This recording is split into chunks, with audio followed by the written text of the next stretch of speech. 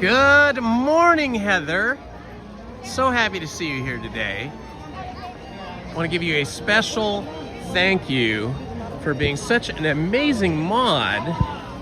You have really outshined everybody recently by being such a fantastic, dutiful, respectful, kind mod. And I thoroughly appreciate it. I just want you to know that. Good morning, Joshua. I got nothing. Happy Easter Sunday. A rare day for me. I actually was able to rope drop this morning. Leaving the house just 10 minutes earlier helped me get here in time to get through security and the entry gate and to be here before 8 o'clock.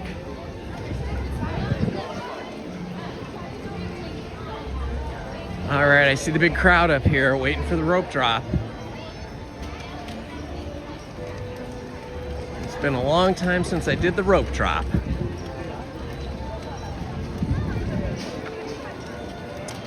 Oh yeah, here is the rope drop crowd up ahead of us. Welcome to rope drop, love.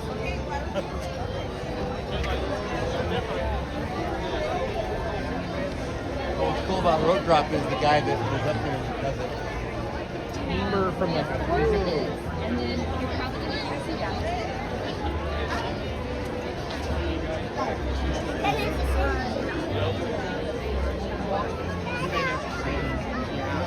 This is the rope drop, guys. Good morning, Dan, and happy Easter. Happy Easter to everyone here early this morning. Good morning, Erica, and happy Easter to you.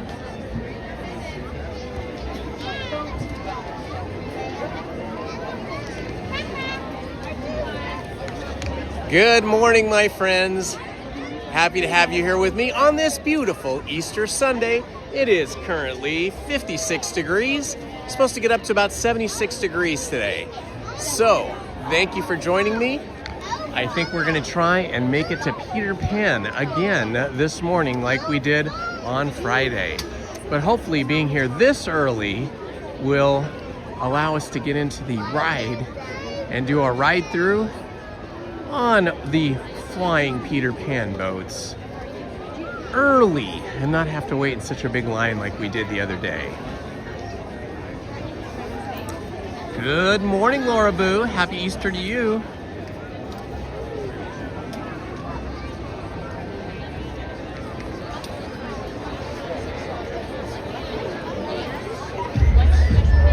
All right, here we go. It's that Celebrate Happy music, and we are about to rope drop. As soon as this music ends, I believe they will greet us into the park and they will drop the ropes. So here we go, counting down. We got about 60 seconds to go here. We're at 7:59, so start counting down now. Here we go. Disneyland rope drop, Easter Sunday 2026. You and me, Indiana Holmes, and the crew of Early Birds here on Easter Sunday. Thank you so much for being here with me and supporting me in the channel. I really appreciate it. Hey, here we go. They just dropped the rope, or ropes as it may be. All right, here we go. Woohoo! All right, everybody's making an end run around the right side, so I'm gonna do the same. Look at this, guys. This is exciting. I haven't rope dropped since last year on my birthday when I brought my daughters and Lizzie. Oh my gosh, people are running across the bridge into the castle, or through the castle anyway. They're probably all running for Peter Pan, same as me, but I'm not running. We do not run. Oh my gosh, look at the crowd going through. It's incredible. This is excitement here. Look at this. Look at the excitement. Everybody just piling into the castle. And I'll bet most of them are going to Peter Pan.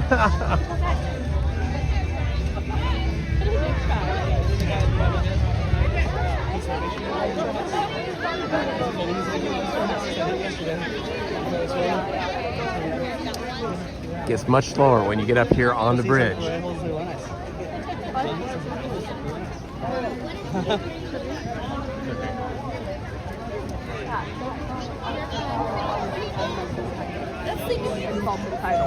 It's like a herd of turtles.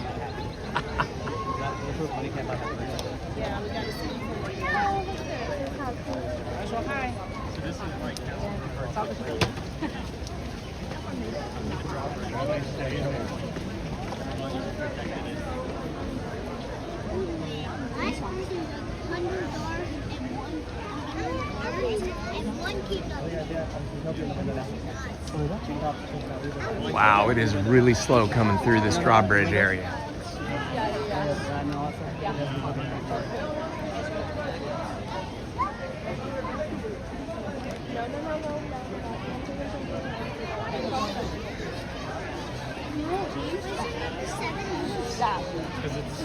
I think there's a cast member up there with a sign saying line starts here.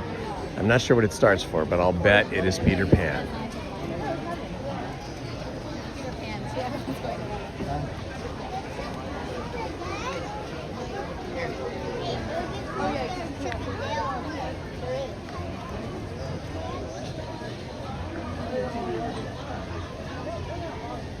Good morning, Kong times 5. Good morning, Chafabro. Happy Easter, my friend.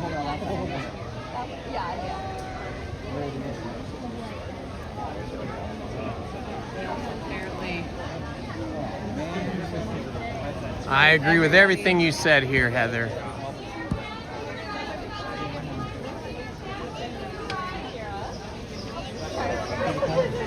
Wow, it is just slamma-jamma in here. I've never been in a crowd like this here at Disneyland. Yeah, everybody's talking Peter Pan, Peter Pan. So maybe we're not going to be doing Peter Pan after all.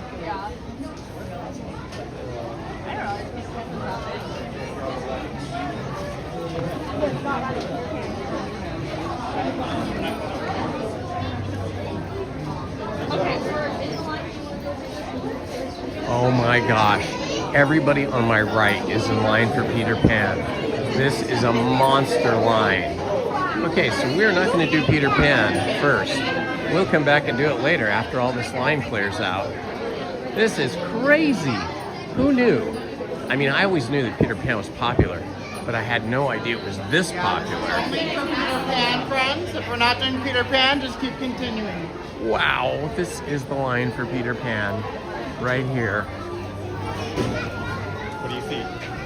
So even back where I was, that was still going to probably be a 45-minute line for Peter Pan. Because as you can see, Peter Pan line is completely filled now. Crazy.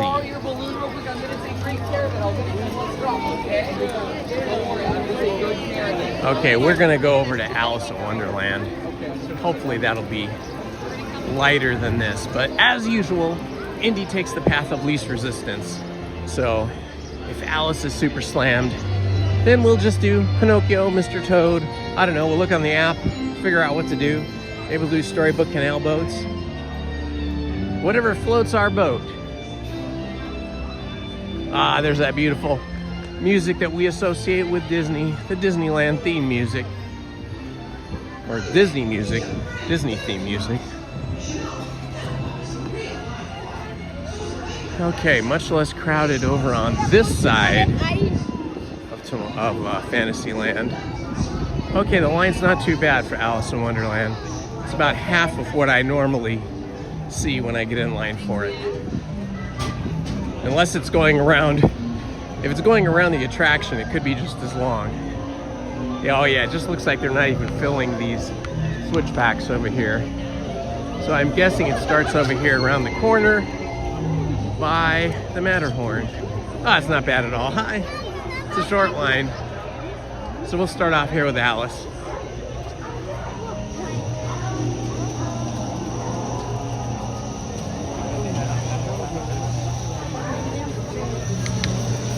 All right, good way to start the day, falling down the rabbit hole.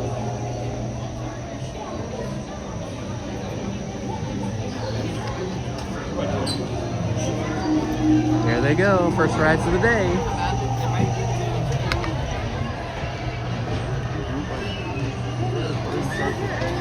Good morning, Jeremy Bearme. How are you, my friend? Good morning, Jacob Herring. What's up? Is Indy is up. That's what's up. It's an early day for Indy. Good morning, TG. Yeah, we might be able to get on the Matterhorn bobsleds later today, but I'm going to wait till it warms up a little bit.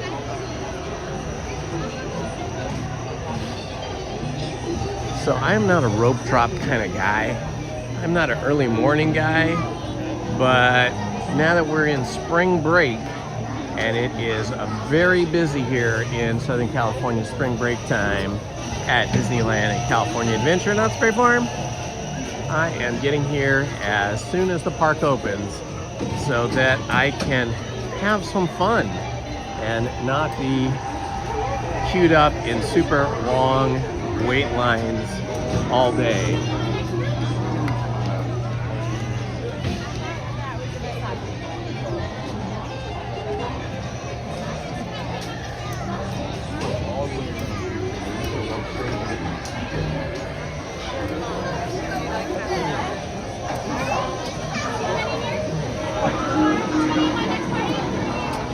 Yeah, the characters don't usually come out quite this early. At Rope Drop, you don't really see any characters, and it's probably a good idea because everybody just pushes forward to the rope line and, you know, want to get on the special attractions that they're waiting for. I think we usually see the characters between 9 and 10 a.m. Come out.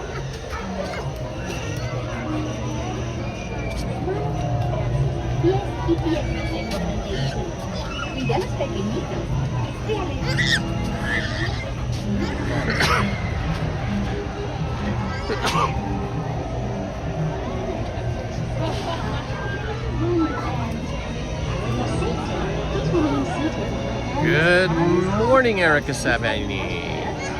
Lizzie is not joining us today because every Sunday she and her sister visit their mom at the elder care facility where she is taken care of by a great group of nurses and caregivers.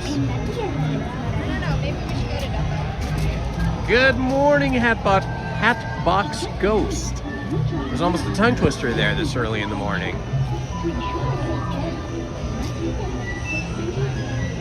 See we're avoiding all of these switchbacks here. So this line is about half as long as it would be about an hour from now.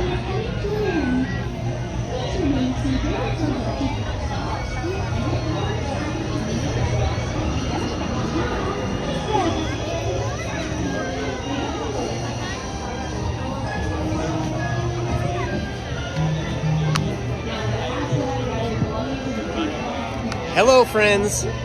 Welcome and happy Easter Sunday to all of you.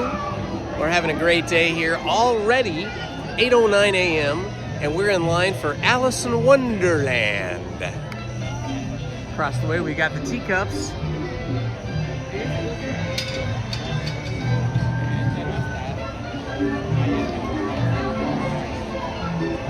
I was interested to find out if today would be a lighter day because of it being Easter Sunday and a lot of people going to religious services, or if it would be even busier. Oh my gosh, there's some really big, beautiful, I think they're parrots up there. I don't know if you guys can see them. Probably not. Some really beautiful, big parrots up in the trees flying around. I don't usually see those. Usually we only see ducks and geese. All the parrots are in the tiki room. Which reminds me, I believe it will be Sunday, April 29th, I think, is Tiki Day here. I've got my very cool Tiki shirt already picked out that I'm going to be wearing. Tiki-inspired shirt. Has like Tiki carving designs on it. Lizzie has been so busy she hasn't had time to figure out her outfit yet, but she'll get it together.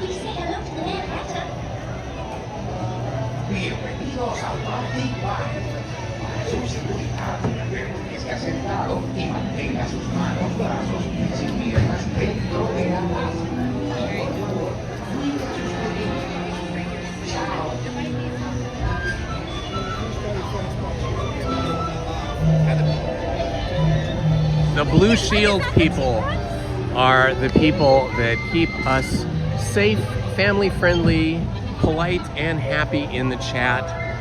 They greet people as they come into the chat and make themselves known, and they generally contribute much good cheer, happiness, and safety for all of us. Often posting links for us for things that I might mention, or chiming in with some knowledge, dropping some knowledge on us about an attraction or a Disney character or a movie. I kind of think of the moderators as the other half of my brain, because my brain has so much stuff it's accumulated over the decades that I can't always remember everything I want to say or everything I want to communicate on the first try. And usually the moderators know that information or can look it up quickly and fill in the blanks for me.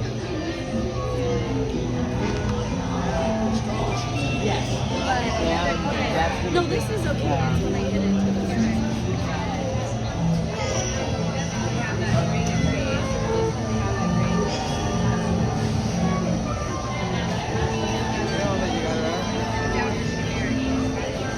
What a great way to start the day on Easter Sunday with a trip down the rabbit hole where we'll see the Mad Hatter along with all of the crew. The White Rabbit being probably the most important character today, but we love the Cheshire Cat too.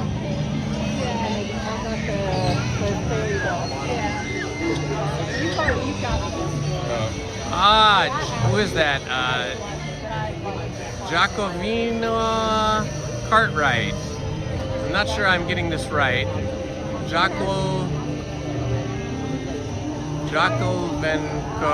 Right. Oh, you're right in front of me. Well, thank you, sir. I want to say thank you for the super chat, my friend. Wherever you are, happy joy to you, and a happy Easter, and thank you so much for the super chat. It's Jacovia Cartwright. Jacovia Cartwright? I'm sorry if I'm not pronouncing your name right. Hi, how are you?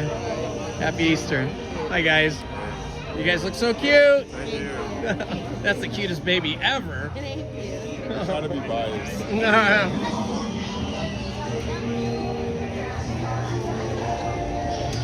Nothing like coming to Disneyland with a child. It's so much fun. Is that a gimbal? Yeah, this is a gimbal, see? That's a newer one. I used to have one when they first came out. Yeah, this one's a Holmes. Oh, really? Yeah, there's different brands. Like DJI makes good ones too.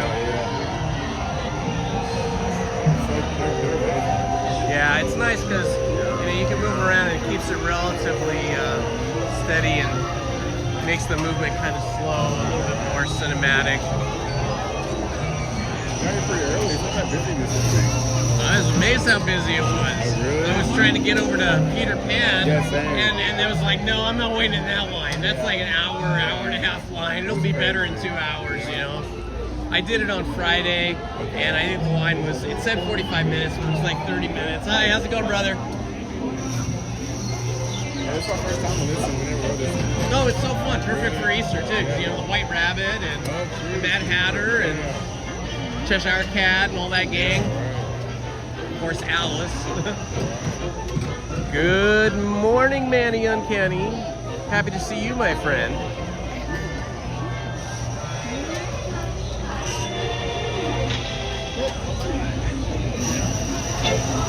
Iceman, welcome. What's your handle? Oh, it's Indiana Holmes on YouTube.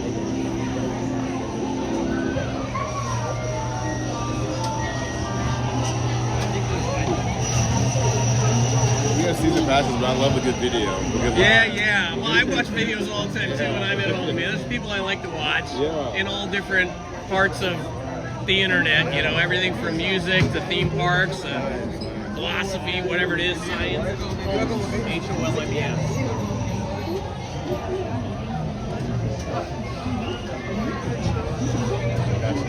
All right, man. Thanks.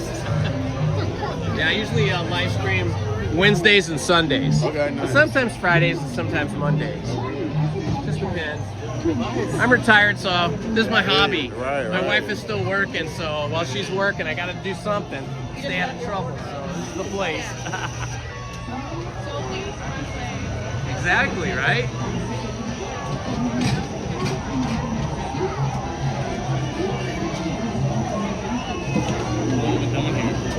Oh, forever. I mean, yeah, since I was like a child. Well, my wife was a Disney animator for about 12 years before they stopped doing the hand-drawn animation. So back then, we got like silver passes from the company. We could come to any Disney park for free as many times as we want, bring friends with us. So that kind of spoiled us at that point. And then I retired and I said, let's buy passes now, you know? Yeah, it definitely is. Y de los pequeñitos. Los vemos en la tierra de las maravillas.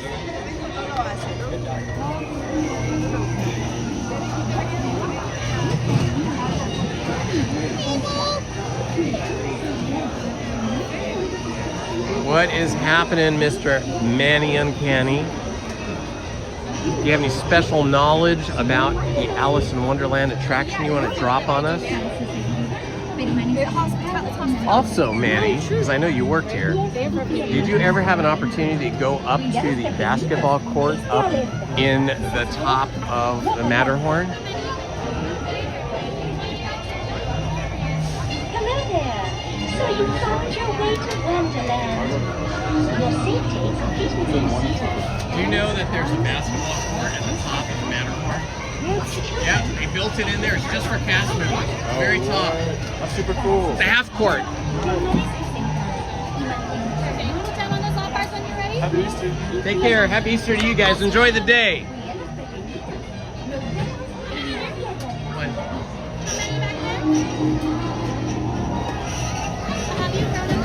All right, thank you.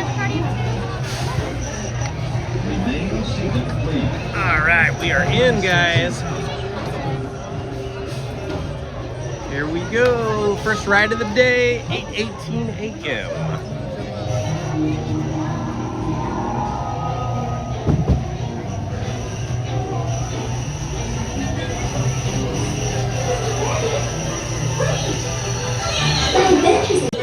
He went this way. No, that way. Okay. And now for the important date. I'd like to say hello, goodbye, and later.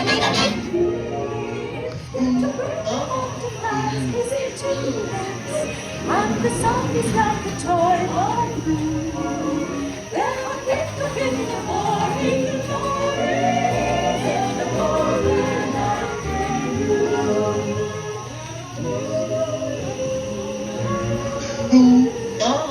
you. They're weeds.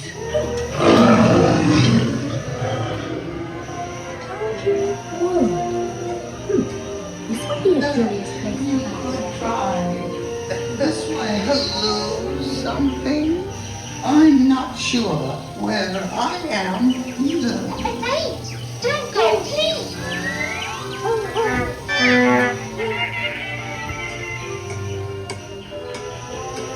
Oh, by the way, he went this way.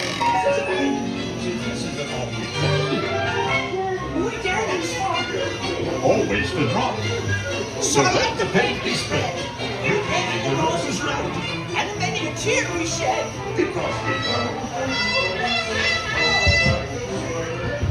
Her Royal Majesty, the Queen of Hearts, and the King. Shall we play croquet? Rule 42. The Queen always wins.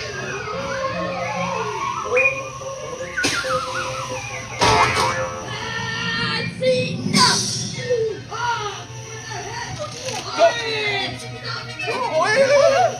Goodness!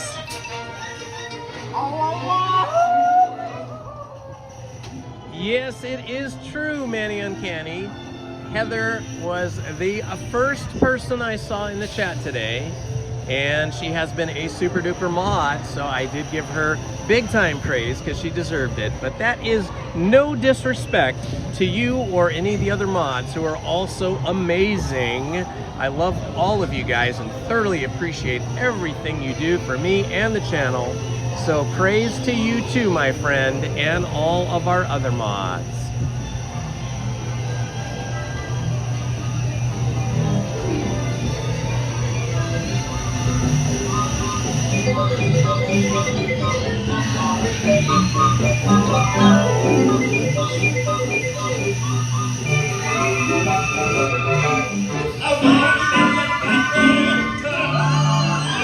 Honey, today's my birthday too.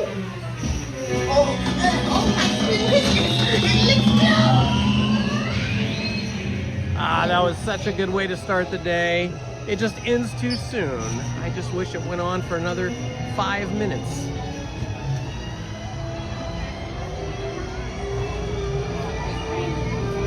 Manny, you are the coolest, and you are our only managing mod. So thank you for being here.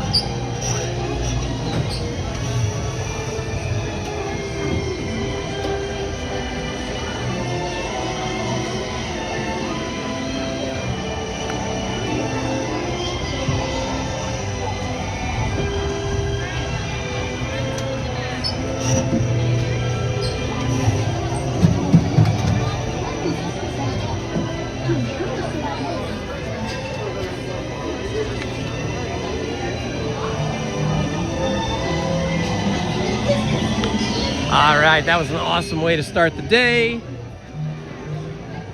Let's see. Let me check the app. Hi, good morning. How are you? I'm good. I'm Jacovia. Jacovia. I was having a hard time pronouncing your name. It's all run together. You but got thank it you, right. thank you so much for the course. super chat. That's very kind of you, sir. I just happened to be on. I was like, he's in line. Yeah, awesome. How often do you come to the park? This is my first time at the park. No. I've been to Florida many times. Yeah? From Texas, been to Florida Okay, 5 from or 6 Texas. times. Gotcha.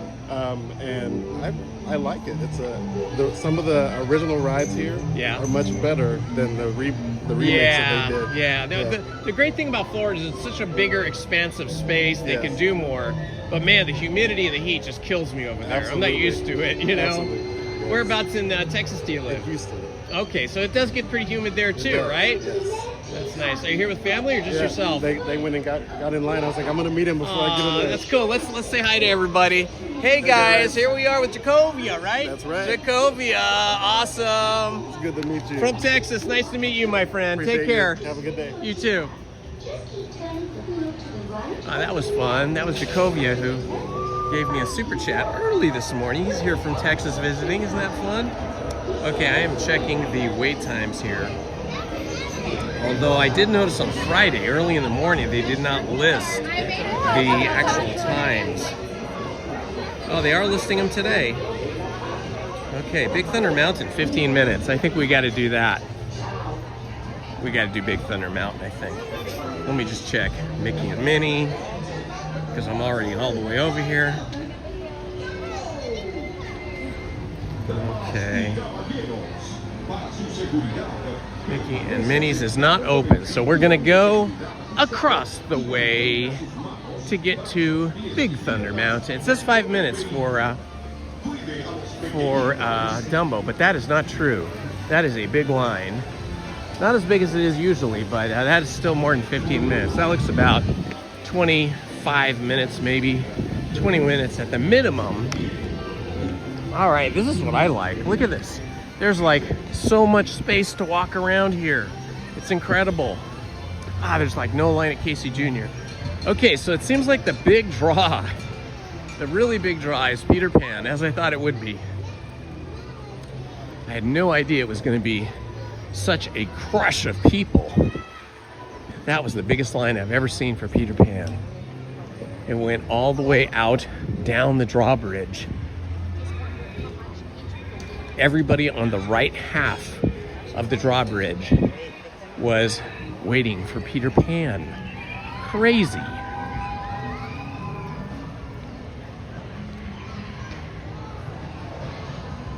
Good morning, Johnny, Utah. How are you, my friend? Let's see who else is here. Party something. I can't quite read it while I'm walking. Welcome party. I'll just say that. You're the welcome party. All right, getting a brisk walk. 26. I don't know if it'll get hotter than that. Is spectacular and is definitely manageable from 78 to about 82, 83. Above 82, 83, when you get into the 84 and above, that starts to feel pretty oppressive. But we slowly get used to it and make sure that we prepare properly with a bottle or two of water. I'm just carrying one bottle of water today, but in the summer I'll probably carry 2 bottles of water. Oh, look at this beautiful goose here. Big old goose. Hello, Mr. Goose. That was a nice goose.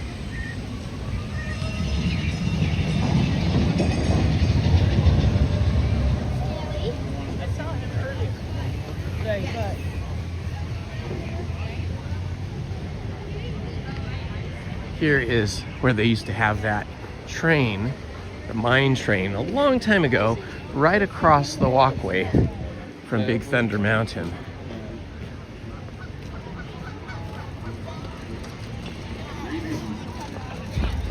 Mark Twain is out on the water, getting it done, taking guests for rides. Okay, we got a pretty big line here at Big Thunder Mountain, but doesn't look like it's using the switchbacks too much. We'll see when we get up here.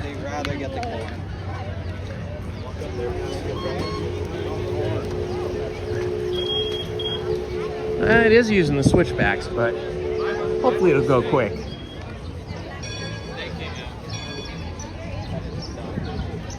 You don't go up there. No, this is like... Okay. All right, we're in Big Thunder Mountain line. Should go pretty quick. We'll start the timer now. All right, let's see if it's really 15 minutes or 20 or longer. We're gonna find out.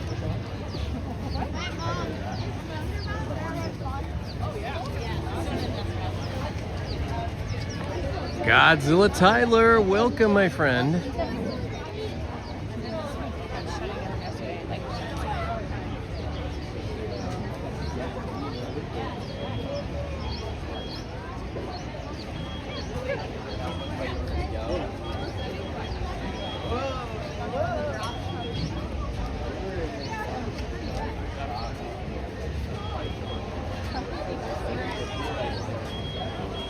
Eric Bird, welcome, my friend. You're from Bill. It's Eric and Ann from Idaho. Awesome. What's the weather like in Idaho right now? I bet it's kind of cool. Hi. How are you? How are you? I'm excellent, thank you.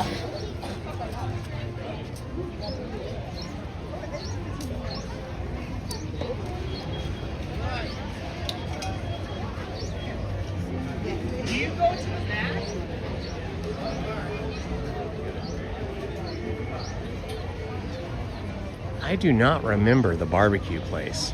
I wonder if anybody knows the name of that. I would think maybe Manny Uncanny would know.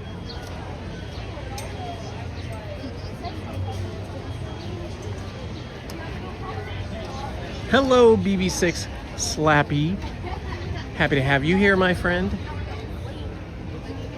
What an awesome day and an awesome way to spend the day with all of our channel friends here today, joining us as they wipe the sleep from their eyes, drink their coffee or OJ or whatever it is that they enjoy in the morning.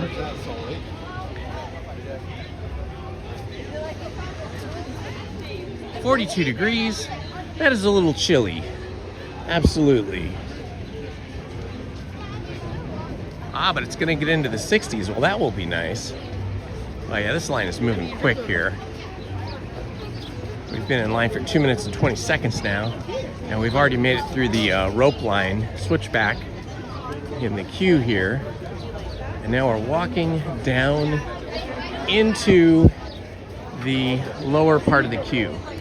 Just as a reminder, as we go down into the lower part of the queue, cellular coverage does get spotty when we get down and we're covered by all of these rock walls, and especially when we get underneath the railroad bridge, the train trestle.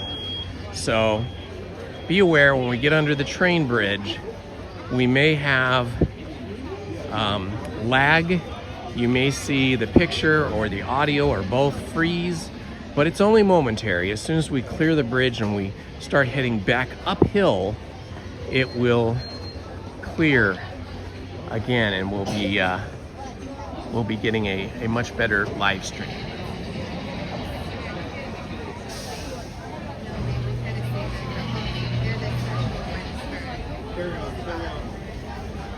Big Thunder Ranch. Thank you, Joshua.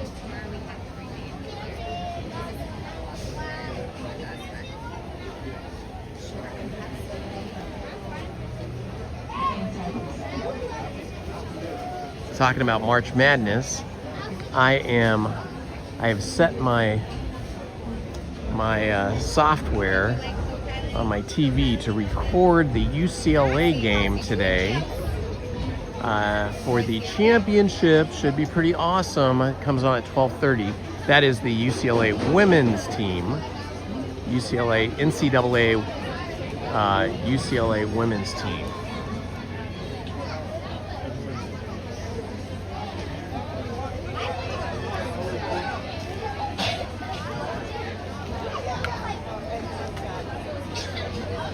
Breakfast chimichangas.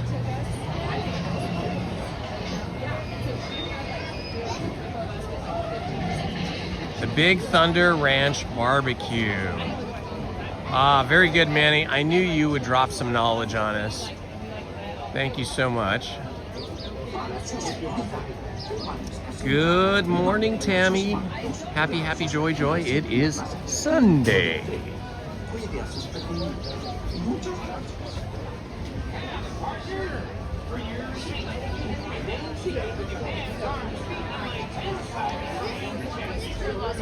So right when we get under that rock wall right there, and then between there and the other side of this train bridge, the cellular connectivity gets kind of spotty.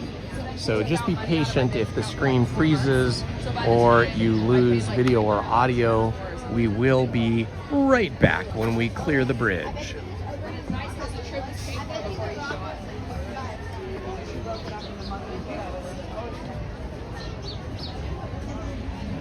Good morning, Keith. Happy to see you, my friend.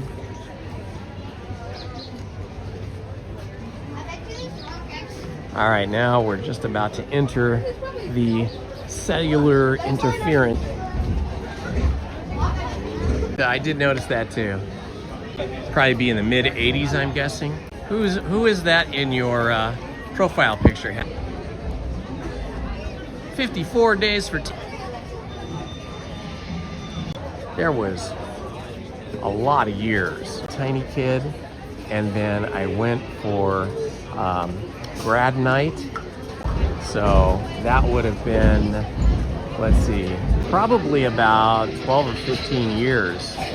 Pizzas where we could come to Disneyland anytime we wanted, anywhere in the world, and for a pass, an annual key, magic key. Oh yeah, I could see the set way way, way down.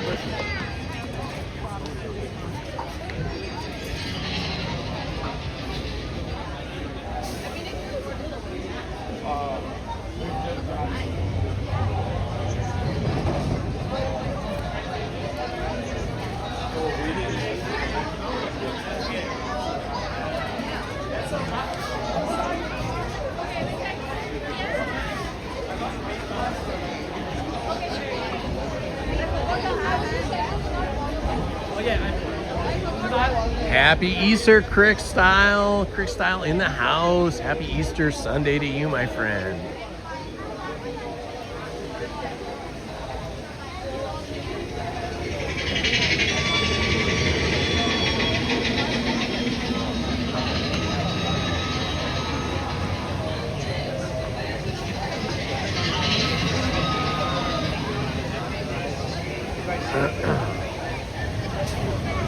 All right, looks like we have just about passed through the cellular dead spot. Looks like you guys are starting to come back online, or maybe it's me that's coming back online for you. I guess that's the way to think of it.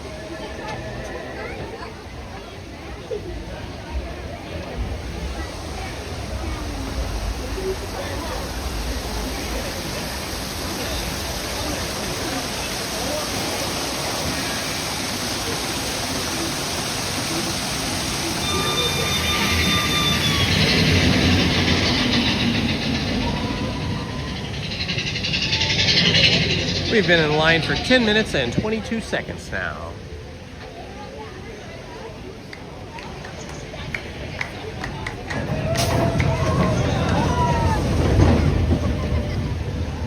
Good way to start the day. A slow Alice in Wonderland down the rabbit hole attraction. And now onto a wildest ride in the West. The roller coaster at Big Thunder Mountain.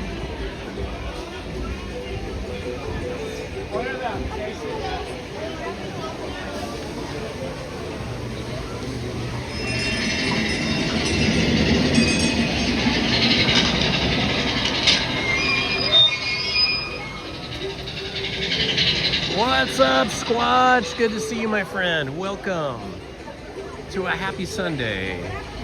Chef Fabro in the house.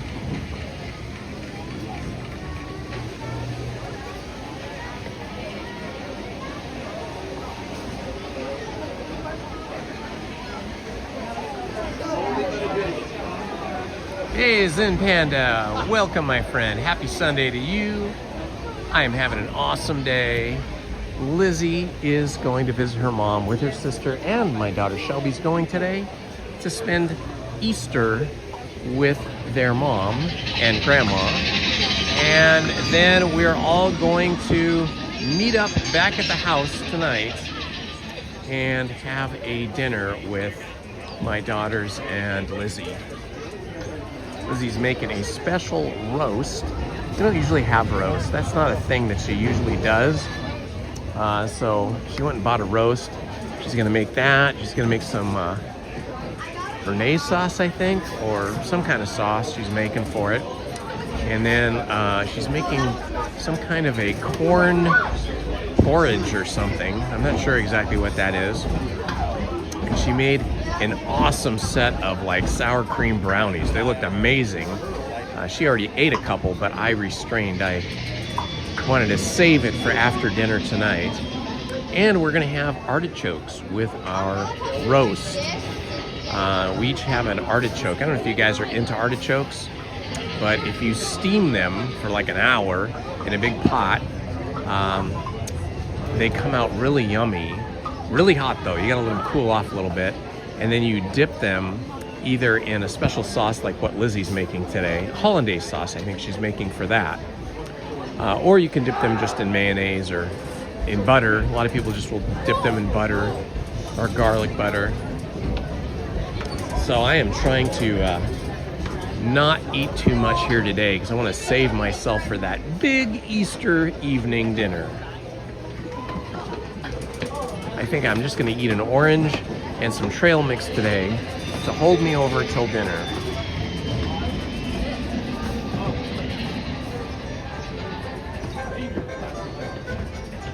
No way, Heather, you're growing artichokes?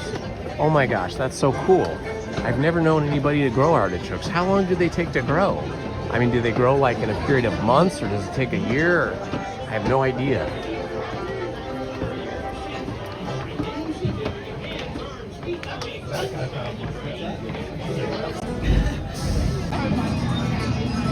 Happy you woke up with us this morning.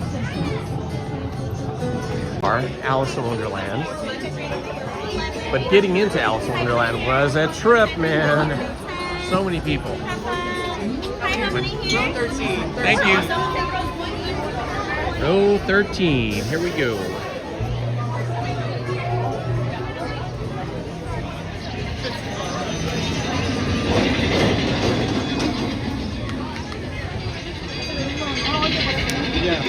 All right, per usual, I will not be speaking or reading or responding to the chat while we are on our ride through Big Thunder Mountain. The mods will take care of you guys, and I will just take you on a first-person point of view ride. We're going to be in the front of the last car on the train.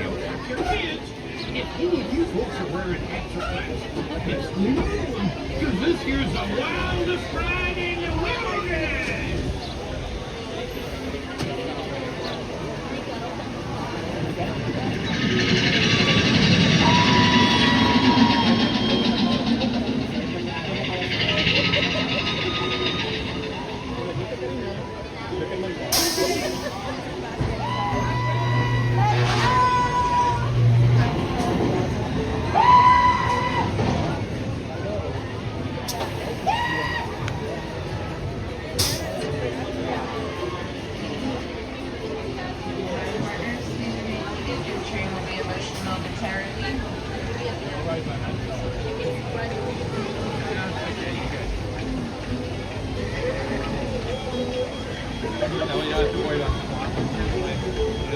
All right, we have Oregon in the house. Love it. We got Oregon, we got Utah, we got California.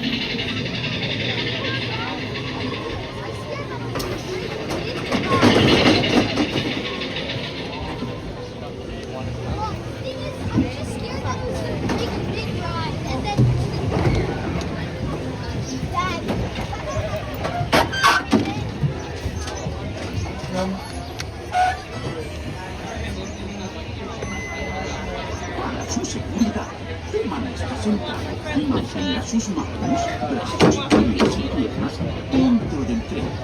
Cuide a sus pequeñuelos. Muchas gracias. Howdy, partners. For your safety, remain seated with your hands, arms, feet, and legs inside the train, and be sure to watch your kids. If any of you folks are Ooh, we had France at the beginning of the chat. Very good. Oregon.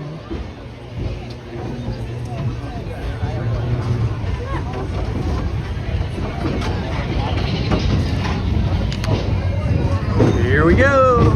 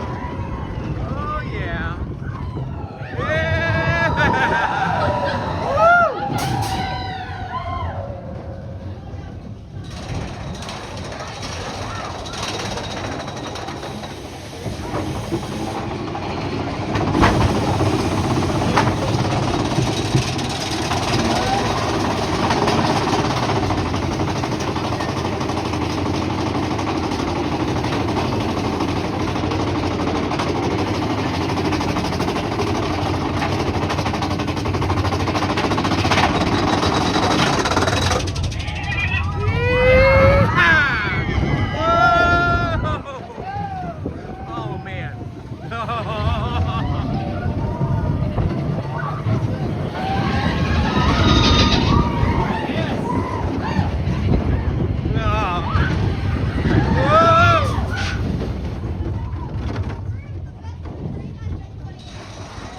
was a wild ride. It's not over yet.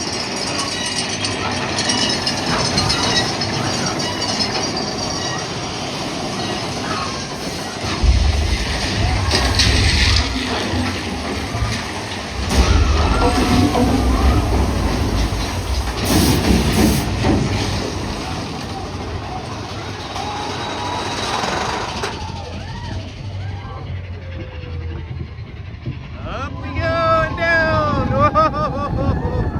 And through the tunnel by the water fountain. And past the dinosaurs.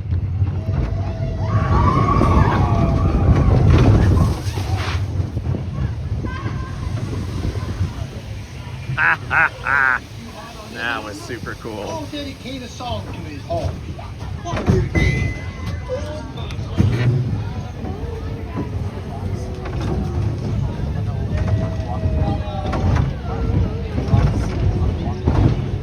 The wildest ride in the West lived up to its name.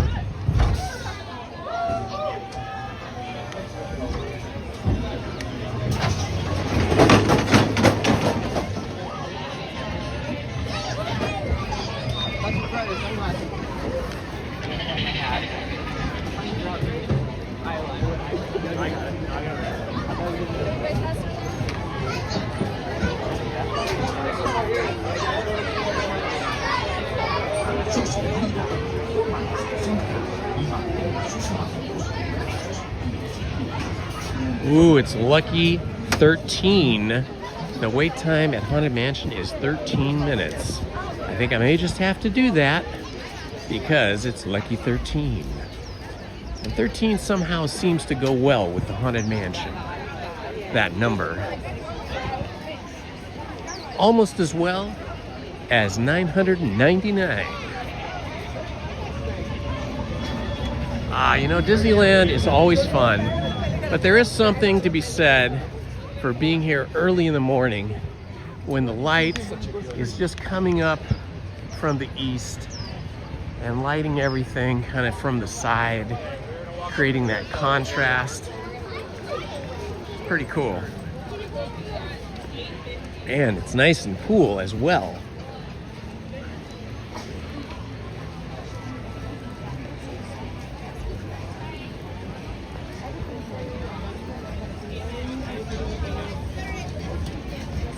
And here is the famous scene of the chimichanga burritos that Lizzie and I had a few months back. Both of us ended up sick. I ended up super sick for about 24 hours. So that has scared me off from the chimichangas. I don't know if it was actually the chimichangas that caused it or if it was something else. But that was the only time we ever ate chimichangas here. Ever. We never ever had them before. So now we are a little bit shy about that. I made myself 2 chicken, cheese, and salsa burritos last night for dinner, and they were pretty yummy. I love that Trader Joe's smoky, medium, and sometimes hot salsa. It's super yummy.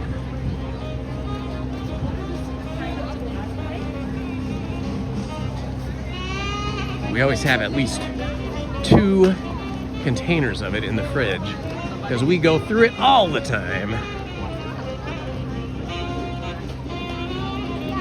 I used to, back in the day when I was first a teacher, I used to always have at snack time when we'd have recess or nutrition break, I think they called it.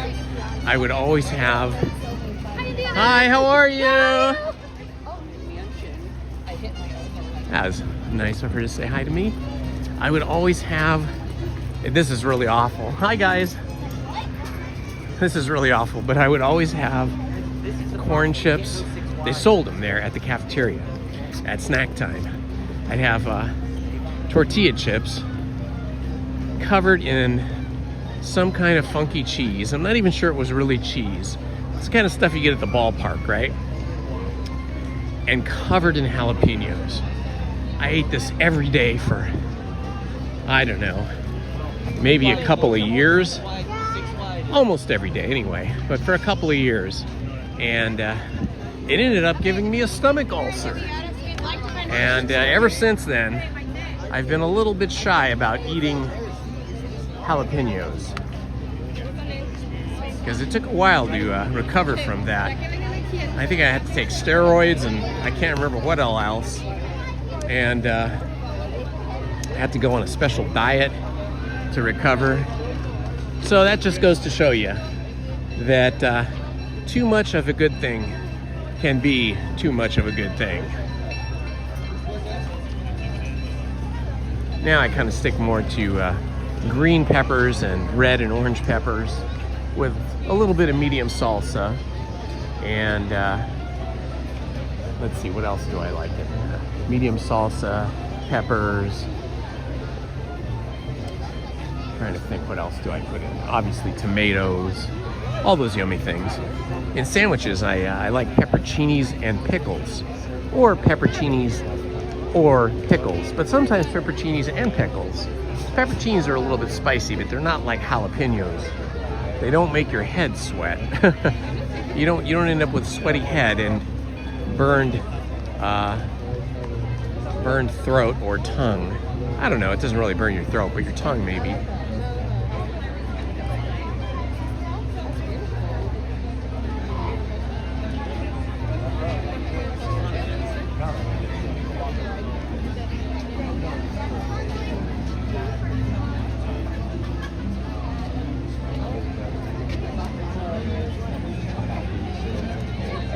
Good morning, Nostroza. Looks like you're an Angels fan. Let's hope the Angels do not move. There is some talk of that. I guess the Anaheim City Council has given the Angels an ultimatum that they either change their name back to the Anaheim Angels and drop Los Angeles off the front of that, or they are not going to renew their stadium lease, something like that. Yeah, it looks a little longer than 13 minutes, for sure. But I think it's moving quickly. And if looks like we are going through the Madame Leota's walled garden. So yeah, this could be like 20, 25 minutes, but you know, if we don't do it now, we won't get it done. So we're gonna do it. Yeah, it does. Heather's right, you guys are right. It looks like 25 or 30, but you never know.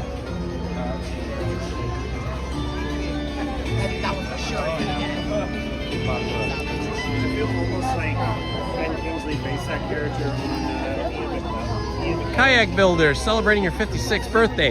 Happy birthday, my friend. I don't know where the time goes, but I do agree, it just goes. And it seems the older you get, the quicker it goes. It's a funny thing like that. You know, I've been studying a lot of physics, just kind of watching a lot of YouTube videos, science videos, and reading a lot of science articles.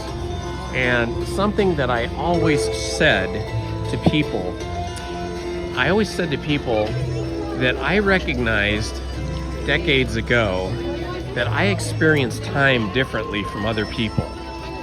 Like everything just feels like now, and the past just feels like yesterday, not like years or decades ago.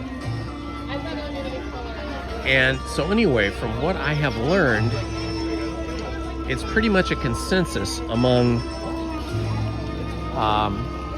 the scientists that time is different and individual for every single person. So that kind of verified my observation that I experience time differently than everyone else. Sure. No worries. Like people always say, even Lizzie and my kids will say, oh, wow, that was so long ago. And I'll say like, gosh, it feels like it was just a week ago, not like 2 years ago. You know, when I look at, like here's a classic thing. I'll go on Netflix or HBO or one of those streaming channels and it'll show like, oh, that show you've been watching is in its 5th season and it started in 2019.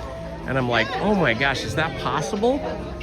Is it possible? I've been watching a show since 2019. It feels like we were just, you know, it just started watching it like the first episode, you know, just a year ago, not like 6 years ago or 7 years ago.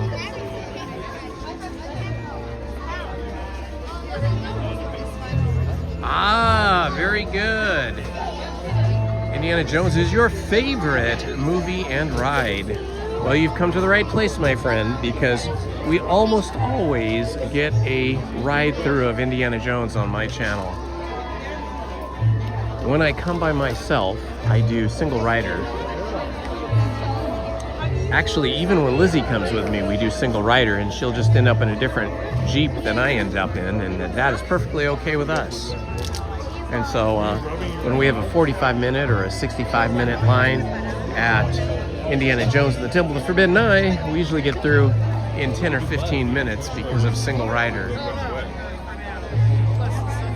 I think Pirates is going down in May, isn't it?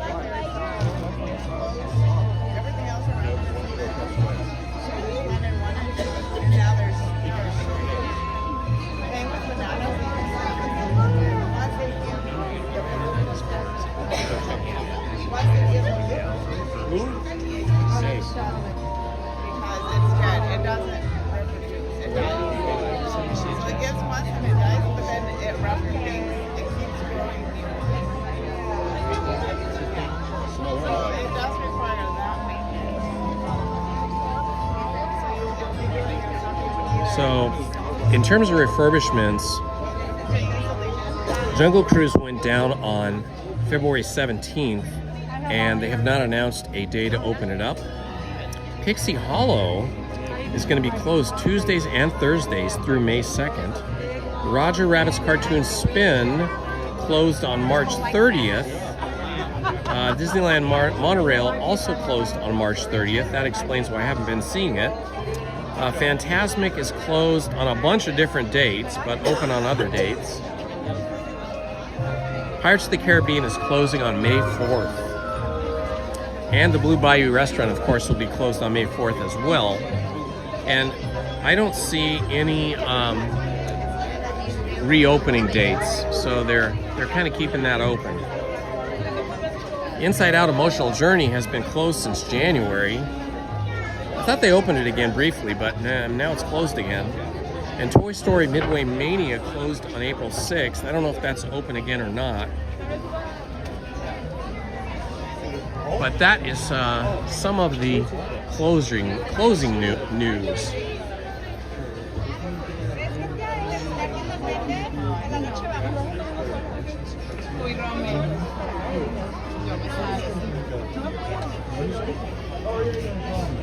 Master Gracie's little cupola. It's a little garden reading area.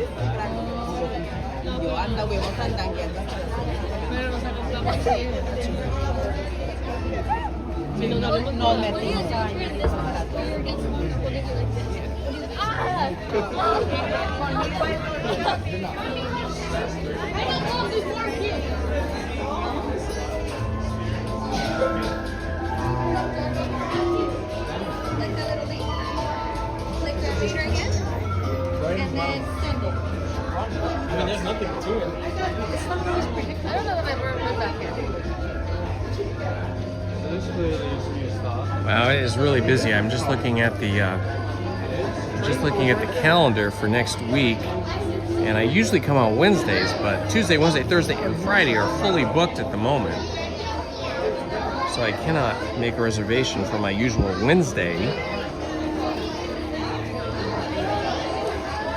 Let's see.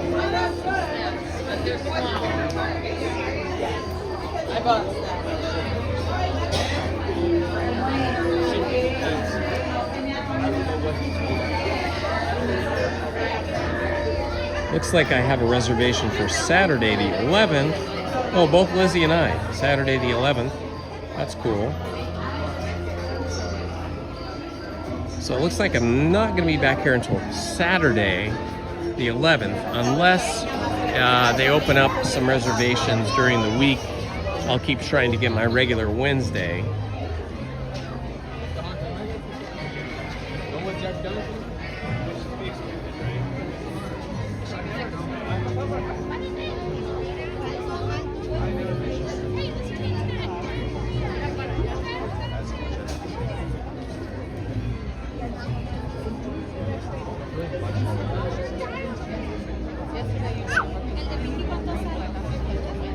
There's so many of these Disney Channel nights. I don't even know really what the Disney Channel night does. I guess they celebrate the shows that are on the Disney Channel. Dapper Day is on Friday, April 17th. That would be a fun one to go to.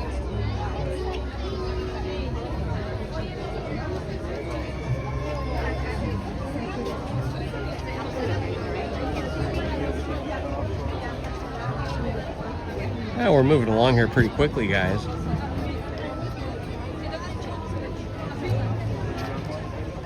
Looks like we are scheduled for Dapper Day.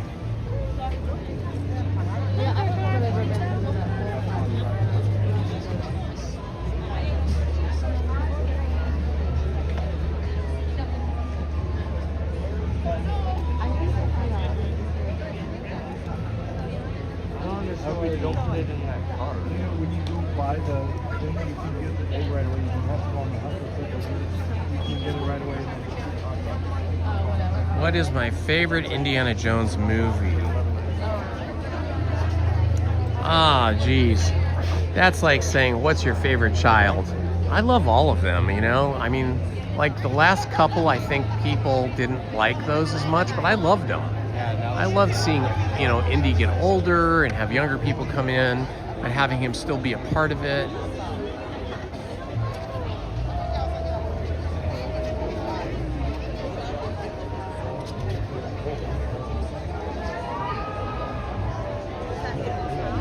TG14, to answer your question, I've never had anybody complain.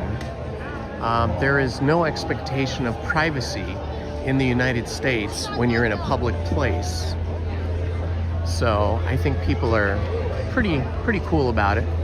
I never intentionally film people unless they say hi to me and they want to engage with me, then I might put the camera on them. I never film children directly without their parents' permission. If a parent starts engaging with me and chatting with me, or if their child comes up and wants to say hi, I will always ask the parent, is it okay for your child to say hi to me on camera? And if they say yes, and so far everybody has said yes, then I'll allow them to be on camera just to say hello. But other than that, I try to just hang with you guys and just immerse myself in the experience of Disneyland.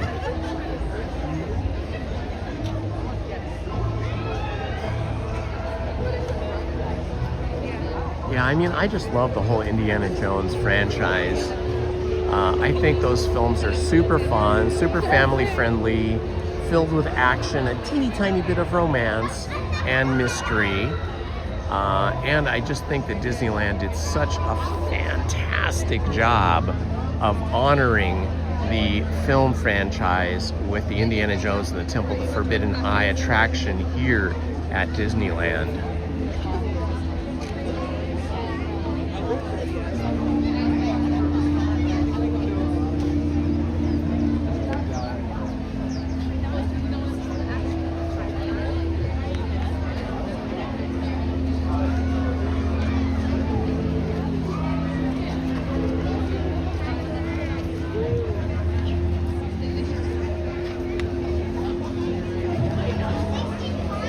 Here we are at the Pet Cemetery.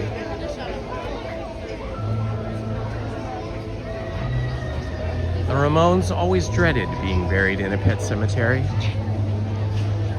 I think none of them did get buried in a pet cemetery. But for some reason, it was a little bit of a fear for them.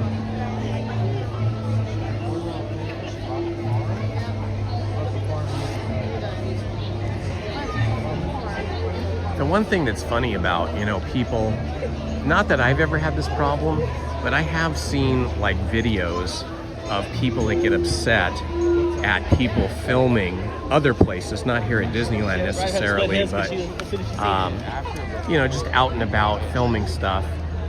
The funny thing is that we are constantly being filmed, recorded, and cataloged everywhere we go, whether you're going into a 7-Eleven or a Target or a CVS or a theme park or a baseball park or walking down the street.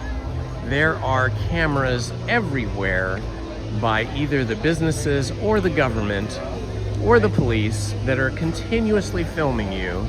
So the illusion that there is any kind of privacy in the world today is really an illusion. I mean, you can be private in your home, but outside your home, there really is no privacy. And anybody that is carrying a cell phone around with them, you are being tracked every foot of your life that you take, every step you take, every place you go. It's starting to sound like a police song here. You're being tracked, you're being advertised to, and your browsing habits, your texting habits, your social media habits, all of that is being recorded on servers and stored so that there is a profile of each and every one of us. Oh yeah. So I think, you know, the majority of people understand that, and they are not stressed out about being on camera because they realize that just about every moment outside their house is recorded in some way.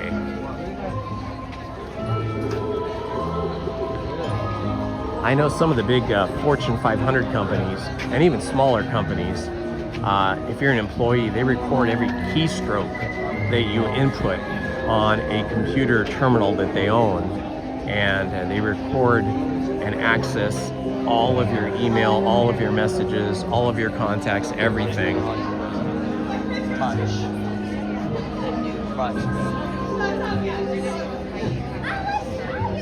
Yeah, I'm perfectly okay with security cameras being everywhere because I obviously want to be safe and I want the world to be safe.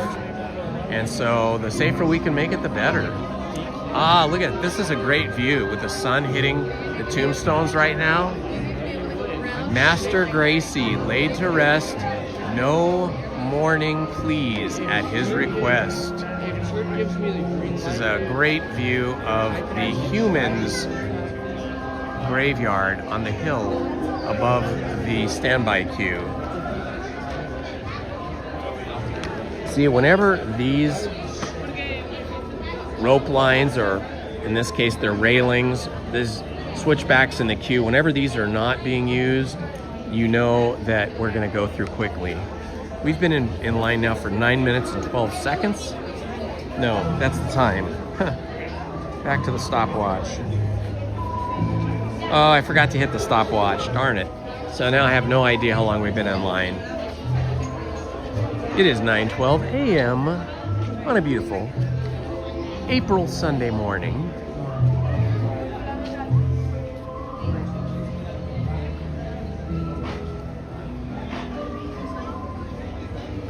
I don't think I'm going to be going to Disney World in quite a while.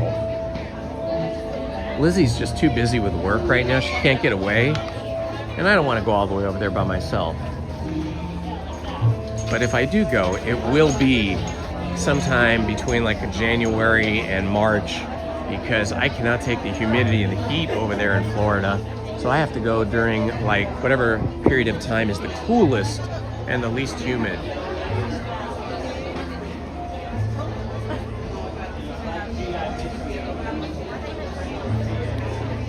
Yeah, me too, Manny. I have security cameras all over my house. And they are constantly recording. And all my neighbors have security cameras too. If you walk through our neighborhood, you're getting recorded by every single house, just about every single house.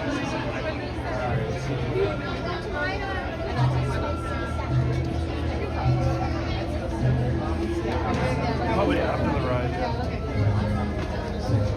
There are some cool places I want to take you guys though. Here in Southern California. We will be going to Knott's Berry Farm sometime soon, maybe next week, and as much as I can't get my regular Wednesday Disneyland reservation. Okay, as per usual, once I enter this haunted mansion, I will not be reading the chat and I will not be responding, but the moderators will. Themselves echo through the hall whenever candlelights flicker, where the air is deathly still. That is the time when ghosts are present, practicing their terror with ghoulish delight.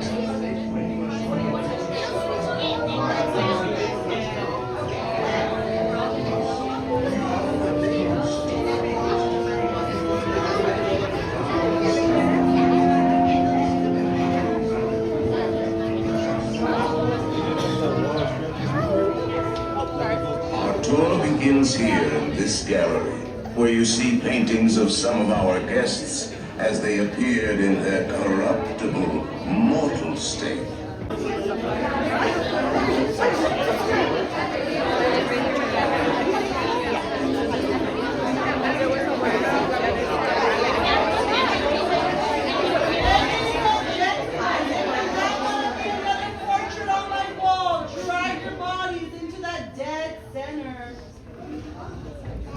Your cadaverous pallor actually stretching?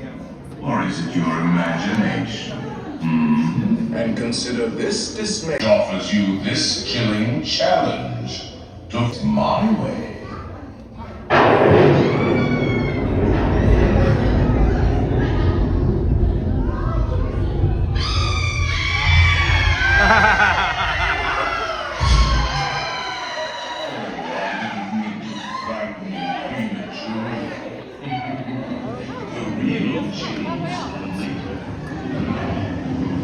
All right, look at this. We're getting through the hallway. First person out the door.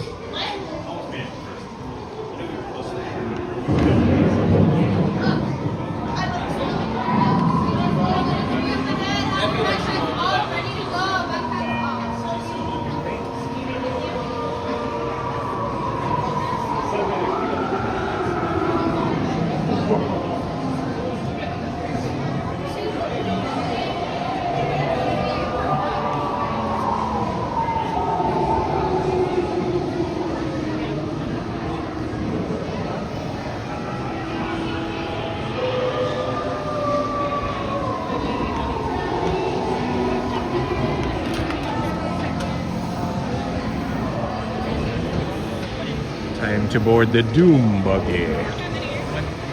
Thank you. Do not pull down on the safety bar. I will report and heed this warning.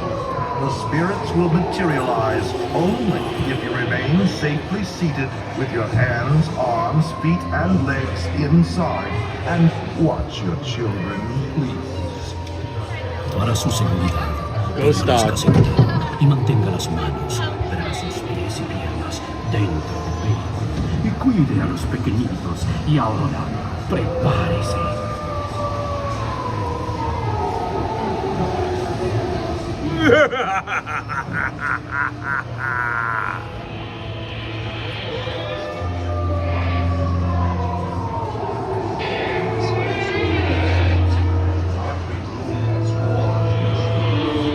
Find it delightfully unlivable here in this ghostly retreat. Every room has wall-to-wall creeps and hot and cold running chills.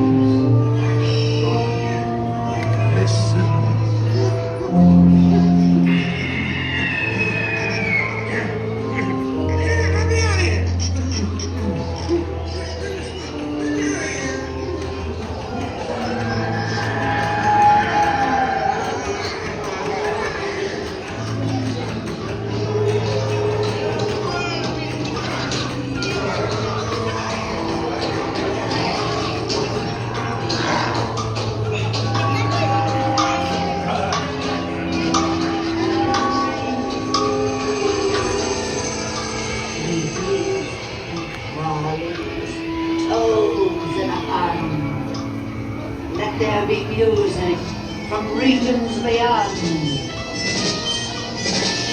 Wizards and witches, wherever you dwell, give us a hint by ringing a bell.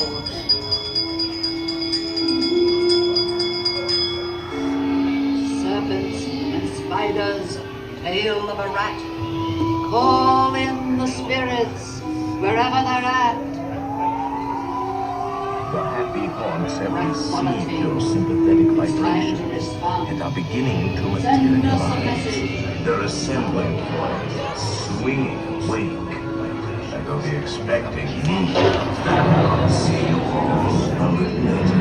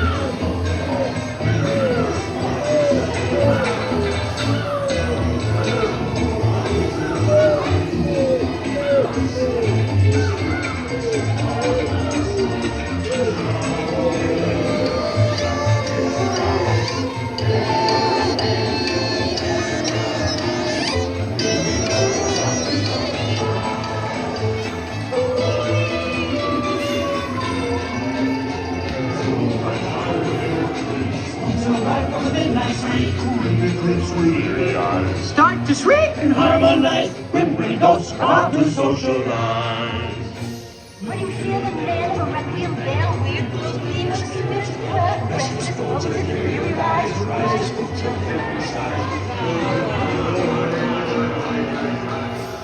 When the cryptos brief and close those brains, folks come off for swinging. When we ghosts come out to socialize. Now don't close your eyes and don't cry no more. For the ceiling soon makes it fall aware of the shining ghost.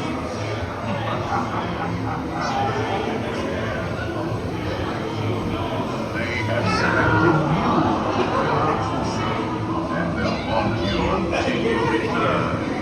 Now I will raise the safety bar, and the ghost will follow you home.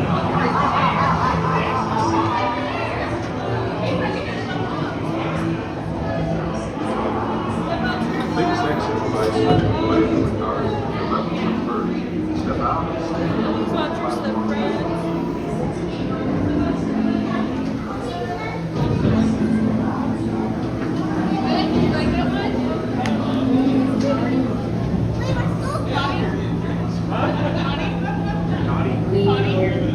Dying to have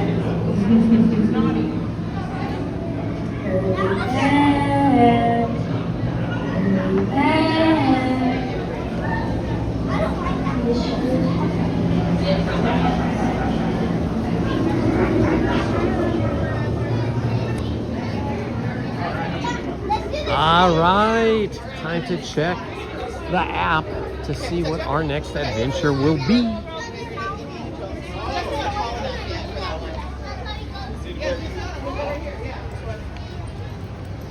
Stop here for a moment, check out the app.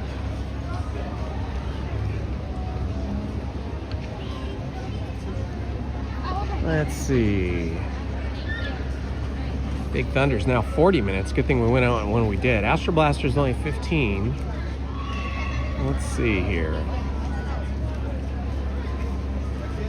Indiana Jones is already 45 minutes. Wow, that's crazy. Small World, Tea Party, maybe Pirates of the Caribbean. Maybe we should do that. So that's gonna close pretty soon.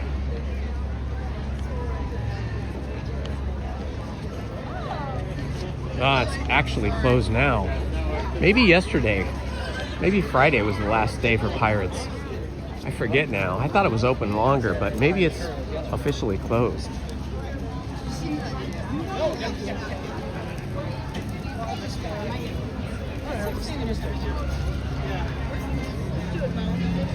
Storybook Canal Boat's 15 minutes.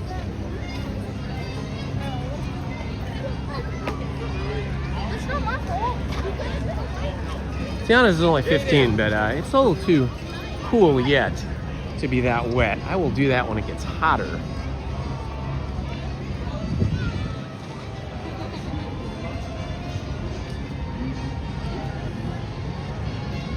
Ah, there goes the Mark Twain.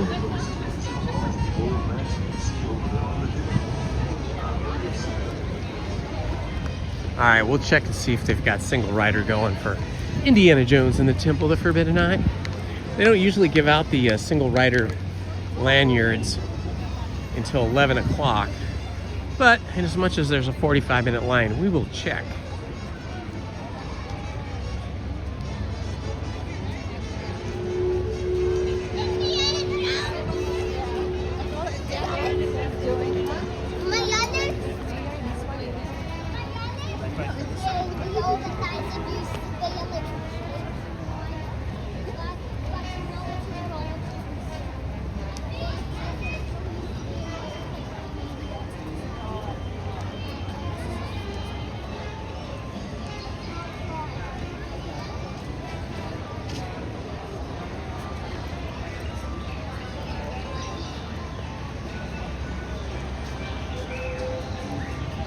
Wow, this is unbelievably not crowded here in Adventureland. Adventureland is usually always the most peoply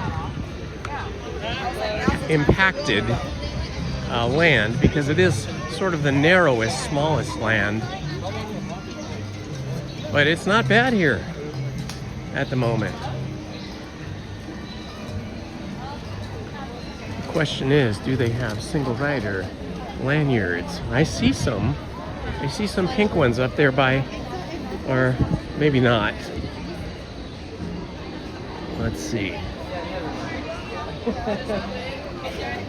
Looks like they're just gonna start giving them out. Hi, how are you? Good morning, happy Easter. Yeah.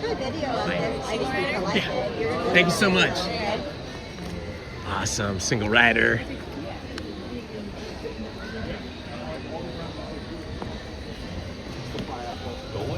She saw me walk up and I didn't even have to ask. She just looked at me and said, single rider? And I said yes, and she handed me a lanyard. Awesome, I may be the first one of the day, I don't know.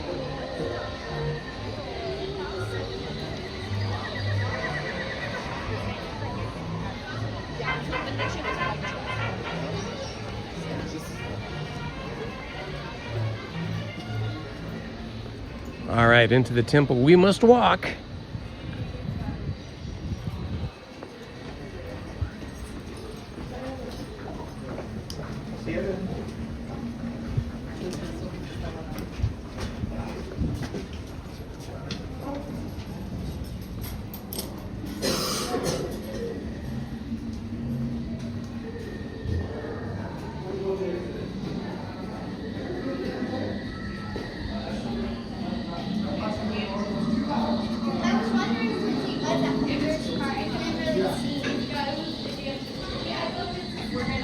Having a nice leisurely walk here. Doesn't seem too crazy or intense right at the moment.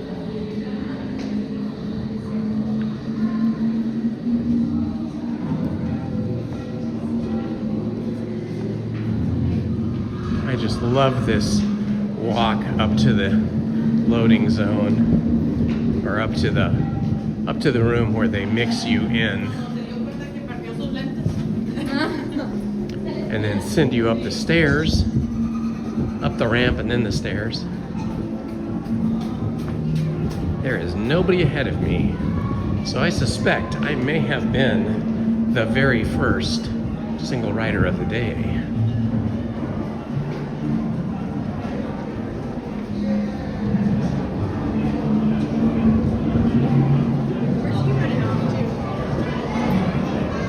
Good morning, how are you? Good. I'll be with you in just a moment. No worries.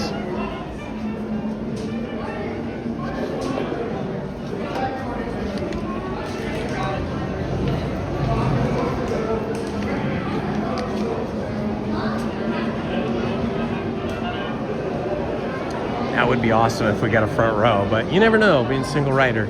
You never know what row you're gonna end up in the Jeep. I did get front row a couple times though in the last month. It was pretty cool.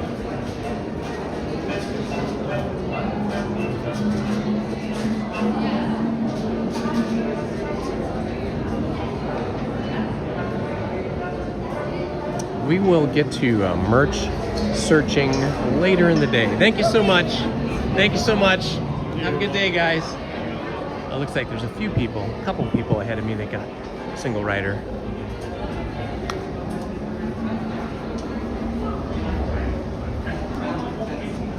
Thank you. You're welcome.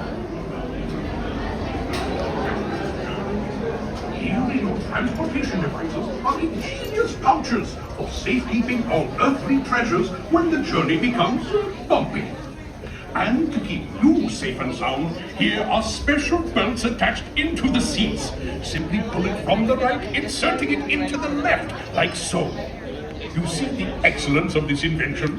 Your off-road journey is high-speed and turbulent, going over rough and rugged terrain, and then suddenly you are turning sharply and dropping suddenly. It is unlike anything you have ever experienced, I assure you. Now, my friend, one final word of advice. Once you have entered the chamber of destiny, look not into the eyes of the idol. That would be dangerous. Very dangerous. Well, my friends, your moment is drawing near. Already I am envious of the wonders that await you, if you avoid the eyes of Mara, that is.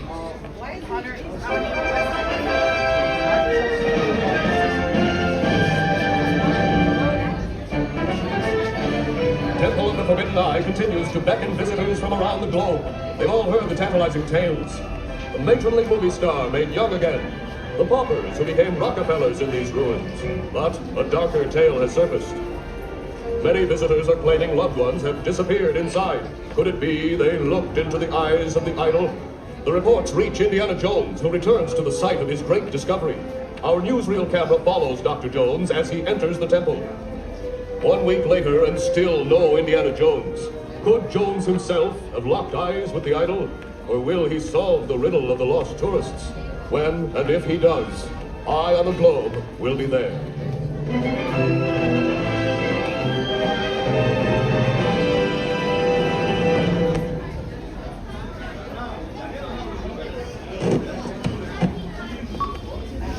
Welcome, my friends, to the Temple of the Forbidden Eye. I, Sala, shall now give you counsel to safeguard your miraculous journey. Here in your transportation devices are ingenious pouches for safekeeping all earthly treasures when the journey becomes bumpy. And to keep you safe and sound, here are special belts attached into the seats. Simply pull it from the right, inserting it into the left, like so.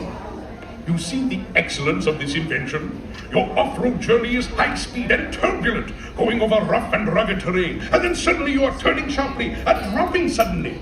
It is unlike anything you have ever experienced, I assure you. Halfway, no deterrent to tourists.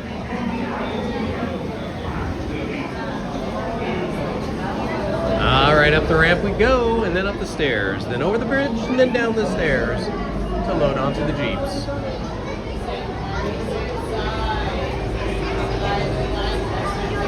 Welcome, my friends. I know the mods have been doing a marvelous job today greeting you all and interacting with you. But I just want to say hello to everybody myself. This is Indiana Holmes, and we are here in the Indiana Jones and the Temple of the Forbidden Eye Temple attraction. We'll be loading on the Jeep soon.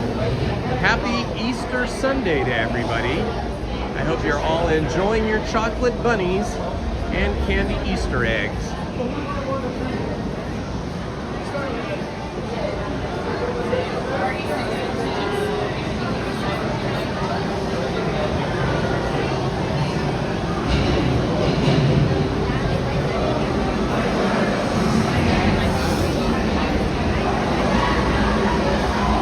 Loading zone just over there.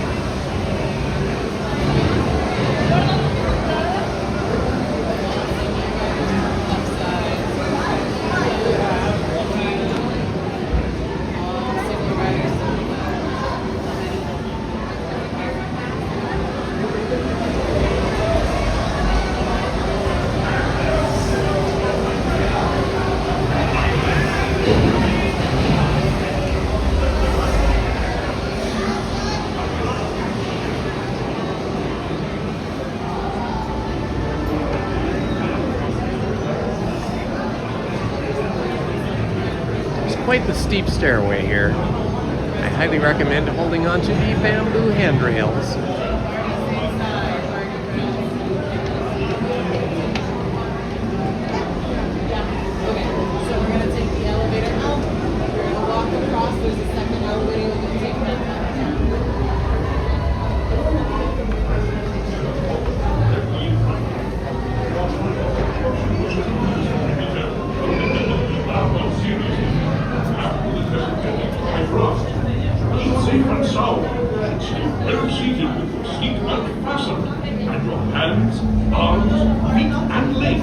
Inside the transport. If you're traveling with children, must keep a close watch on them. Your transport approaches. I wish you a most successful and wondrous expedition. Where Indiana Jones and the Temple of the Forbidden Eye attraction is, and all the queue, this was a parking lot. I think it was just a parking lot maybe for cast members, but there was a parking lot back here a long time ago.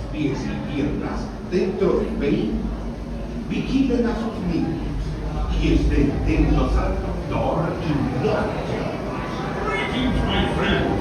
This is some very new and happiness. Once on board, show gracious surprise and new silence and culture running. Now, this is very important. For your safety, must remain seated, seatbelt fastened. Make sure you keep your hands, arms, feet, and legs inside the transport. Watch your children. And remember, no matter what, do not gaze into the eyes of the idol. Now, Solo wishes you a wonderful and successful expedition. Saludos. Para que su visita al templo sea bien segura, les rogamos que permanezcan sentados con el cinturón de seguridad bien ajustado y que mantengan las manos, brazos, pies y piernas dentro del vehículo. Vigilen a sus amigos y pase lo que pase, no olviden. Hello again, my esteemed friends. When you board the transport, all the impressions will be approached directly in front of Bianca, Ellie, and Ella.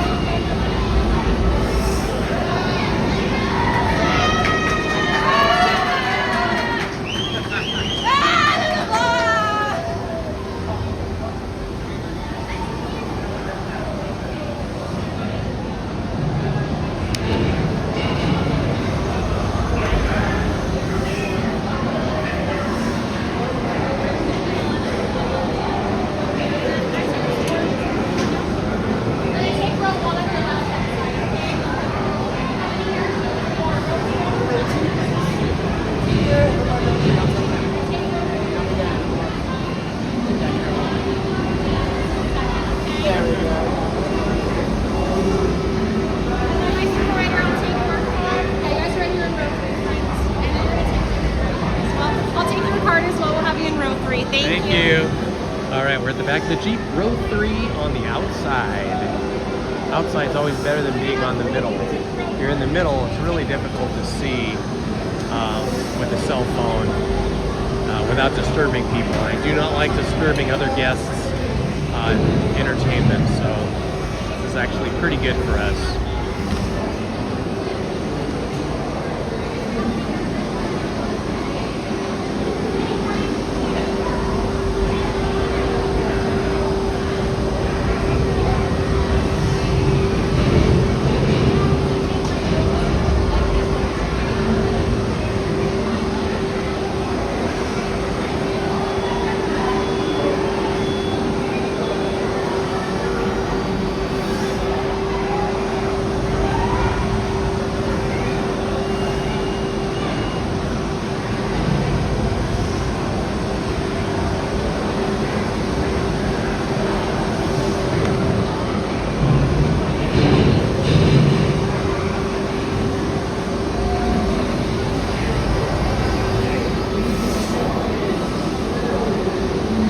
Okay, my friends, enjoy the ride. I will not be speaking or responding to the chat during the ride through.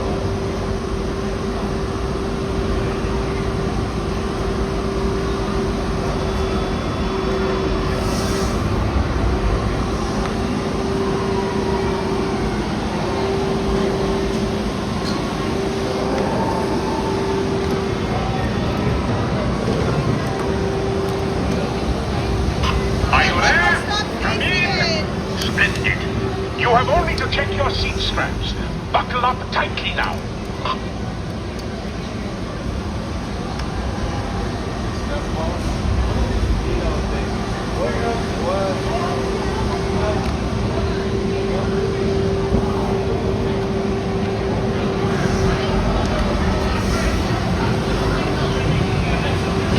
You guys using the seatbelts? Alright, hands on up, everyone. Hands on up, hands on up. First row, pull up the yellow tab on your left hand side. Second row, pull on the yellow tab on your left. Third row, pull on the yellow tab on your left hand sides. Other side, make sure hands are tightly in your heads or in the pouch in front of you.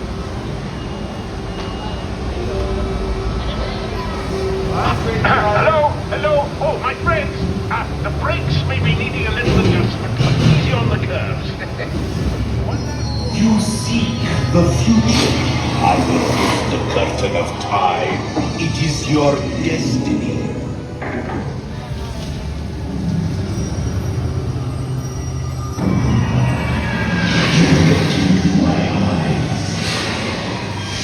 Your destiny now lies beyond the gates of doom.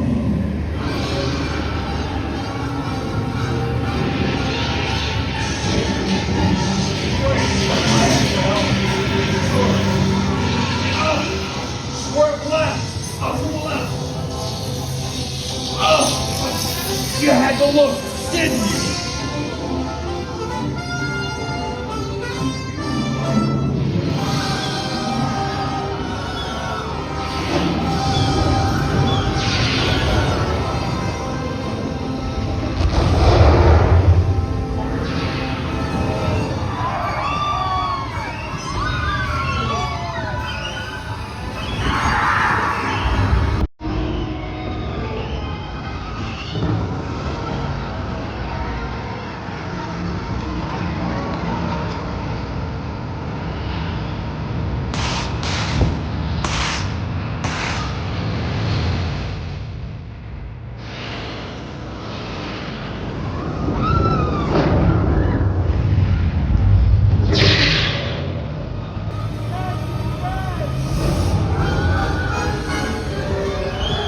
Thanks.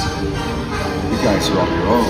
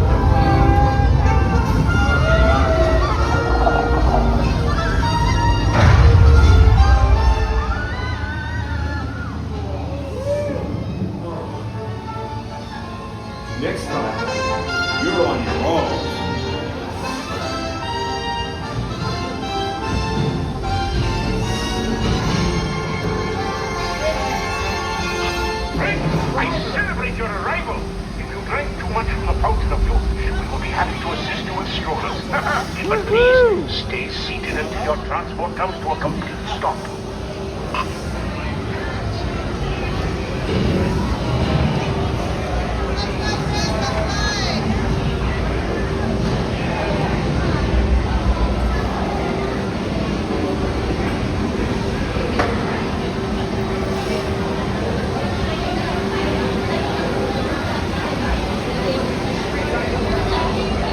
Another amazing journey through the Temple of the Forbidden Eye.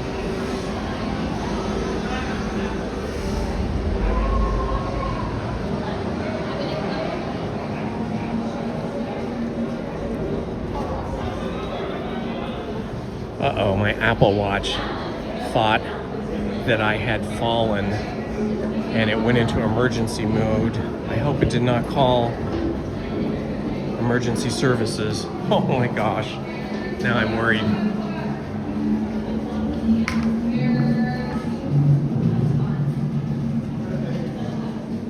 That was one of the wilder rides I've been on.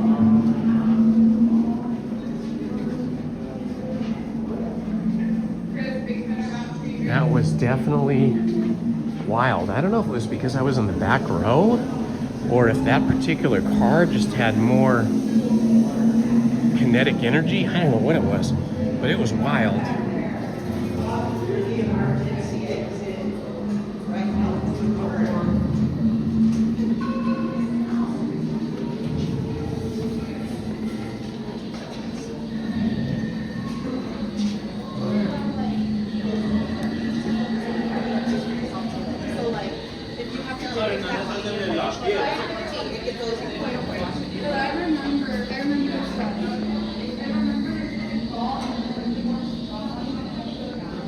All right, let's see what the wait times are looking like.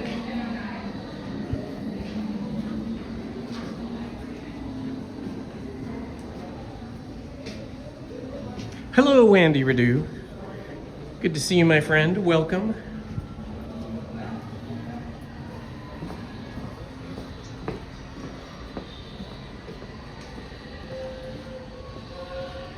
All right, wait times are a little bit longer. Autopia is only 15 minutes, though.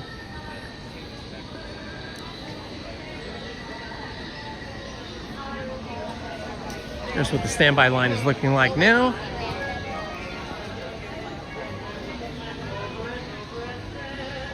Casey Jr.'s 5 minutes. Huh.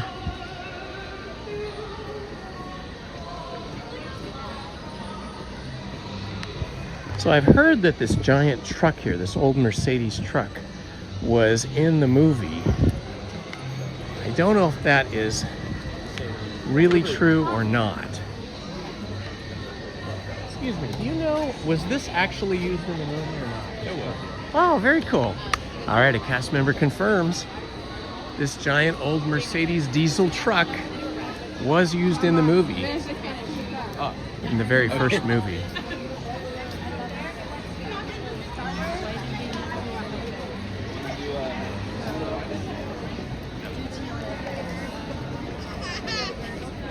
Let's see. Looks like Jungle Cruise is still closed. Oh yeah, they have scaffolding up there and everything. And the line for Indiana Jones has gotten all the way back to here for standby.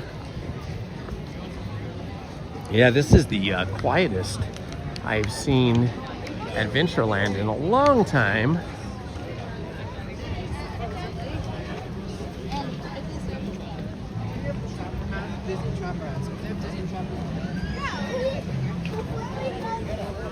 Okay, this is a good time for a bathroom break. So, as per usual, I will be silencing the microphone, closing the lens cap, and putting you guys on a video or a I'll be right back screen, and then I should be back in just 5 minutes or so. The bathroom's just right over there. So you guys chat amongst each other, have a good time.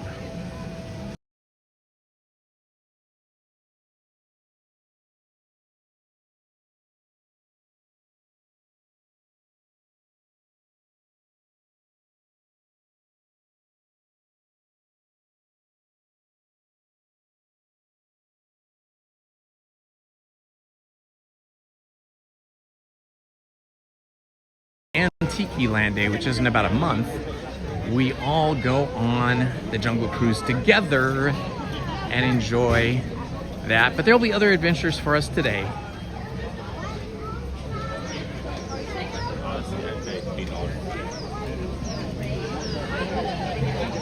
Hello, my friends. You guys are looking fabulous today.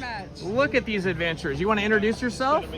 I am Colin. This is my wife, Kathleen. Colin and Kathleen, lovely to meet you. I love your hat, love the braids. You are looking great with those mutton chops, sir. Thank you very much. Very nice. We're from the Northern Utah chapter of Explorers. Northern Utah. Well, welcome, Northern Utah. We love to have you. Thank you very much. Is it a little bit cooler in Northern Utah right now than it is here? It is cooler, yes, I would it is. expect, It's usually yeah. freezing in the morning and 40s in the afternoon. So Well, it's good to have you out here in it's your wonderful to be here with all these Adventureland happy here. people. I see you've got some medals there. It Got must have some been a lot medals. of bravery there. Yeah, we got these down in the Amazon. In the Amazon? Uh-huh. I see. He's my courageous explorer. Courageous explorers. Everybody's got to have one, right? That's right. That's right. It was nice But chatting with you. I have picked up a hitchhiker. Oh my gosh, a hitchhiker. Now that is what I call real bravery. He's kept his hitchhiker. No squashing hitchhikers here. Good chatting with you. Good to see you. Welcome. This is great. Look at these handsome people here. Feet coming. All right, and here is... I love this. Is this called a fez? Is that what that hat is? Very nice. Staff of Ra. Pretty incredible. I haven't even opened it. This is more challenging than I realized. This is a first right here, a very ladies first. and gentlemen. Never opened this before. First unboxing. Oh my gosh, look at this. It comes with a stand. What do we Very call shiny. this again? The Staff of Ra. The Staff of Ra. It tells you Wow. how tall the staff must be in order to find the exact location of the Ark of the Covenant. I see. However, one side isn't good enough. You have to have both sides in order to get the right measurements. Very good, very Important good. information. Well, thank you for sharing that with us. We hope to see you in there at some point today. Absolutely. Hopefully I have the Ark by then. I hope so. Hello, my friends. How are you? You all look wonderful. Having your morning adventure snacks, I see. Oh, and look at you're making something interesting. Working on a hat. That is cool. Now that is not crocheting. That is knitting. Oh, only really creative, skilled people can do this. It looks like a different science to me than what I know. It's called a circular. Hello, beautiful ladies. How are you? I love your outfits. You look fantastic. Check out the hat. Oh my gosh, that's a good pair. What's the name of your parrot there? Chloe. Chloe the parrot. And And where? that's Bob. Oh, you've got Bob too. I got Bob. Little Bob and tall Chloe. Oh. Matchy. Oh, very nice. Very nice. Oh, you guys have matching ones. Yes. Just different colors. Very cool. And where from do you hail? Burbank. Long Beach. Long Beach and Burbank. Very good. Good to see you guys here. Thank you. Well, I hope to see you on an adventure out there in the Nile. Definitely.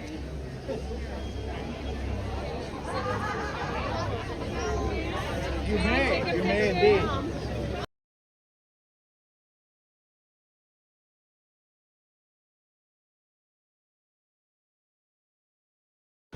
And we are back. Thanks for hanging in there, you guys. Just gonna have to make a quick stop. Now let's figure out what our next adventure will be.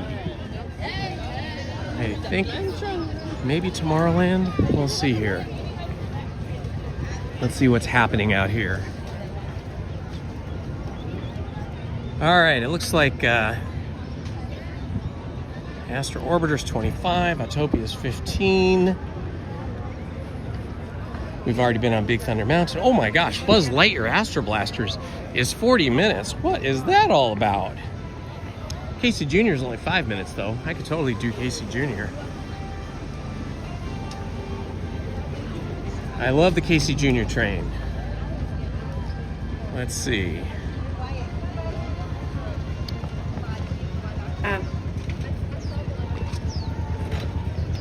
Wow, Matterhorn bobsled's up to 45 minutes now. They do have single riders, so Well, Mickey and Minnie's has been closed. Mickey and Minnie's Runaway Railroad has been closed all morning. I hope they get that going. Come on, Bubba. Hold my hand. Interestingly, the Opera House is closed. Peter Pan flight is only 30 minutes now. That is a low wait time for Peter Pan. That is tempting. We'll walk up here and take a look at it. We tried to rope drop Peter Pan, but the line was all the way back here to the end of the drawbridge walkway. And that definitely looked like it was going to be an hour because it was just packed full of people here. Good morning, Joy Davis. Happy Joy to you. Thank you for joining us today.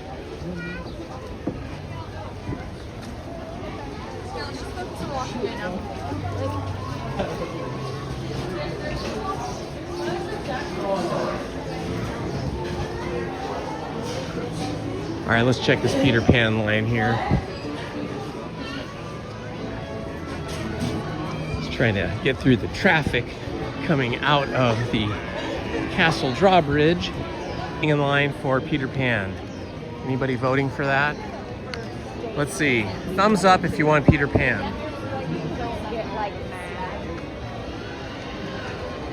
Hello, Stephen Kenyon. No reason to be sorry. Happy Easter to you, my friend.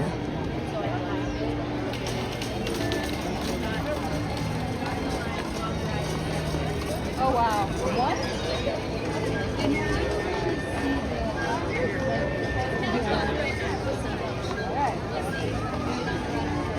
Hello, Andy. Nobody is late. You're just here when you can be here. That's the way it is. Oh, Johnny Utah says no. Mitch says yes. One Last Breath says no. We've got 2 ups and 2 no's for waiting in line for Peter Pan. Capture Life, that's 3-2. Good morning, Ghoulish Delight. 3-2 at the moment. We need some more votes here to see if I'm going to stay in line and wait for Peter Pan, which looks to be about 30-minute wait time, or if I'm going to just go over to Casey Jr., which is like 5 or 10 minutes. Capture Life Memories says yes. Johnny Utah, you're funny. I try not to ride the carousel unless I'm with Lizzie.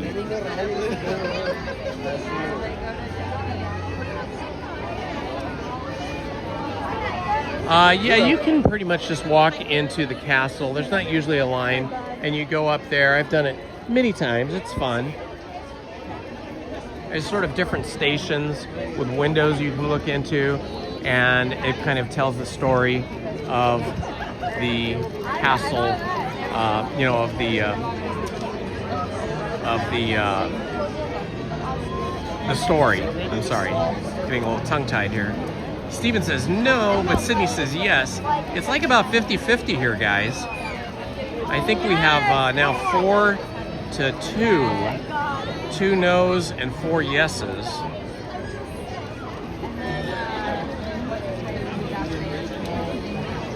Yeah, we'll do the castle. We can do the castle today, but we'll save it for when the lines are really long, because then the line won't be long at the castle. It's never really long there.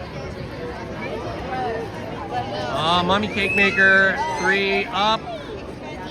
We are now at what is that? 5-2, I think. Oh, I got you.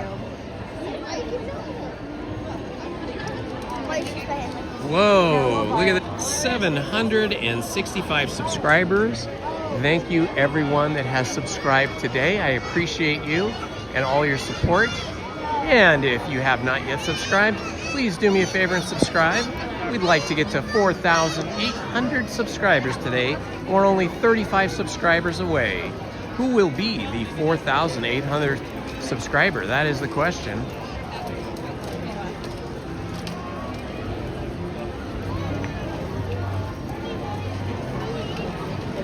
Well, you know, I love this Peter Pan ride, and I only go on it like maybe once every 3 months, because this line is always super long.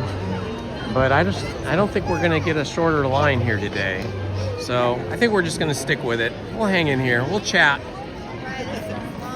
Let's entertain each other here in the chat. I'm sure some of you can add to this. Manny and Kenny probably knows the most of anybody here about this next topic. The King Arthur Carousel, straight ahead, is, to my knowledge, the only attraction at Disneyland that was not an original concept, that did not specifically get designed and built for Disneyland. It opened on July 17, 1955, along with the rest of Fantasyland and other parts of the park. But this particular thing here, the carousel with the horses, was actually purchased, I think from somebody or some old amusement park, like in Ohio or someplace back east. I don't remember the exact place. And it was brought here in pieces where it was completely refurbished, refinished, and restored by the Disney Imagineers and the technicians and painters and so on that do such wonderful work. So I think that is the only attraction in Disneyland that came from somewhere else and had a life before Disneyland.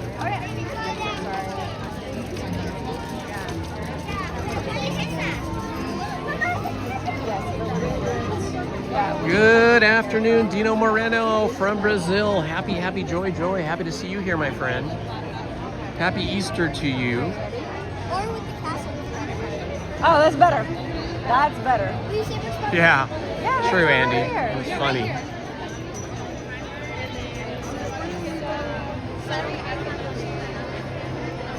All right, Marky Mark is going to be here next weekend. That's awesome. Okay.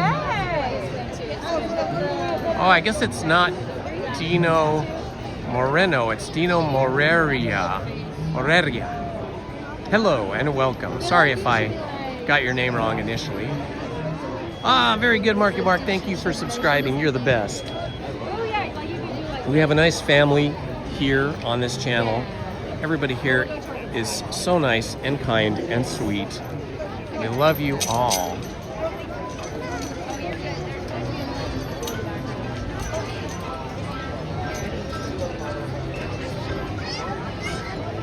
It is Easter.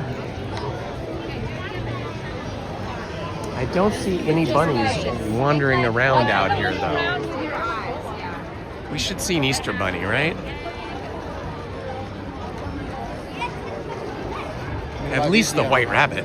Right now we got 384 people.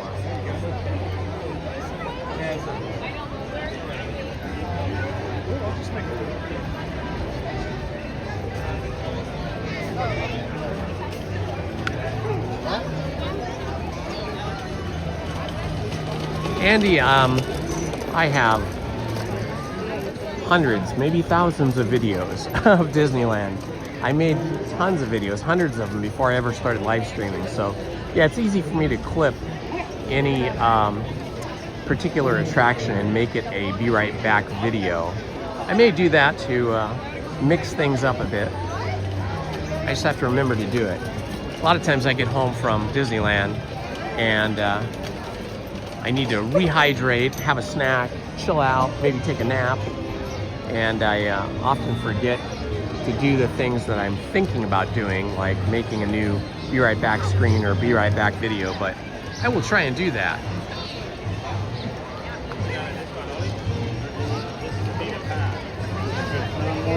Oh, Dino, no apology necessary. You don't need to apologize. I mean, that's awesome that you speak a different language. I wish I spoke different languages.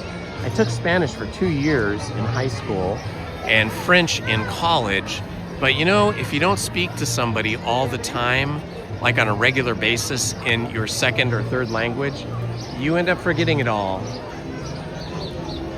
My mother's first language was Spanish, and she and her sisters, who all spoke Spanish before they learned English, decided that they were not going to teach us kids Spanish. I think because they had difficulty when they were in school not knowing English as their first language, but also because they used to like to speak in Spanish when we were at family gatherings or on the maybe that sounded like a good idea at the time, but all of us that grew up with Spanish-speaking parents who then could not speak Spanish felt a little bad about that. My mom said, if you want to learn Spanish, learn it in school. So then I took Spanish classes in school, and I'd come home and ask for help from her, and she'd say, that's not right Spanish, that's not correct Spanish. That's Spanish from the islands, and that's not how we speak. And so she was not helpful, not very helpful with regards to speaking Spanish.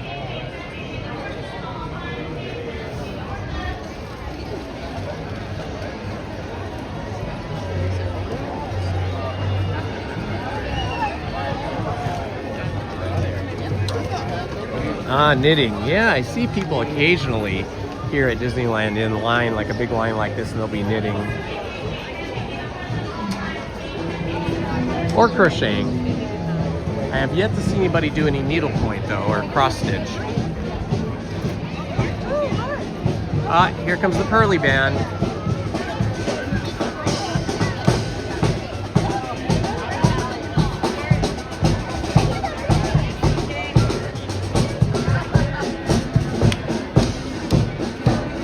The only cartoon band that I know of that transformed from a cartoon band into a human band, that is the band from Mary Poppins, the movie. And in Mary Poppins, they were a cartoon band.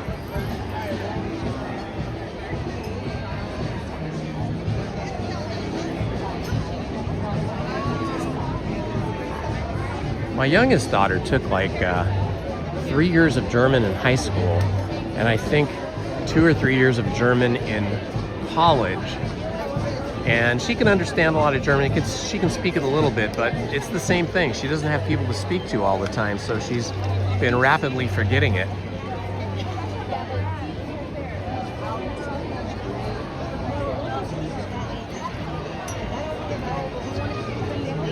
Ooh, thank you, Heather, for the battery check.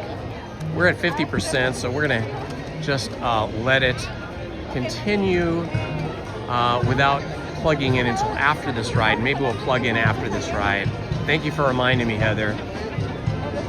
Usually anytime like about 2.5 hours after we start live streaming is a good time to plug in. Usually when I get down to like 30 or 40%, I think, okay, it's time to plug in.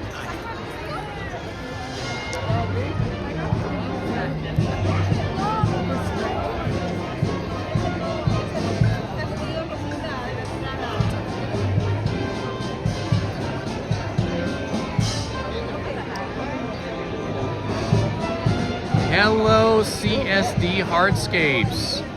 Good afternoon. In Florida, welcome. How's the weather in Florida today? 72 degrees right now, and it is starting to become sunnier. There are some wispy, thin, overcast skies here, but they are rapidly burning off.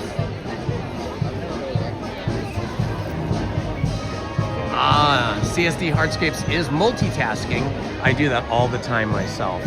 All the time I am sitting in my recliner chair with my iPad in my lap. And I'm on the iPad reading stuff, reading the news, looking up stuff, buying stuff on Amazon. Don't tell my wife. and watching YouTube on the TV. 47 degrees in Illinois. Thank you for the weather report from Illinois, Andy Radu and CSD Hardscapes. It is 85 and sunny in Florida. Thank you for the weather report. It's always good to know.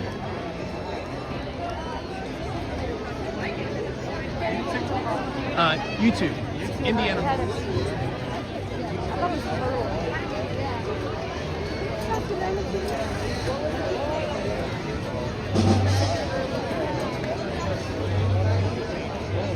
What was the name of that animated film? I think it was a Disney film. I'm trying to remember now. Which one was it? Where like all the humans were always in lounge chairs, like on the deck of a ship, and they were all like on their devices, and they were just always like inactive. Wasn't it the one with the robot or something? I forget. Who remembers the name of that movie?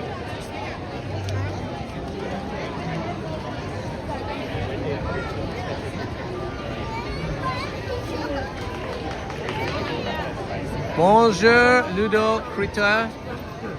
Bonjour. Welcome, my friend from France. Welcome, Sophie. Wall-E, that was it. It was Wall-E, of course. Wall-E was a fun movie. I love that movie. It kind of made fun of us all in our recliners, but that's okay. Right, Zachary, listen to me. You don't have to go on the ride. Zachary, you don't have to go on the ride. So stop crying. I will, once Mommy gets here, I'll tell her that. Can I see? Do you want to see who I have on my shirt? Do you know who this is? You don't know who this is? Yes, Matthew, it's true. I come here without Lizzie, but she's been here hundreds of times as well. And Sundays she always visits her mom, who is bedridden in an elder care facility. I'm a teacher. I figure, I'm like, she's professional. Oh, Dino, thank you so much for the super chat. Thank you, Dino. That is very kind of you. Very sweet, my friend. I appreciate your support.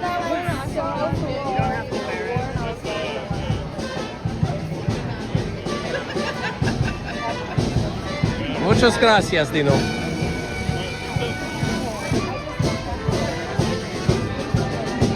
Lizzie's mom is basically stable.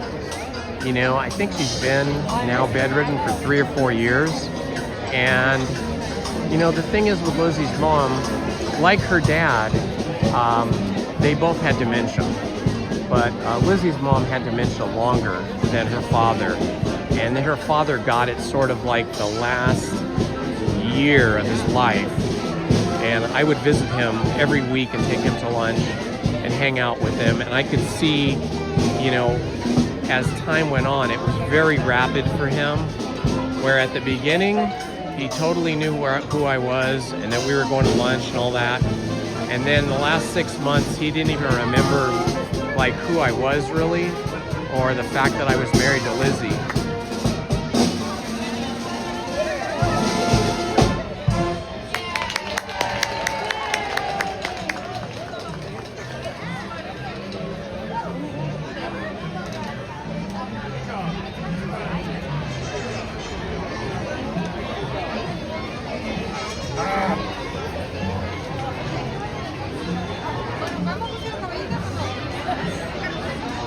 Yeah, that's the thing with dementia or Alzheimer's. Either one, they're similar but different, I guess. Is you just kind of forget who you are and you forget your family and friends, and it was tough. So even though Lizzie's mom was hospitalized and later bedridden in a elder care facility, actually her father passed away quicker and sooner. Unexpectedly.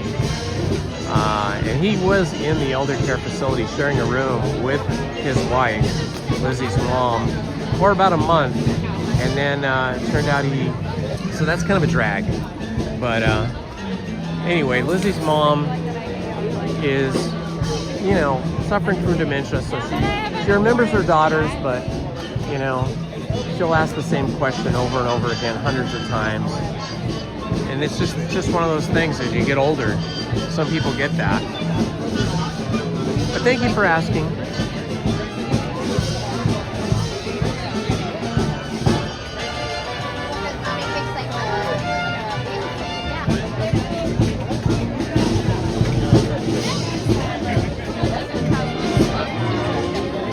"5 years in Germany in the Army."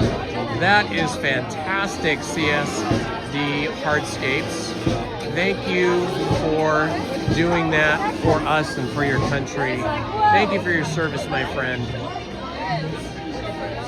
We appreciate you and all of our armed services soldiers.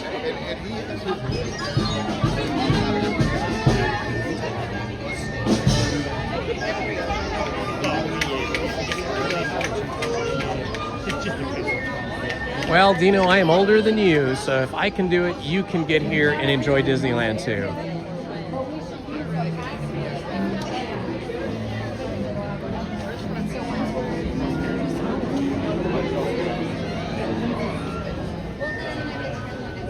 Yeah, Andy and everyone, you know, just getting older is just one of those things that we're all going to go through if we're lucky enough. You know, if we're lucky enough to live long enough, we're all going to go through the last stages of life. And so, you know, that's why we got to just enjoy life every day.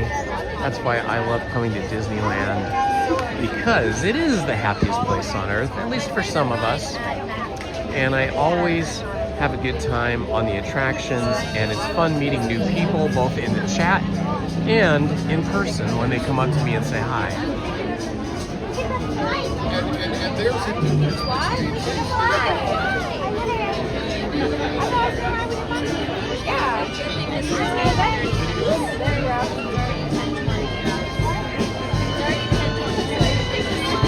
How many people in the chat have traveled outside the United States? Canada, Mexico, Europe, South America, the Caribbean, any other country besides the USA. How many people have traveled outside of the USA? Let me know in the chat. You can tell me where you've traveled to. You can just list the country or the countries or the cities, whatever you want to do.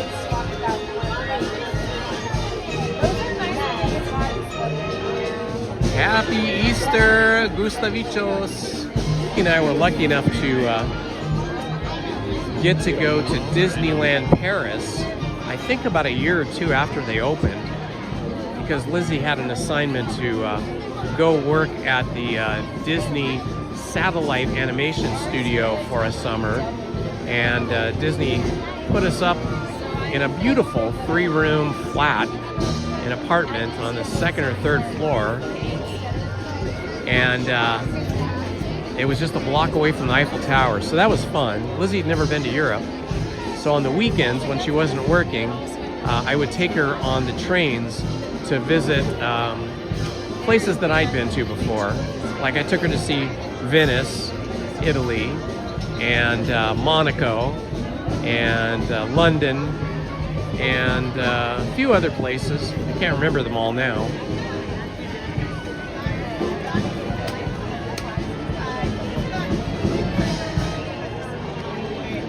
All right, Stephen Kenyon has been to Canada, Mexico, and the Bahamas.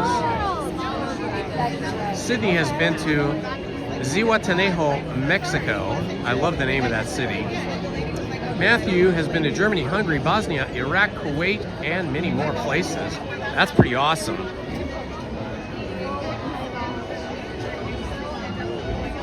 Heather D. Smith has been to Canada. Andy went to Alaska. I was lucky when I was a kid. I always worked from the time I was like 12 years old on. I worked for my dad in his company and got paid on the summers, and I saved up money, and then at 15 I got a job working in a movie theater because I loved movies so much. And then when I was 16 I got a job at a liquor store where I delivered liquor to people, kind of like Uber Eats does now, except it was just liquor deliveries in the evening, and I got paid really good tips. So I saved up a lot of money, and anyway, saved a lot of money because I knew that in my senior year at the end of high school, one of our art teachers and his wife always had a tour where they would take students on a tour of Europe. And they've been doing it for years, and because he was the art teacher and taught art history, he knew everything about all of the architecture in the old European cities and all of the paintings in all the different museums and all the statues. So I saved up money for that. And I went with 34 of my friends to Europe at age 18 with Mr. Paul. We went to London, Paris, trying to remember the names of the cities in Germany. We went to like the old ancient historic cities in Germany, like the walled cities. And then we went to a couple cities in Austria. And so we got to see a little bit of Bavaria. And then of course we went to Rome, we went to Venice, we went to Monaco, we went to Athens, Greece. We were supposed to go to the Holy Land, but there was an issue at that time that prevented us from going, so they diverted us, and we went to Istanbul, Turkey, which was spectacular. Boy, if you ever have a chance, go to Istanbul, Turkey. Ancient city, just beautiful. They have this grand bazaar that's like thousands of years old that is just a warren of small shops in this gigantic marketplace. Think of Galaxy's Edge's marketplace. That is like one tiny little alley within a gigantic marketplace in Istanbul, the Grand Bazaar. And let's see, we went on a cruise between Greece and Italy, and geez, so many other places we went, I can't even remember them all. We were in Switzerland, in Lucerne, Switzerland for a while. Anyway, it was fun. We were gone for, I think it was 6 weeks.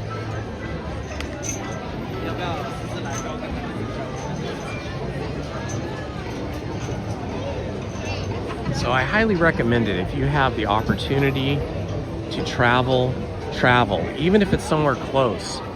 Travel and see how beautiful Mexico is. I have yet to get to Canada because when we were traveling, my buddy and I were traveling in between high school and college. No, this was after college, actually. It was the month after we graduated from college. I had a van and we drove around the western United States, and we were gonna go into Canada, but we did not have passports and we did not have any good paperwork, so we couldn't go. So we could see Canada from the border, but they wouldn't let us in. So I still have that on my bucket list. I gotta get to Canada.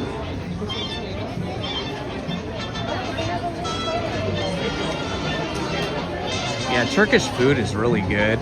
The challenging thing for us, I don't know if it's changed, but when we were in Turkey way back when, the challenging thing was that nothing was in English and everything was in the Turkish alphabet, and so you couldn't even really read it and translate it.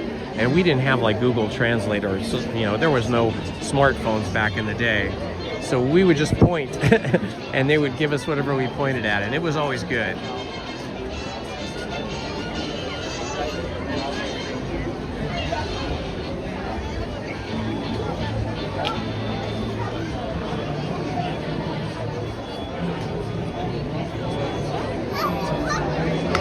Yeah, they have I think it's called the Grand Mosque or the Blue Mosque. It's a giant religious building, and it is gorgeous inside.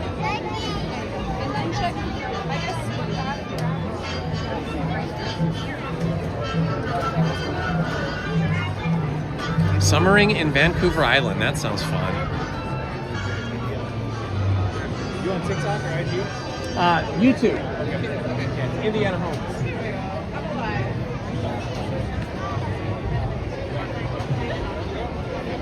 Yeah, you're like, why is he there?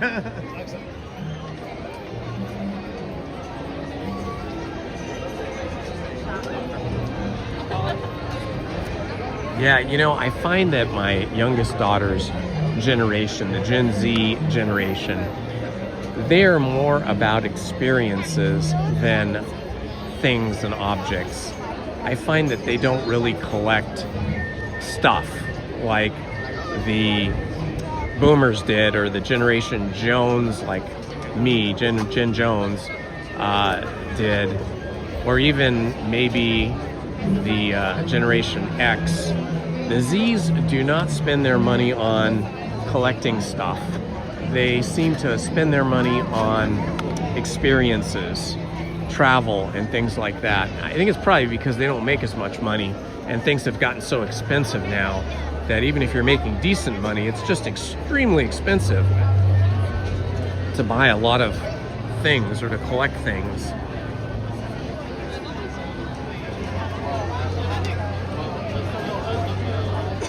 I also think there's like sort of a difference in sort of the way we grew up. Like when I was a kid, you collected comic books or you collected baseball cards or both. Maybe you collected the toys and Cracker Jack boxes. But the Gen Z kids didn't really have that. I don't think that was like built into their childhood.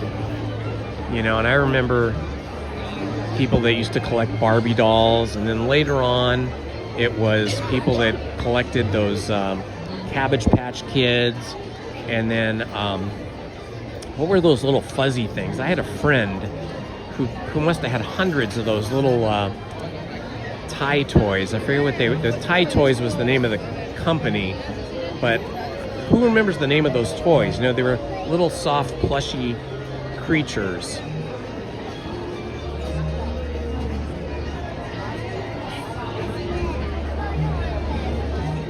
Hello, Christopher Laugh from Rhode Island. Thank you so much for the super chat, my friend. That is very kind of you. Thank you for the support. I definitely appreciate it. Rhode Island is actually one of my bucket list places I want to go, because Rhode Island has all those giant mansions from all the, you know, old money set before we had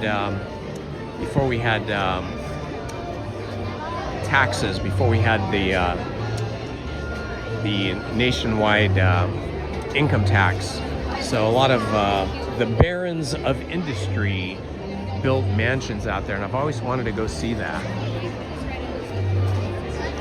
No, they weren't called Popples. They're called something else. Beanie Babies, there you go. One Last Breath knew it. Beanie Babies. And then later on, I think the Garbage Pail Kids came. Yeah, I had a friend, Kathy, I used to teach with. We were both art teachers, or teachers in the art department.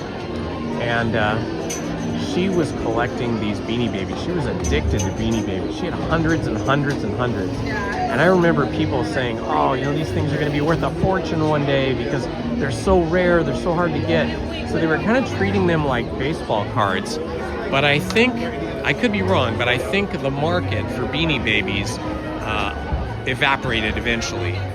I don't know anybody that has any Beanie Babies now, or that has kept them for investment purposes.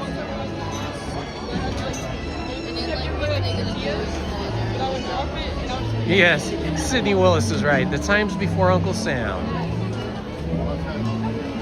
Sock monkeys. I remember my mom made sock monkeys for me. Those were fun. Yeah. Send those to Adam's family. Who had a G.I. Joe doll?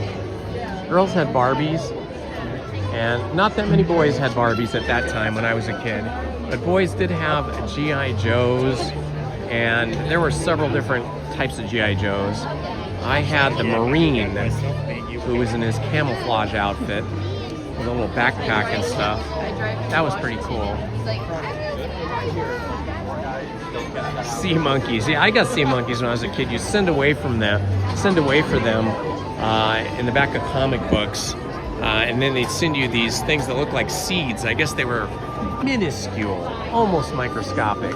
They were not anything like the sea monkeys that they showed in the comic advertisements. They were essentially, I think, brine shrimp. The line is moving pretty quickly. I didn't time it. So I don't know how long we've been in line here, but probably at least 15 minutes.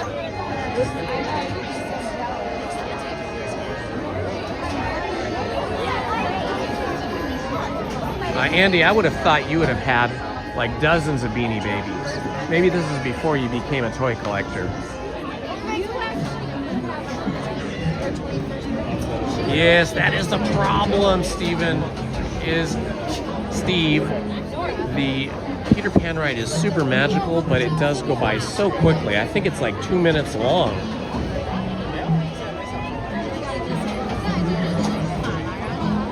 Hello, Benny Relax. Welcome, my friend. Good to see you here today. Happy, happy, joy, joy. It's Sunday.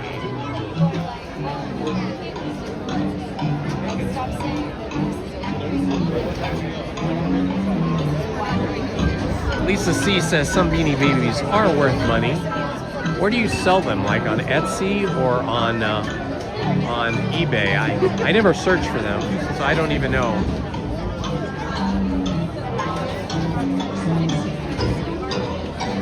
Miss Canadian Peach, Beanie Babies are 90s. Yeah, that sounds about right.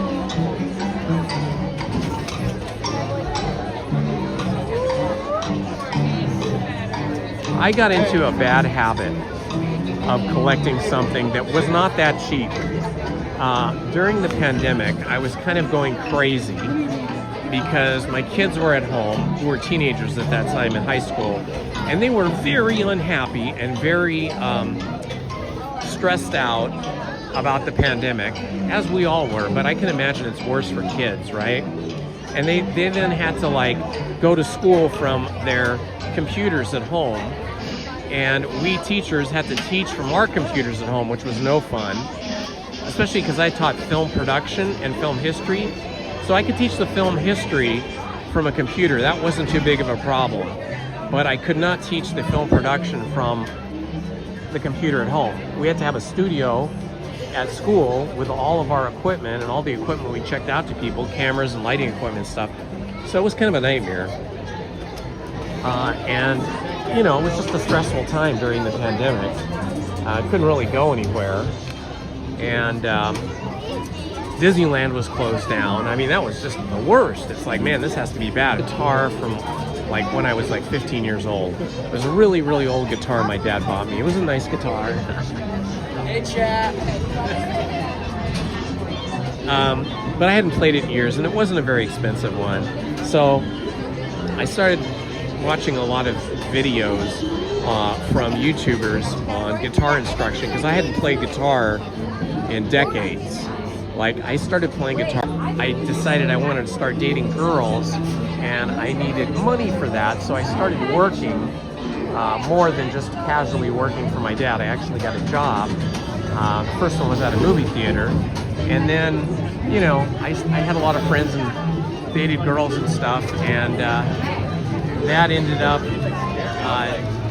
taking over my time, and I stopped playing guitar. Silly me, I should have still found time to keep the practice up. And so decades went by and I didn't practice until the pandemic, and I started trying to get back into guitar to keep myself from going crazy, keep my sanity during that pandemic time. And I ended up searching the internet and getting involved in looking at different guitars, and I ended up buying a Taylor guitar. Not one of the most expensive ones, but it was still not cheap. And then one guitar led to another guitar, and then it became a little bit of an obsession. I'm sure I was suffering some type of mental trauma from the pandemic, because 2 guitars became 3, which became 4, which became 10, which became 20. At one point, I am ashamed to say, at one point I had 50 guitars. Now again, these were not super expensive guitars. I tried to keep them under $500. But I'm amazed that Lizzie did not divorce me. I gave a lot of nice guitars away to students and neighbors, children and teenagers that were interested in learning how to play guitar. Yeah, prior to the pandemic, I had only a couple of guitars, and a good friend of mine who lived in the neighborhood was retired, and he was an excellent guitarist. He was really great. And he was teaching myself and another friend fingerstyle guitar, which I had never learned before, and that was fantastic. And then the pandemic hit, and he was older than me, and his wife was older too, by quite a bit. And so it wasn't really safe for us to go, you know, be in the same place together playing guitar and singing. So that kind of wiped out the pandemic was over. My friend Bill, who was teaching us fingerstyle guitar, he had a big sailboat and he asked me to crew on it. So I was crewing on his sailboat and we were racing. It was a 4-man crew on a 26-foot sailboat, I think. And so we would race on Saturdays, I think it was. And we were just about to start up our guitar lessons again. And unfortunately, Bill had a blood clot in his leg that traveled to his brain and killed him very quickly. We raced that day on a Saturday, and we placed really high. I think we were like 3rd out of like about 30 boats. And I remember we were on the boat, and he said, "Gosh, my leg is really hurting me. I'm gonna have to go to the doctor and see what's going on with my leg."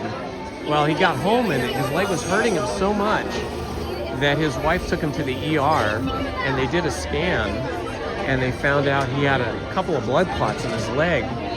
So they started giving him blood thinners, and they told his wife, "Hey, you know, this is routine.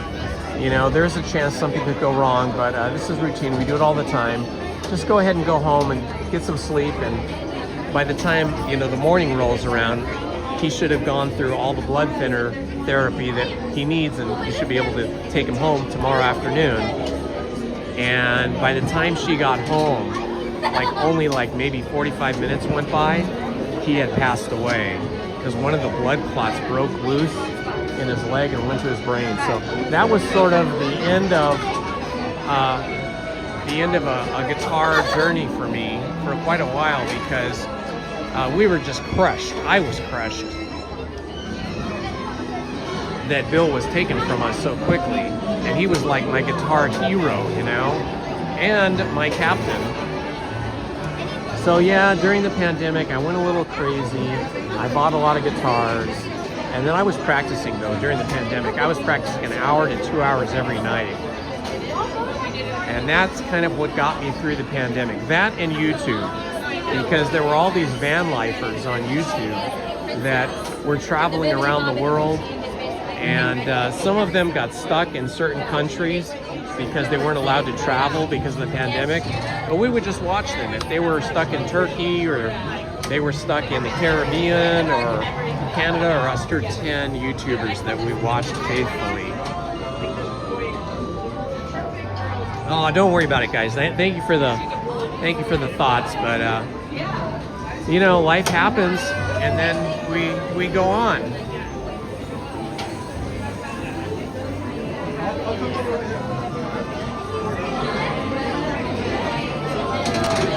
Yeah, you know, I don't know.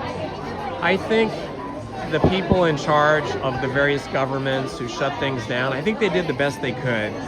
You know, they didn't want to have like millions of people die, and we know from history that happened in the last pandemic.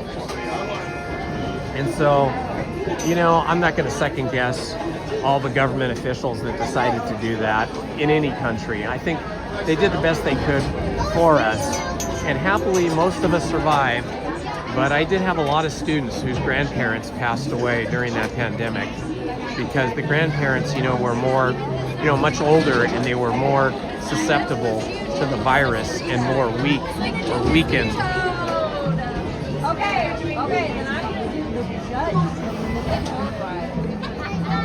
Haha. All right, Andy, did I ever have a banjo or a ukulele? Funny you should ask. The ukulele is what kind of brought me back to the guitar. A bunch of people that we sailed with were, you know, ukulele enthusiasts, and every Christmas, still to this day, they hold a Christmas concert where everybody plays ukuleles and sings. And Lizzie and I, and I think Shelby and Willow too, my daughters, participated in at least one of those. I think Lizzie and I might have done 2 of them. But yeah, I started out with ukulele when I came back to stringed instruments. And then eventually I decided I got to get back to the guitar. And then I met my friend Bill, who offered to give us fingerstyle lessons. And that's how that all happened. But yeah, I have a few ukuleles still too.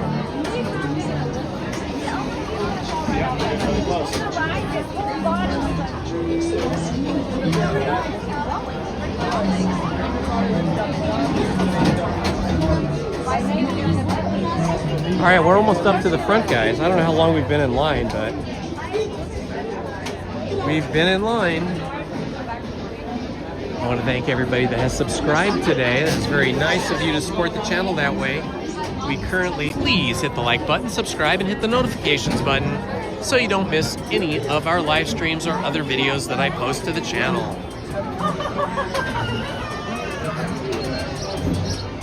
Okay, we're very close.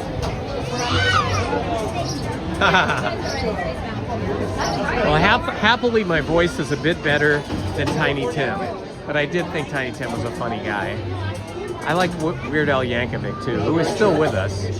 I think he's kind of a genius guy.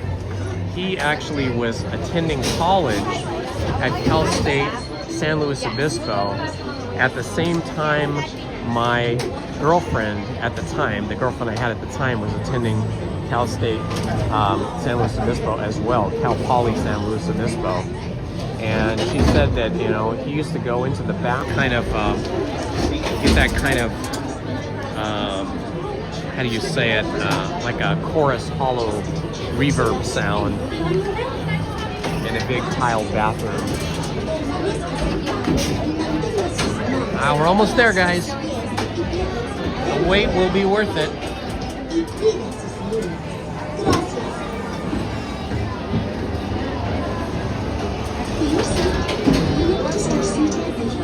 Arms and legs inside the pouch, and do watch your children. See that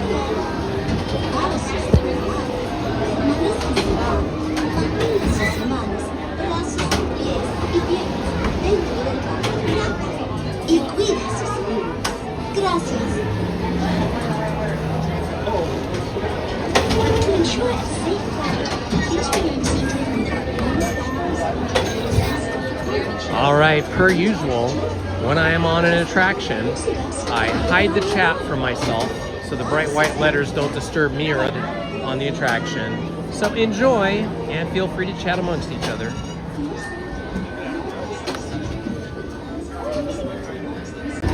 Thank you.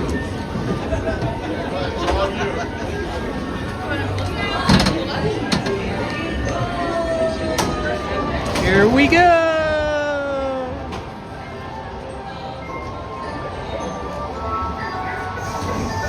Come on, everybody, here we go!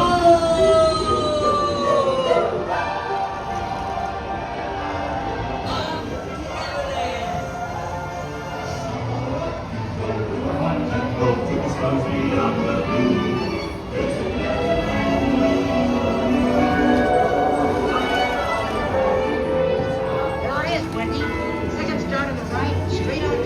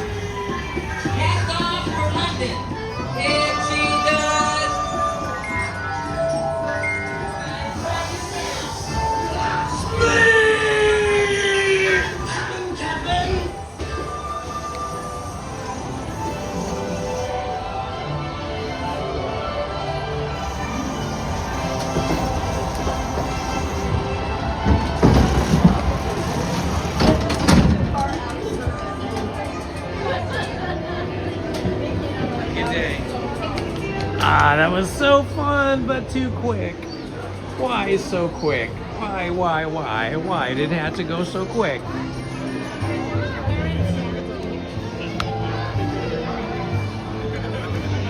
All right, it's time to check our wait times.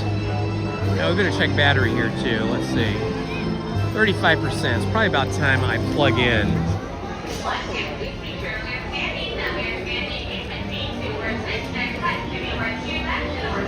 Let's see if we can maybe do one more ride before we have to plug in. I don't know, the line's pretty long. I think we're gonna plug the cell phone in right now. Give me a moment here while I do that.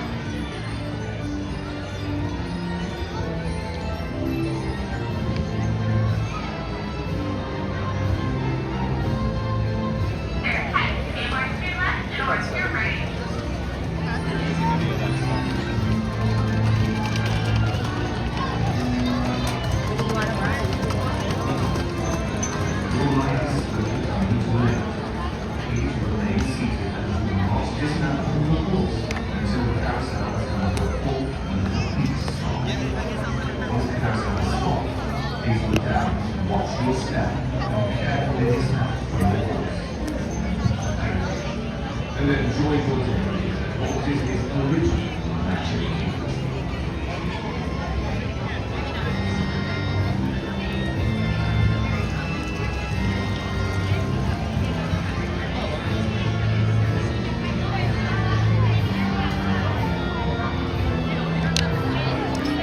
Okay, got it plugged in, and now I'm gonna roll up my sleeves on my jacket. So just hang in there for a minute.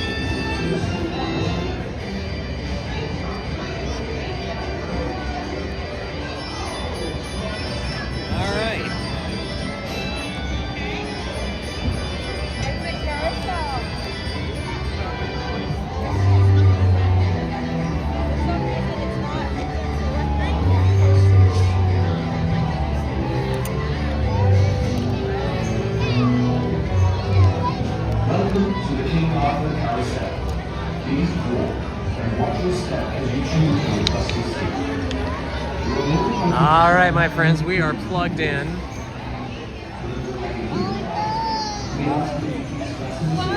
We're at 35% now, so hopefully we'll charge up from here. I'm gonna keep my eye on the battery indicator to make sure it's actually charging. I've had some bad luck lately with cables failing on. Looks like we got a pretty decent line over here. Pretty decently busy line. Like this? Excuse me. Looks like most of the line though is for Dumbo. Let's see, where is the line? I think this is the line here for Casey Jr., yeah.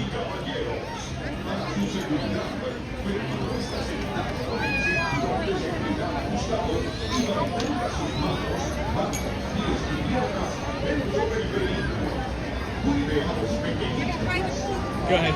Oh. Sorry there. No worries. Thank you.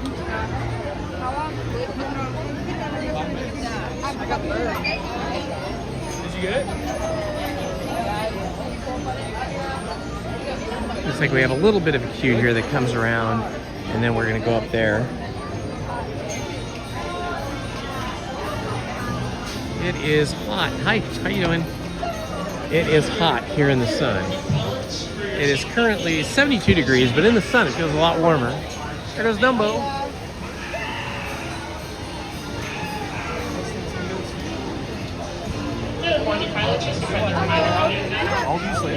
All right, while I'm waiting in line here, I'm going to check the other wait times. See if we can find anything else.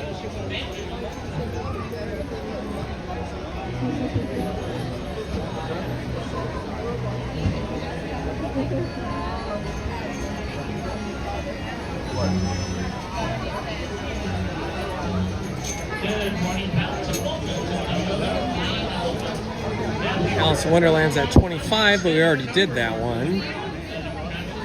Big Thunder Mountain's at 40. We did that first thing in the morning. That helped as well. Buzz Lightyear is now 25 minutes. That is substantially better. Earlier, it was like 45 minutes.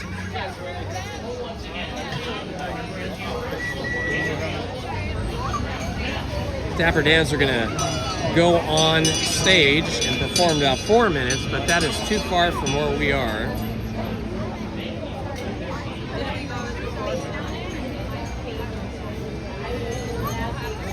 Haunted Mansion is up to 45 minutes. Glad we went on Haunted Mansion when we did.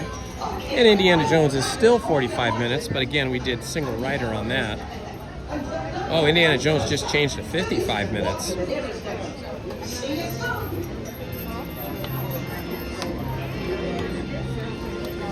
Matterhorn Bobsleds is 50 minutes, but I'm guessing that the single rider is much shorter.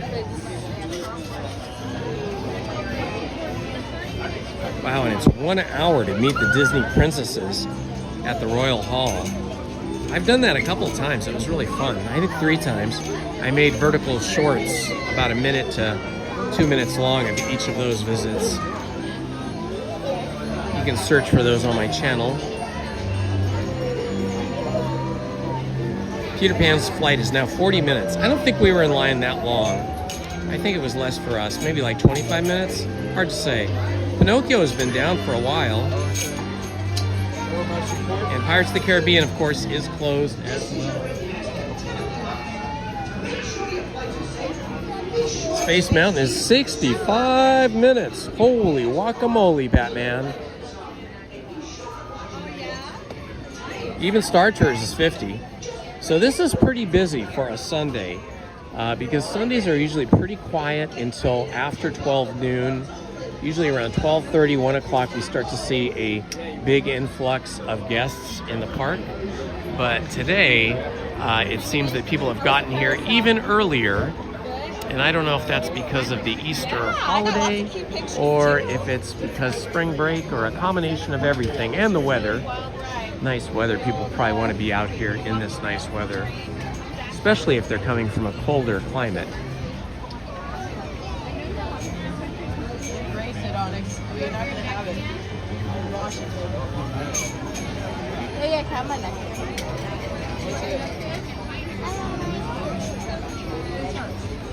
Yeah, you know, I think we have to, with regards to lost ones, whether they're humans or pets, I think we just have to keep them in our hearts and our memories and remember all the good times we had. I don't know if we'll ever see them again, but I think that people and pets and animals in general, but people first and foremost, are never really gone because they still exist at the coordinates in space and time where they lived before. At least that's what the physicists are saying. So I would just say they live on in our memories and through any good works that we do. Our energy, our positive energy at least, I feel it gets passed on to others and it lives on in them, even if they don't know our names.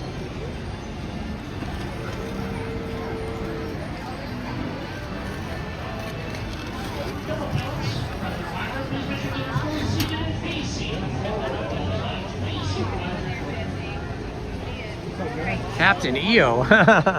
Well, that'd be a really long time because Captain EO exists at the coordinates in a different space and time that some would say is in the past. Others would say it's just on a different timeline from us. Does that feel good?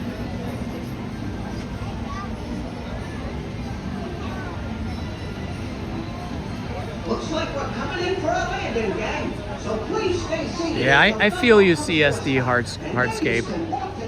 It has definitely gotten expensive to live in Southern California over the last 35 years or so. Prior to that, it wasn't bad at all. But the last 35 years, we've seen, geez, I would say we've seen our state population double. I think we're at, what are we now, like 35 million people, something around there in the 30s. And I can remember when we bought our house probably 30 some odd years ago, I think the population was only around 17 million. So, you know, everybody wants to come live here for the weather. And in the past, they wanted to come live here for the weather and for job opportunities. And so all that pressure of people moving here and needing a place to live, whether it be an apartment, a condo, or a house, just put a lot of pressure on the housing market, and not a lot of new housing was built, you know, or if it was way out in the deserts, you know. So that has increased the cost of housing dramatically. I mean, to the point where, like, even when I was still working and making more money than I make now as a retired person, by the time I retired, I could not have afforded to buy the house that we bought, that we live in now, because the cost of all the houses in our neighborhood has gone up like 5 times what we bought it for. So like, I couldn't even afford to live in my neighborhood now. My neighbors say the same thing. They're like, yeah, we could never afford to live here now. Lucky we bought when we did.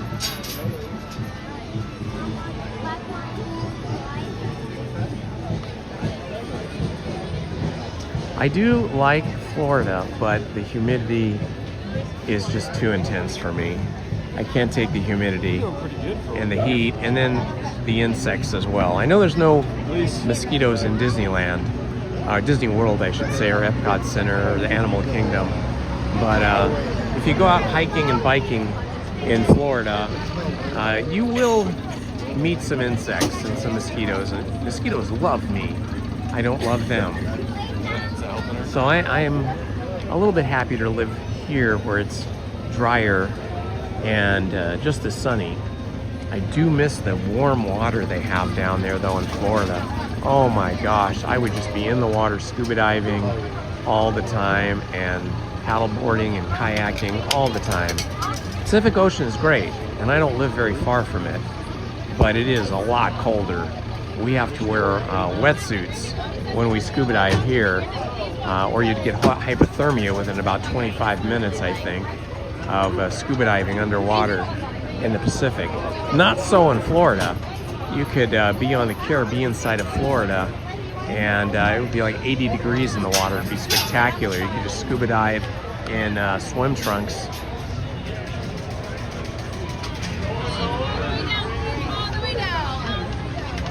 We'll probably do Winnie the Pooh today. We usually do.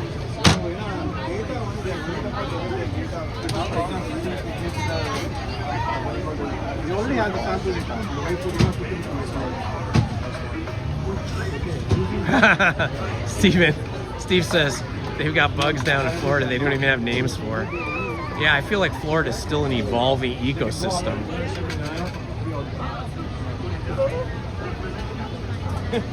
I'm sorry to hear that, Andy. That's terrible. I hope they'll be okay. I once was in line to see a movie in Century City here in Southern California, and Tori Spelling and a couple of her friends were in line just behind us. I'm a bit older than her, so it wasn't really appropriate for me at that time. I was in my 20s and she was a teenager, so it wasn't really appropriate for me at that time to say hello and try to chat her up. I would have looked like a weirdo, but I just smiled at her and she smiled back, and we all got our tickets and went into the movie theater. She seemed like a nice girl at that time. I'm sure she's a nice woman now.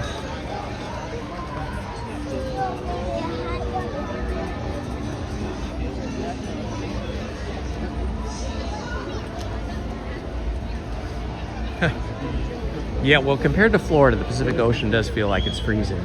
But actually, I think it's usually in the low 60s, which isn't bad, but you can't be in the low 60s scuba diving for very long, or even swimming for very long without getting hypothermia, because even the water in the 60s will just suck the heat right out of your body. You know, it just chills you.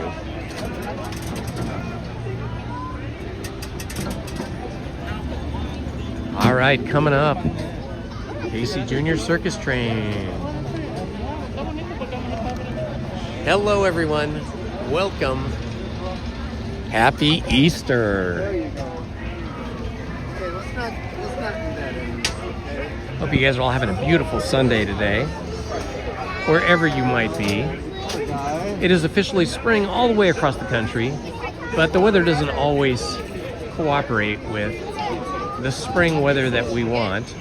We have got great spring weather here in Anaheim today and all of Southern California. I hope you do too, wherever you are.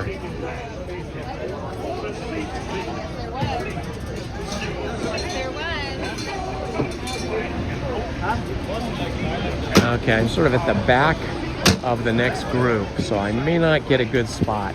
I surely do not want to be in one of the cages. It is extremely claustrophobic to me.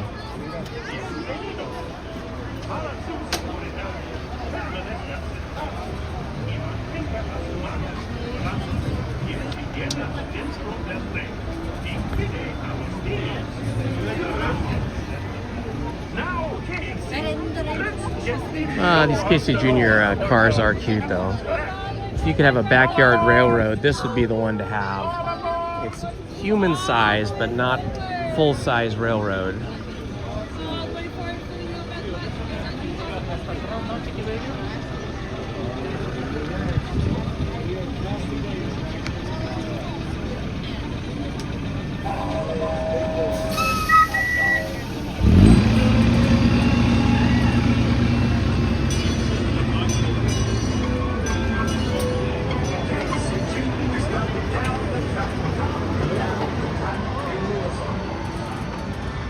All right, we are charging. We went from 35% to 40% battery health.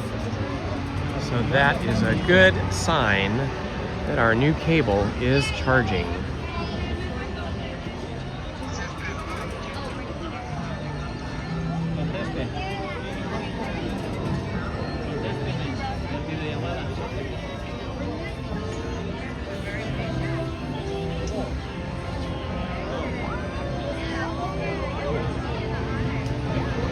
Glad you have good weathers in Panda. All right, here comes the number 7. We may be on this one or we may be on the next one. We'll see.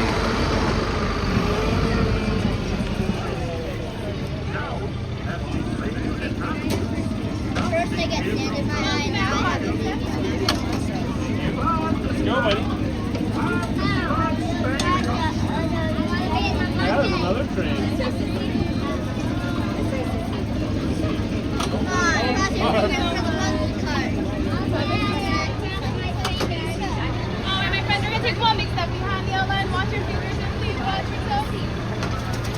All right, let's see if we get a decent seat or not. It'll be interesting to find out what we get.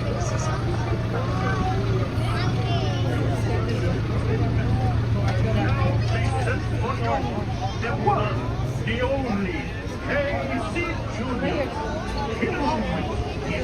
Whoops, sorry.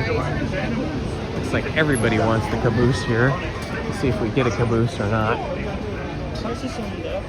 Can I wait for the next one so I can try to get a caboose maybe? Just stand back here? Okay, I'm gonna wait for the next. I'm gonna wait for the next train so that I can get on the caboose. What do you say? Should we face forward or backward in the caboose? For facing backward, give me a thumbs up. For facing backward, if you don't want to be backwards but you want to be frontwards, give me a thumbs down.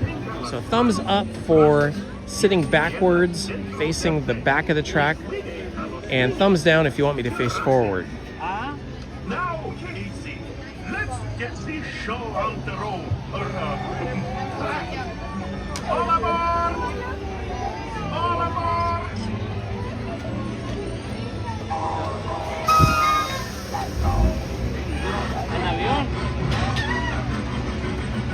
All right, we got 2 votes for backwards. That would be this seat here.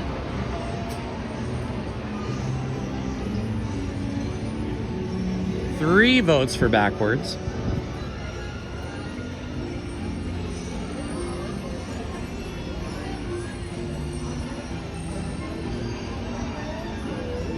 Ooh, 4 votes. Welcome, chat. It is Indiana Holmes here at Disneyland waiting for Casey Jr., the circus train. Thank you all for joining us today. We're going to be on train number 9 and we will get the caboose. Looks like we have enough votes to go to the back seat in the caboose. So that will be the plan. Now, as they say to the animals, that's the end of the lion. Fantasyland Station. Exit.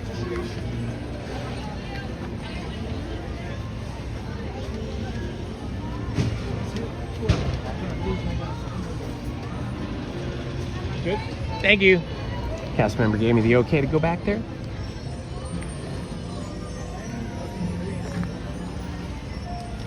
All right. Ladies and gentlemen, boys and girls, I, your circus ringmaster, now present for you the one, the only, Casey Jr. In a moment, he is going to take the wild animals. All right, this will be fun. We're gonna be getting the back of the train view. For a safe trip, please stay seated in your cages on top while we're rolling. And keep your hands, arms, feet, and legs inside the train. Oh, and remember to watch your children too. All aboard! Bienvenidos. Bienvenidos. Para su seguridad, permanezca sentado y mantenga las manos, brazos, pies y piernas dentro del tren. Y cuide a los niños. Gracias. All right, we're gonna see the train track disappear behind us. Show on the road, or track. All aboard! All aboard!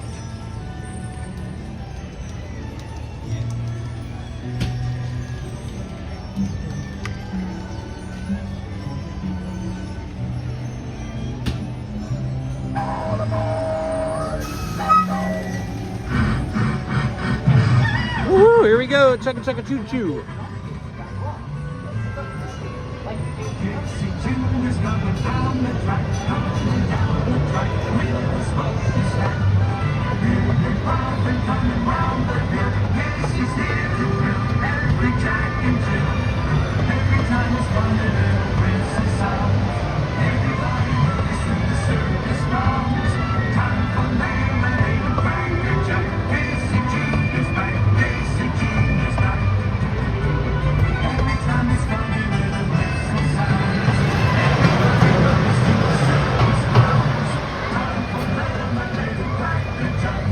Woohoo! Monstro! Canal boats!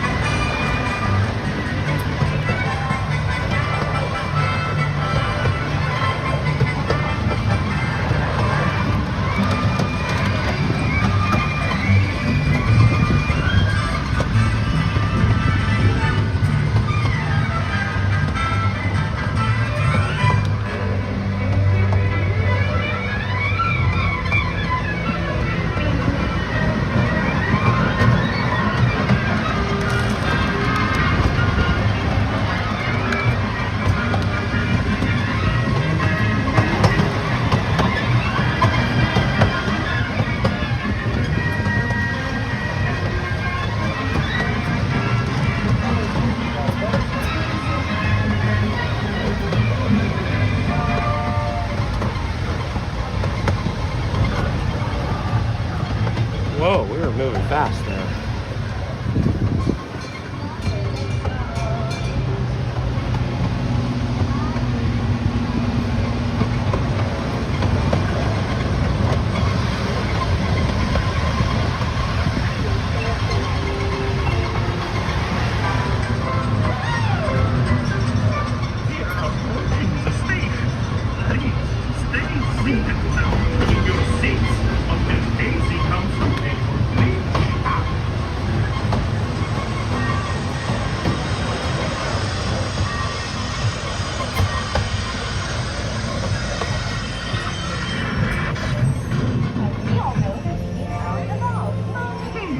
And we've returned to the station.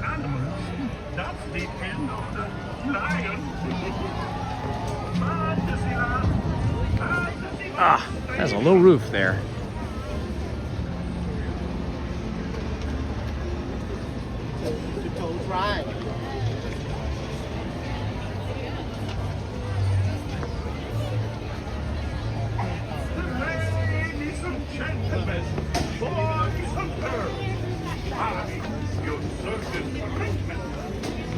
Excellent. Let's see, what was that, our 4th or 5th ride of the day?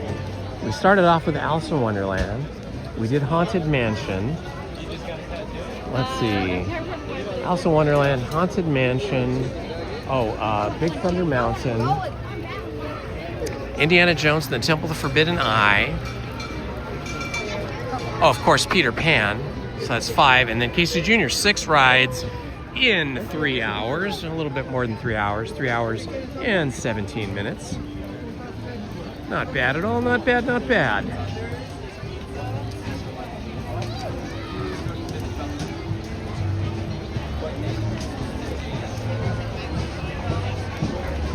Storybook canal boats could be a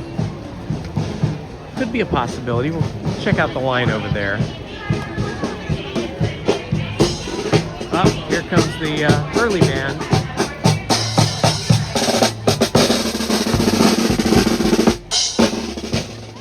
Always fun to see bands. Whoa, it's very people-y here now, guys. Look at the crowd. It's crazy.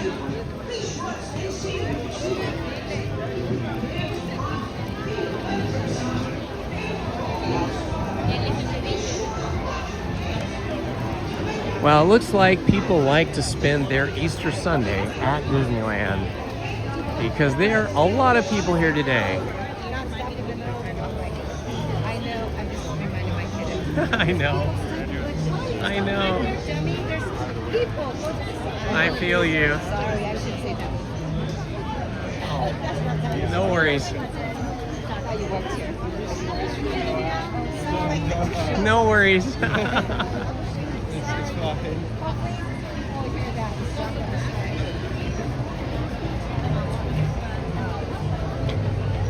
Wow, even the teacups have a big line.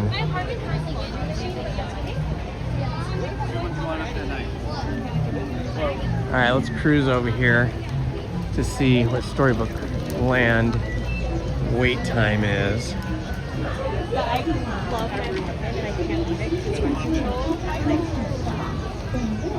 Let's see here. Where do we even get in? We have to go over here.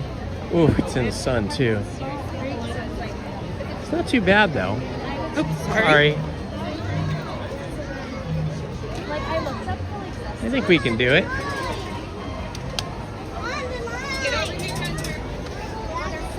It's probably like 20 minutes. We'll wait for it. I love the Storybook Canal boats. I love Storybook Land. Now we'll get to see Storybook Land from a different angle.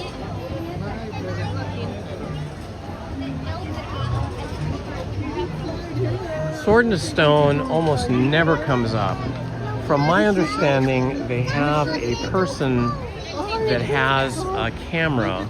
I mean, there's a camera on the stone and the sword, and I think they have somebody that can flick a switch and release the sword. But I've only seen it happen like maybe 3 times in all the years I've been coming here.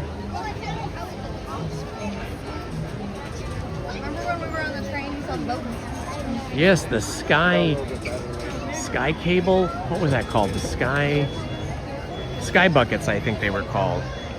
They used to go through a hole, like a tunnel hole, in the Matterhorn. Those were fun. When they were shutting that down, they announced the very last day they were going to have that. And our girls were small then, probably like, I don't know, maybe like 4 and 7, something like that. And we came to Disneyland specifically to ride the sky buckets for the very last time. It was bittersweet, but we did it and it was fun. And I think we have photographs of it, maybe even a video somewhere. And then we did the same thing when they shut down Splash Mountain. We came for the very last ride on Splash Mountain, and that was just crazy that day. The lines for Splash Mountain were like hours and hours long. Not like 2 or 3 hours, like 5 or 6 hours long. But we had, for that day, we bought a Lightning Lane pass. So we came back for Lightning Lane, and that was even hard to get because we got our Lightning Lane pass like first thing in the morning when we entered the park, like around 8:10, 8:15. And everybody got on their apps and got those Lightning Lane passes for Splash Mountain so quickly. Our Lightning Lane appointment or return time wasn't until like 8 o'clock at night, 7 or 8. We were on the Splash Mountain probably in the last hour or 2 that it was still open. But it was so fun. Like, all the YouTubers were here and everybody was having such a good time. We're in such a good mood. Even all the people that waited for hours and hours in just regular standby were perfectly okay with it because they just really wanted to be here on the last day Splash Mountain was open. And then we came back for Princess and the Frog, I should say Tiana's Bayou Adventure when it opened. And I think we were here maybe not on the first day, but maybe the second or the third day. And we were excited for that because that was the last film that Lizzie worked on for Disney. That was The Princess and the Frog, which is what Tiana's Bayou Adventure is based upon.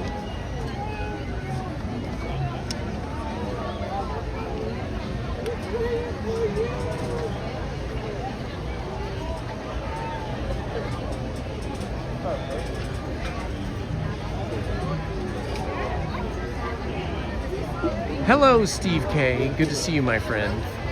Welcome. Oh yeah, this line's moving pretty quick. We're gonna be up there pretty quickly. It is getting pretty warm though. It's 77 degrees right now, so if you're standing in the sun, it's a little toasty now.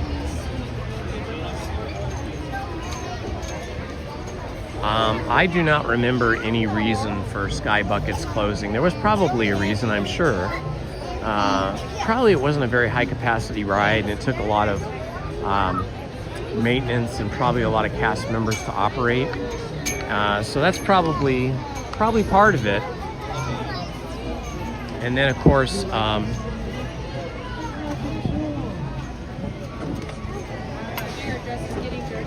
they don't have the mountain climbers on the Matterhorn either. Beginning on day 1, July 17th, 1955, and for at least 2 decades afterwards, maybe even 3, they had 2 mountain climbers that would climb up the Matterhorn on ropes, I think 3 times a day. And then of course, if you're old enough, you might even remember Tinkerbell flying across Disneyland on a cable and ending her flight in the Matterhorn. I was reading a history of Disney book, and they were saying that the way they would stop the cast member that played Tinkerbell once she got into the Matterhorn is they had a couple of mattresses, like bed mattresses, and they would hold them up and they would catch her in the mattress. Oh, sounds crazy, right? Somehow that doesn't sound exactly like it is OSHA approved. Hey, come on, dude.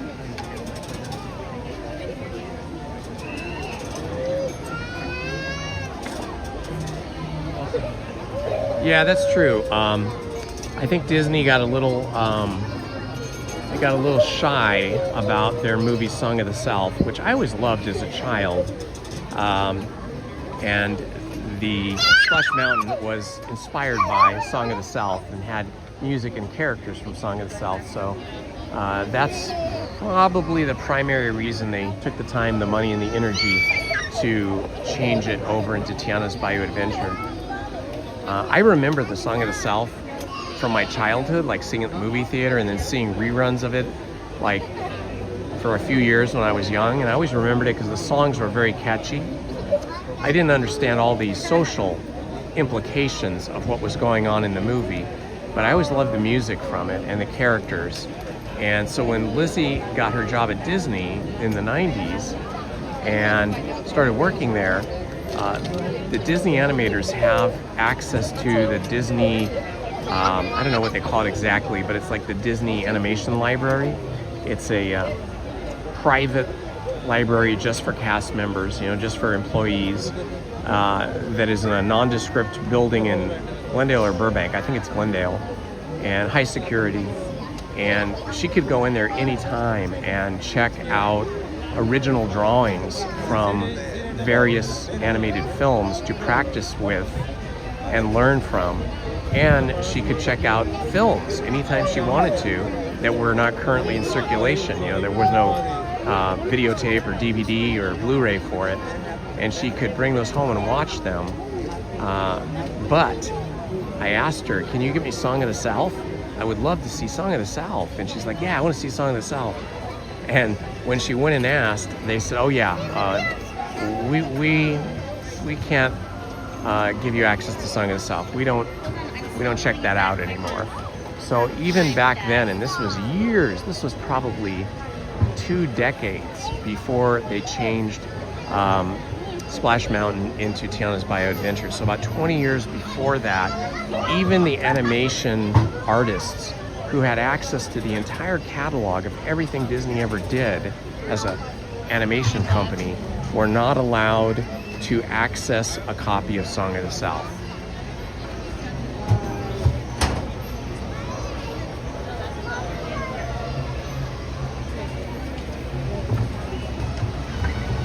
However, you can still buy the movie Song of the South on eBay if you can find somebody that will sell you a copy. I think most of the copies that you can get now of Song of the South, like the official copies, are like either from Japan or Korea. I think they were still licensing the manufacture and sale of those for a long time. Oh, absolutely. I think the ride is still super cool. And you know what?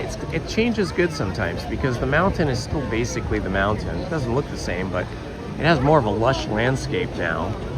And I really love the music from Princess and the Frog, and I love Princess Tiana and Prince Naveen, and the whole thing with the animals. Some of those animals that are the singing animals in the ride were just repurposed from Splash Mountain or from Country Bear Jamboree, which I think is where some of the Splash Mountain characters came from in the ride. I think they came from Country Bear Jamboree, and now they are in Tiana's Bayou Adventure. Yeah, Hattie McDaniel, I think, received an Academy Award for Song of the South. I believe she was the first African-American woman to receive an Academy Award.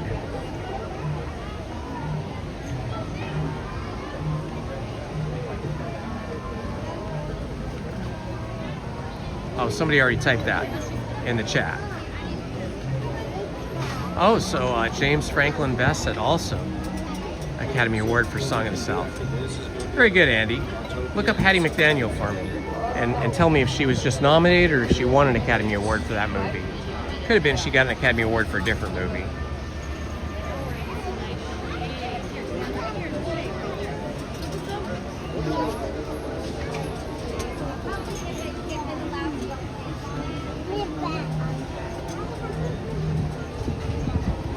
Yeah, Jeremy Bearimy, I could see that.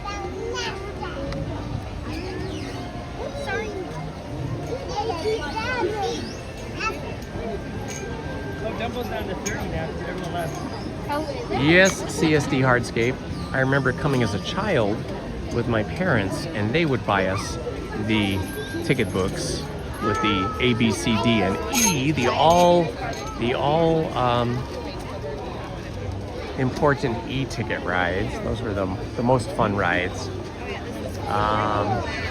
And then we did not have those for grad night in high school because you just bought one ticket and everything was open to the high school students.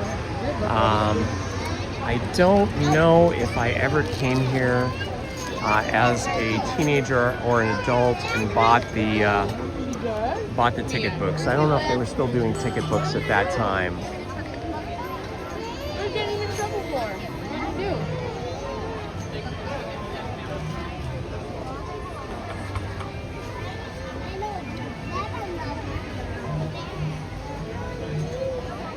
Oh, for sure, Matterhorn and Space Mountain were e-ticket rides for sure.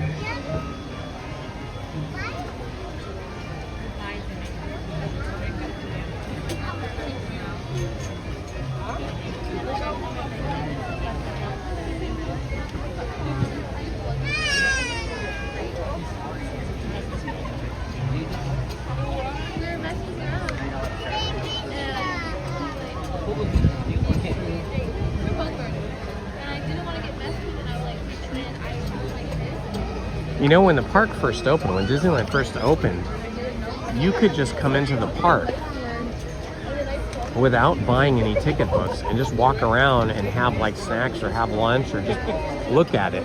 I don't know how long that lasted, but in the very beginning, when it first opened, you could just walk in. And then I think later on, they instituted like a general admission price, but you still didn't have to buy the ticket books to go on a ride. And then of course later on there was the admission price and ticket books. And now we just have tickets that are on your phone or annual passes that are on your phone. Magic keys as they call them here. Well, the line for this got a lot longer. It's all the way back there now. It's a good thing we got on this when we did. Welcome my friends and happy Easter Sunday. I hope you're all having a beautiful day today. The weather is gorgeous here. Still 77 degrees. I'm happy we're in the shade now. He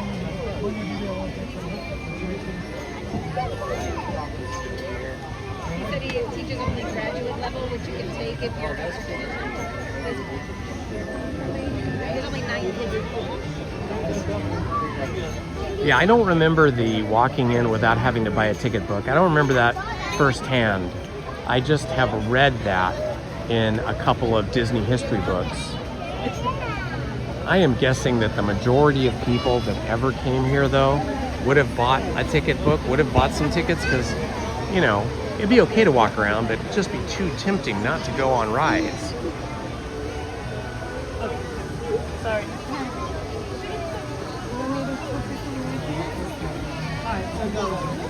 Chloe, Patty, Mia, Chloe, Mia, Grandma, Mom. Interesting, Andy, interesting.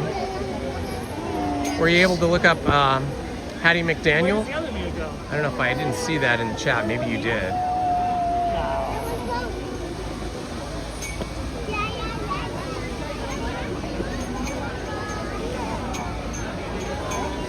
Hi, Mickey Stein. Yeah, I know there's always been torrents for as long as computers have been able to download stuff off the internet for movies and software and stuff like that. But with all of the bad actors out there trying to steal our identities, our credit card numbers, our bank accounts, Okay, guys, careful. I would not download anything from a torrent or from a website that was not 100% legit and trusted, because you never know, you might download some spyware or some malicious virus, and you could end up having somebody completely ruin your life, your credit, drain your bank account, etc. I remember probably like 20 years ago, I was at work at the college. Hi, everyone.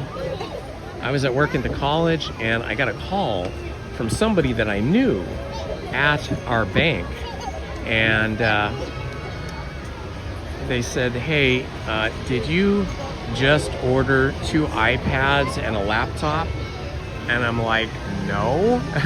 And they said, are you currently in New Jersey? And I said, no. And they said, yeah, we didn't think you were. Somebody just used your ATM card to buy 2 iPads and a laptop, but we put a hold on that purchase and called you. And they said, okay, well, this is obviously a hacker who has hacked your account somehow. So we're going to immediately, right this moment, we're going to cancel your card, and we're going to send you another one. You'll get it in about a week. And they said, just don't use your account right now, and if any money has left your account, it'll be replaced within 3 or 4 days. So I was very happy that my bank did that.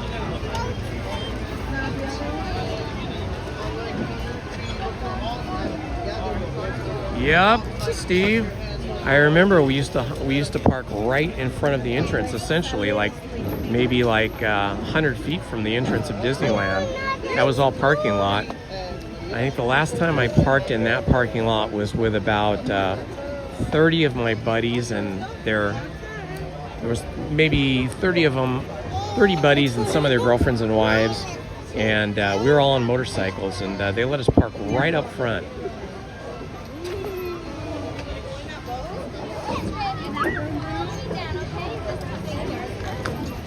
Hi, you want me to go? Okay.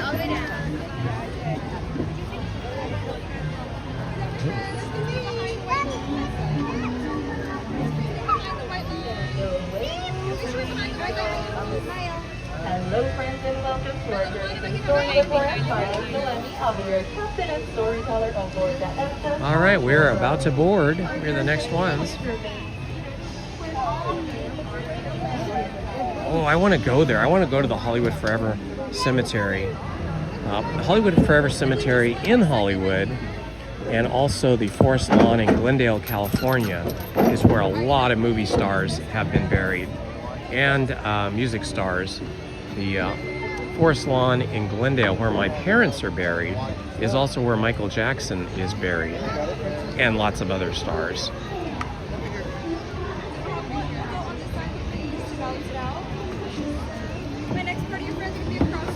Alrighty.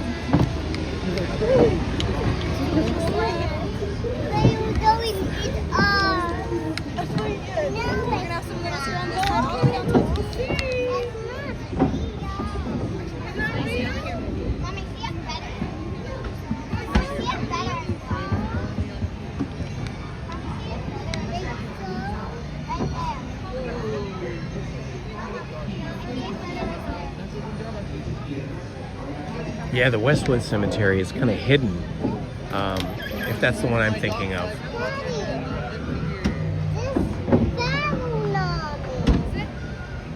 It's like surrounded by a bunch of tall buildings.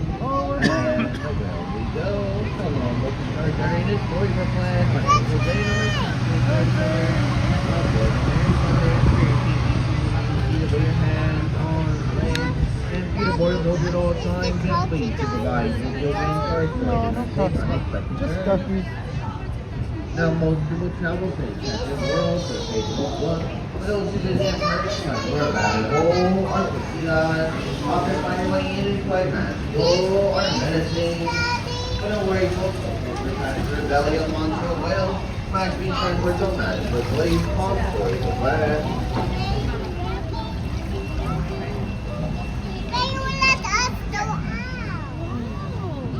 Not like all great stories, ours starts once upon a time, and in this case with a big bad wolf who lives in a cave just to our left.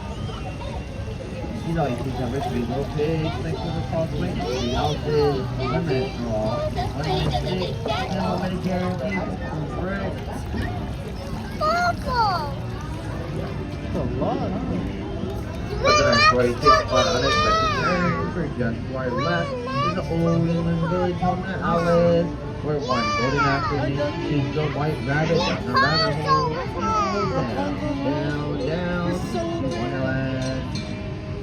Stories of plants putting such fantastic places, places like Leather Park to our right. Wendy and Michael Darling, First Two, what the hell, looking for dogs, Dixie Dogs. And places like Avatar, First Two, Riding Aladdin, First Two, Thinking Jasmine, the Marketplace. That's a letter.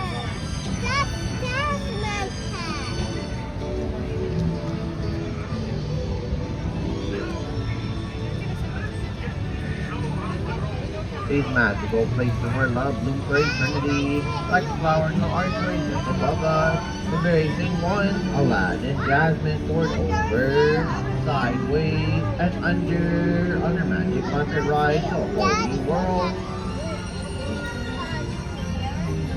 And while good stories are full of love and light, there were dark places as well, places of mystery, like the evil wonders just up ahead.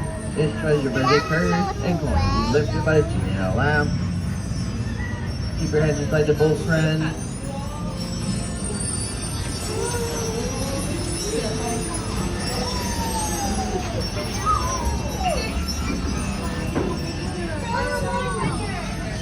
The white whisper and pink waves up and pink legends with me, but they come from the thought of human stories, alright?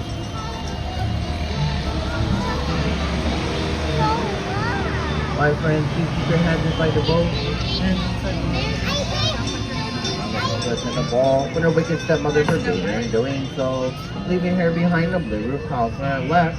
But thankfully, a fairy godmother granted her wish, who went to the relative by midnight. Her carriage went back into a pumpkin.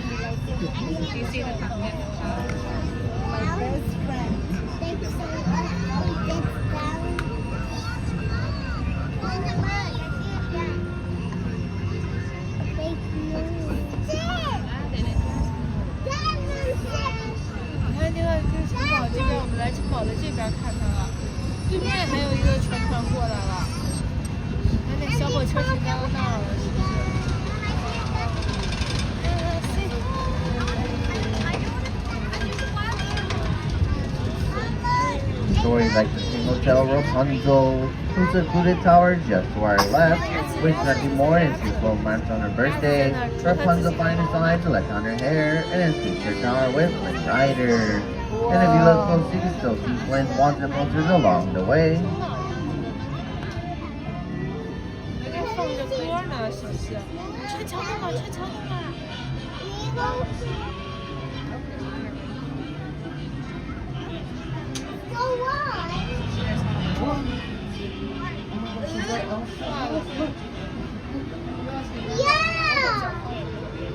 Remain seated, friends. Sit down.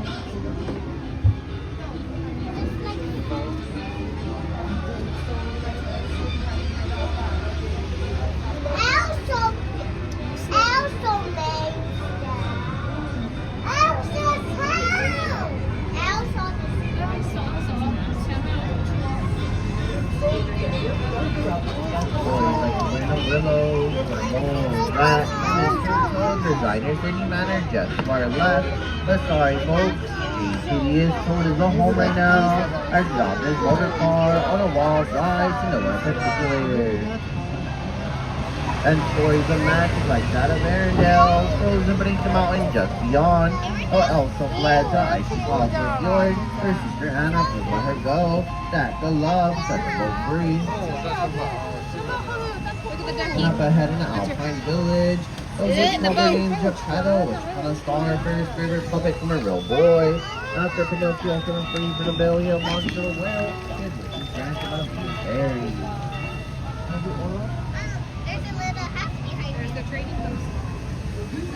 Geppetto's wish like Diamond in many fairy tales, like that of remaining Ariel, Earth to a castle on the right, and fulfilling her dream of becoming a part of our world.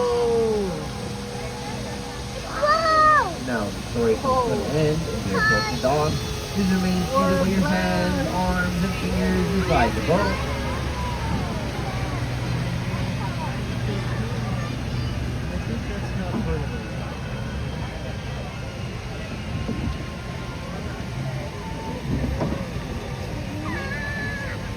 boat's getting kind of tippy here.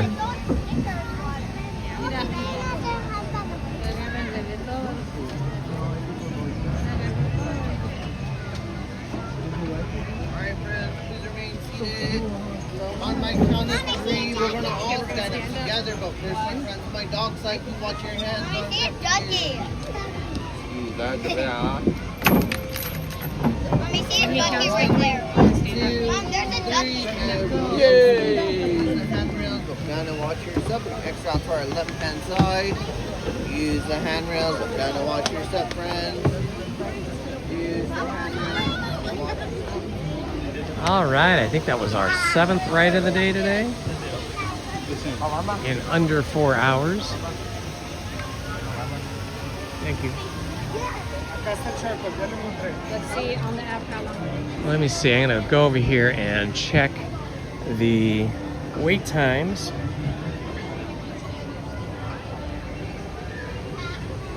We're just down the road from Mickey and Minnie's Runaway Railroad.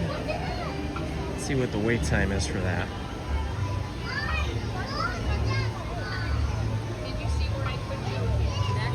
45 minutes. That's a little too long. Smugglers Run is only 20 minutes. I think I could rather do that. I think we're gonna head over into Galaxy's Edge for a little Smugglers Run. Yeah, you know, I always love whenever I can do Casey Jr. Circus Train and then follow that with Storybook Land canal boats, or vice versa, because it gives you the full view of Storybook Land from 2 different points of view. One from above on the train and one from water level, looking straight out at all the different miniature houses and towns and stuff.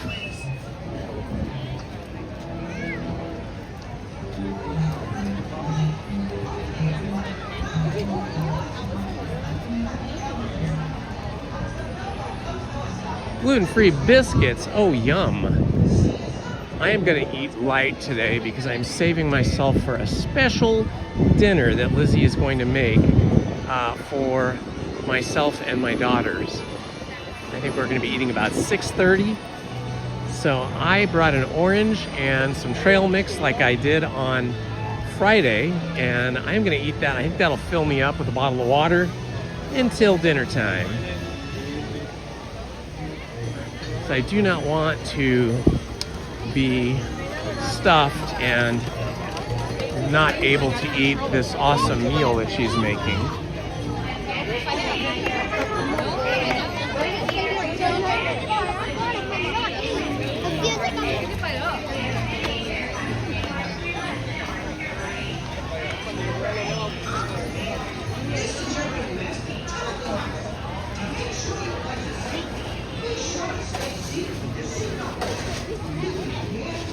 All right, on the road to Galaxy's Edge.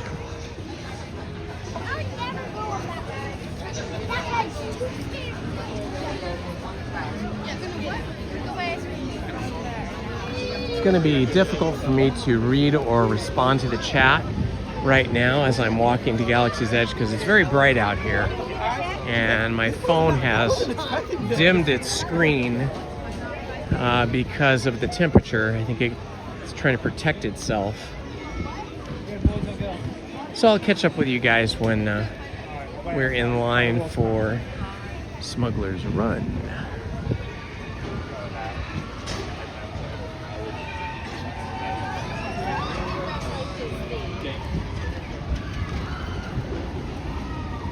All right, Galaxy's Edge is just over here to the right.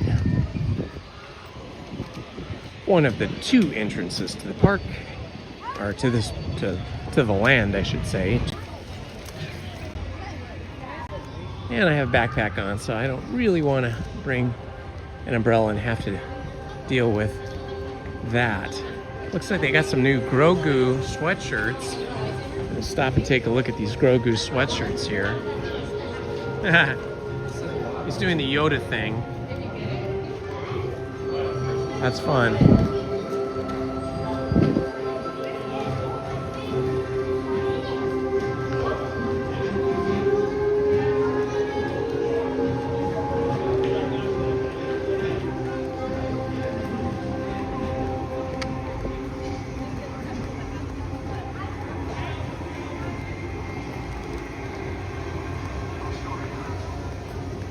I see stormtroopers ahead. That could be trouble.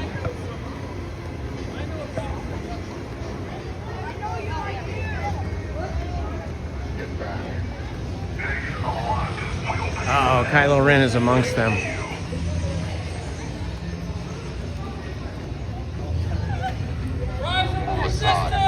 We're having a great day. Thanks.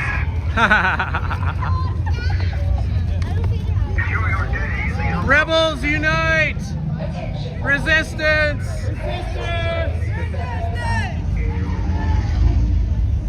Haha.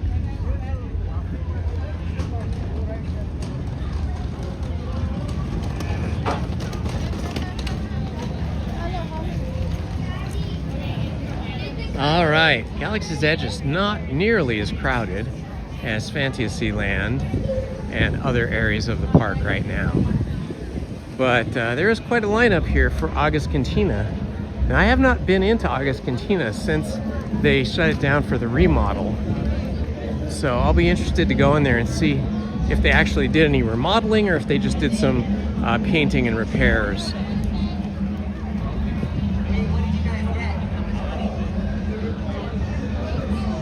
I believe we are going to see the 1977 Star Wars movie, Star Wars New Hope, characters here beginning in late April. Probably during that first week of May the Force what do they call it? May the Force be with you. It's called, okay, we're not going to go in standby. We're going to go in single rider.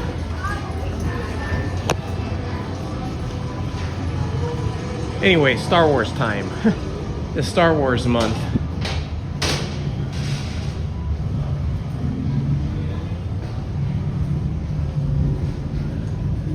All right, I'm in the icebox hallway here. Oh boy, it's chilly here. It feels good though. So it's getting pretty hot out there.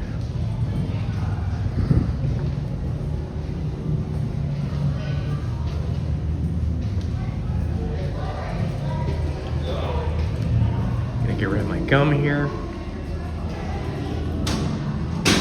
All right, up the stairs. This will be, I believe, our 8th ride today. We started off with Alice in Wonderland. Then we did Big Thunder Mountain, then Haunted Mansion.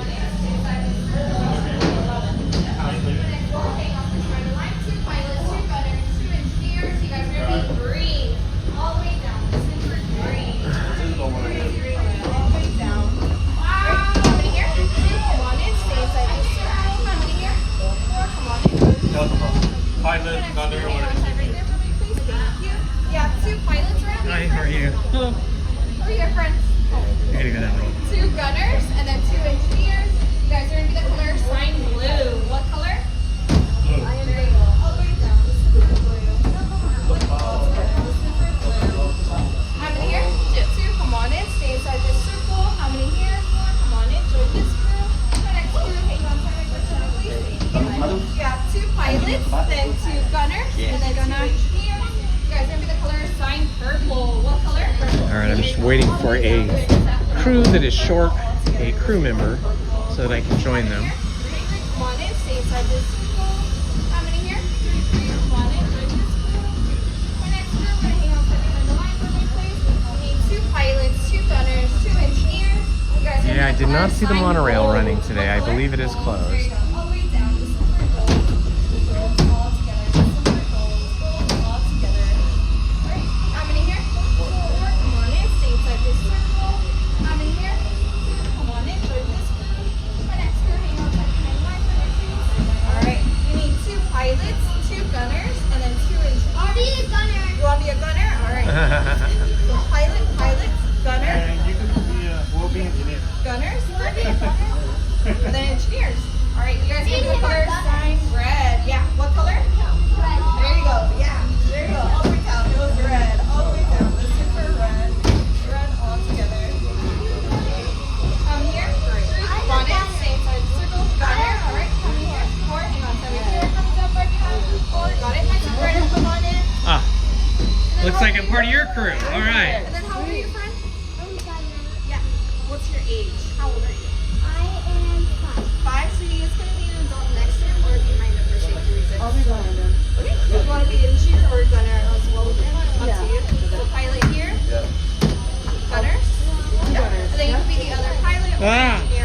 Totally up to you. We're still gonna wait for one more. Oh my gosh, they want me to do about pilot. I'm terrible at piloting. Yeah? You're gonna press them fast? Yeah, and also the blue square button the dark blue square button that's why is one button because I did on this slide once. Perfect. Professionals already. Alright, you guys are gonna be pink. What color? Pink. All the way down. All together. Let's see your video.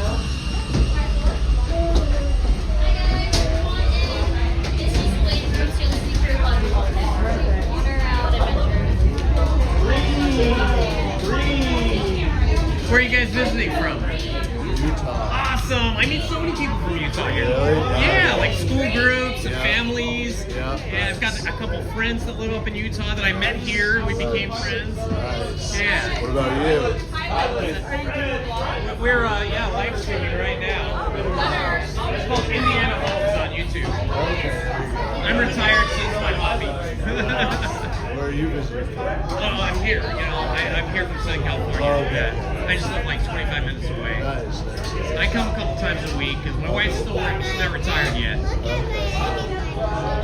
Oh yeah, got Easter egg. Nice. Did you? Fantastic. Did it have candy in it?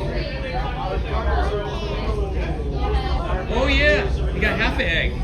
And there's the other half. I see. Very good. I think that egg hatched.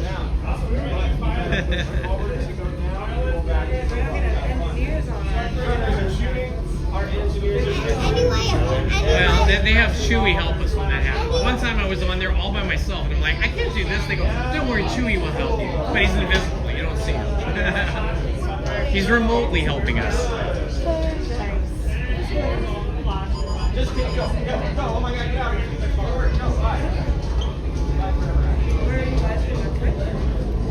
No, YouTube. Yeah. No worries. Come on up. Our pilots are up front side by side. There are 1 gunner, 2 gunners, 1 engineer, 2 engineers. Oh yeah, I guess I'm piloting. Pilot, all right. Pilot on the left. You're gonna fly left and right. On the right. I gotta go up and down. Ay. But it's backwards, right? Forward is down, back is up. Forward is down, backward is up. Yeah, good luck with that. Gunners? 2 gunners, right? Yeah. Perfect. Press all your flashing buttons. Yeah, that's about it. Any questions? Forward is up? No. Forward is down? Yeah. Okay. You'll get there. Don't worry. It's confusing for everyone. All right, head to work. Good luck. Remember, it's a rental. How long are you guys here for?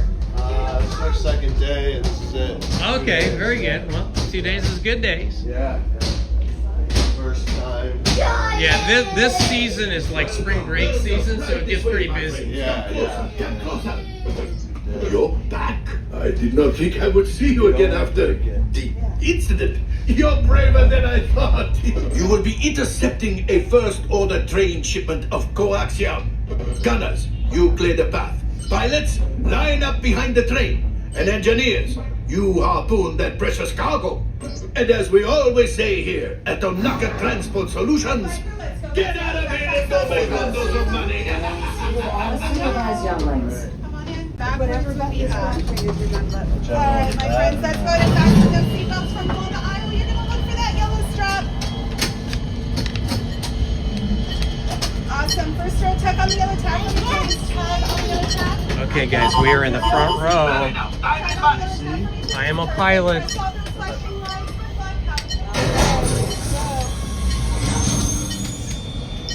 Ready? Here we go, guys. Here we go.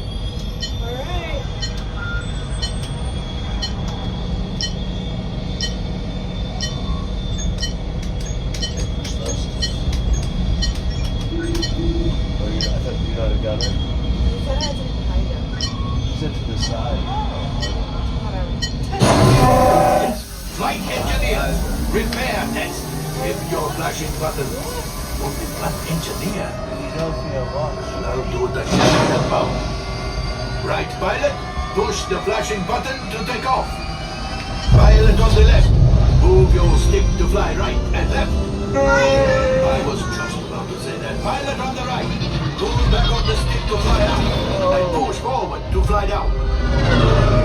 One gunner. I hope you're a good shot. Weapons are online. Left pilot, hit the boosters. Hit the booster Now let's button. go get that coaxium. Right pilot, make the jump to light speed.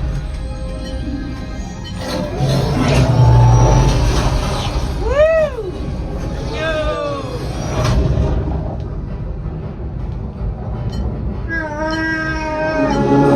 There's the train. Come, Papa. Those heavy guys are protecting the train. Take them out. They've locked onto us. Take evasive action.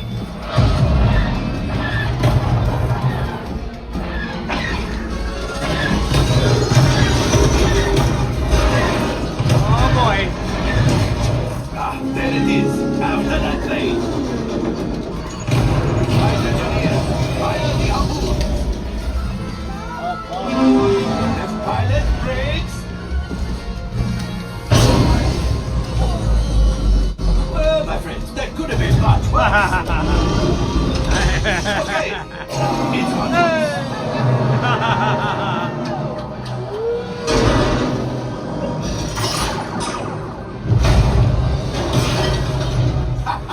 Oh my God. You see, just as I promised, my friend. Come on, let's get another container of coaxium. Yeah, let's get it. Pilots, line up behind the train so we can harpoon that last car. Get behind the train. Pilots. Where is the in train? The center. I don't know. It's over on the right. Do you see those big white rings? Would you fly through them? Flight engineers, fire the harpoons and reel us in. Well, it's harder than it looks.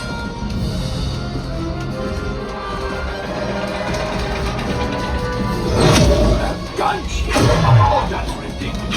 Things are getting too hot. Get out of there. Yes, a distraction. Fire the missiles at the train. Hurry.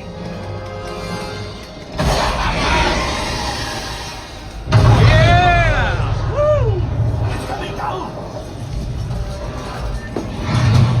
Left pilot, hit the boosters. Boost, boost, boost. We made it. I'm good, but we made it. Now, let's get up. Yes, Chewie will pilot us in remotely. You retrieved one container of coaxium.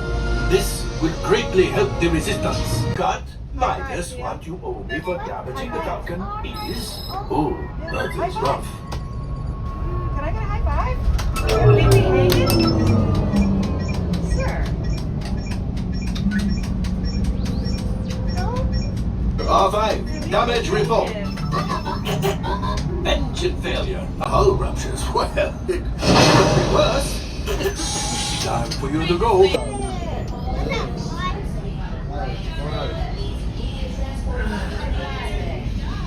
He's practically sprouting out.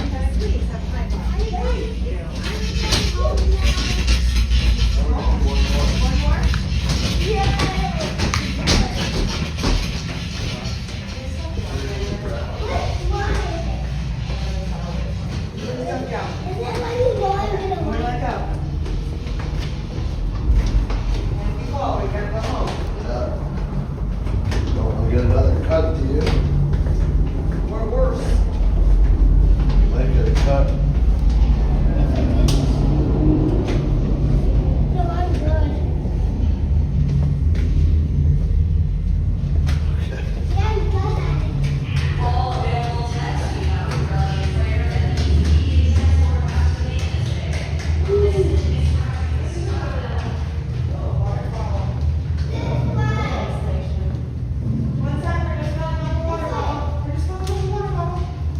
You guys have a good weekend here. Enjoy. Wait. Come back. Go back to that. You gotta go back to your crew. See ya. That was fun. What a nice family.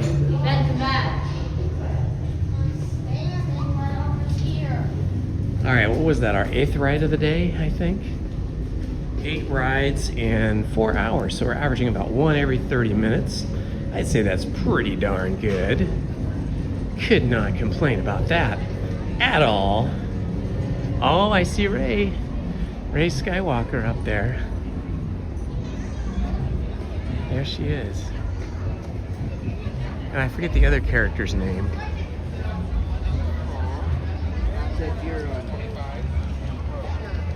Andy, thank you for the super chat. Super sweet of you. Thank you for the support, my friend. But also, I was right. Yeah. I was driving. Ah, Ray Skywalker's walking away. I don't know how to do that. Oh, I can. Thought she was gonna walk this way.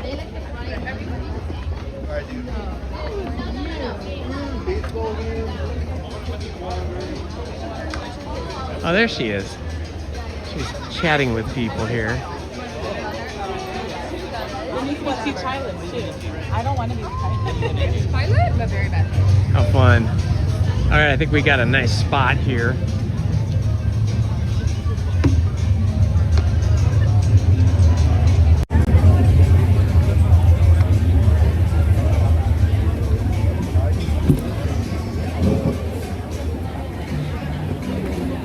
All right, this is the spot for lunch, or snacking anyway.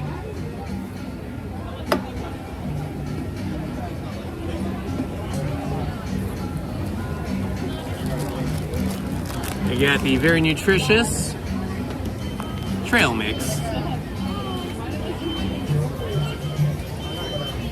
Handy dandy wipes.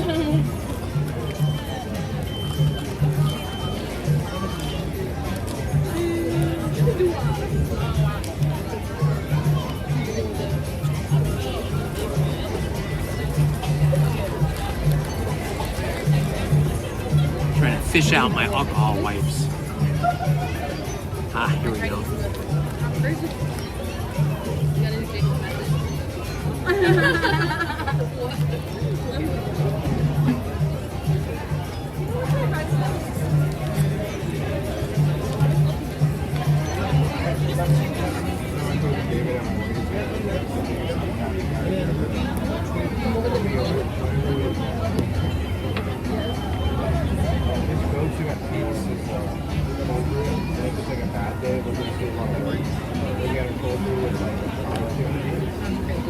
Hydration time.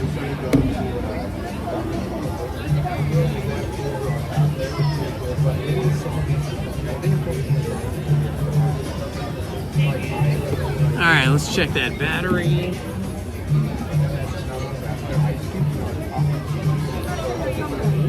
That's so sick. I love music.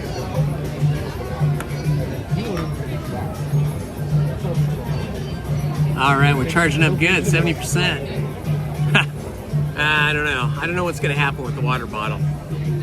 Hopefully, I'll just drink it now and then it won't leak again.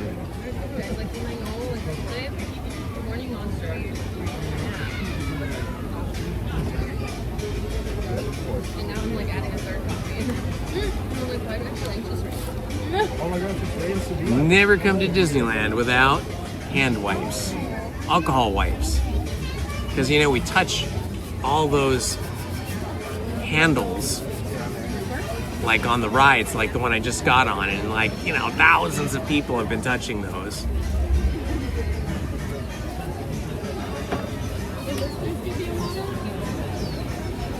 Trying not to catch another cold. All right, we got our handy dandy orange and our water bottle. Kelly DiMaggio, yeah. Even with the hand wipes, I've gotten sick so many times from being here with, you know, just people sneezing and coughing and, you know, germs get in the air. What are you gonna do? But I try to do what I can, so I like those alcohol wipes.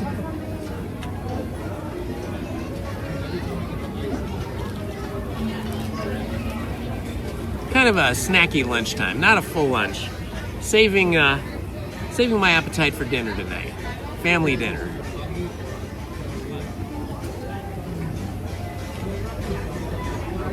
Boy, this orange has a really thick skin.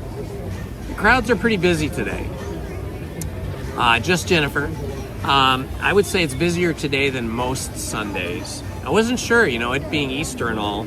I thought maybe it'll be lighter because people are going to religious services or something. But no, it was busier than Sundays in the past. Yeah, I wash my hands too, but you know, usually that's only when I'm going to the restroom. So when I come off a ride like I just did, I want to make sure that I can still have clean hands.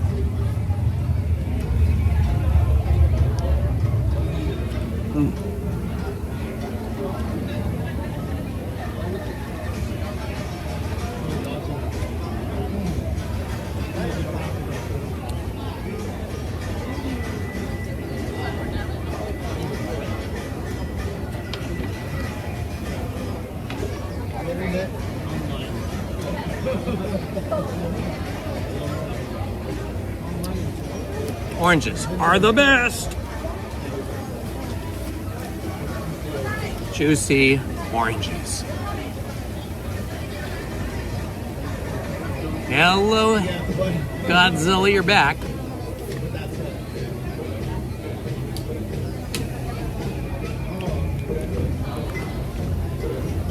This is a Cara orange.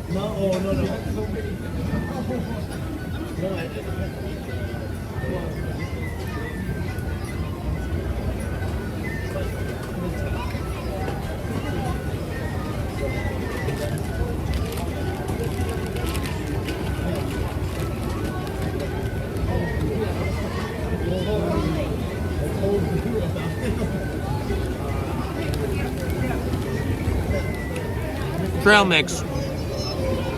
Almonds, cashews,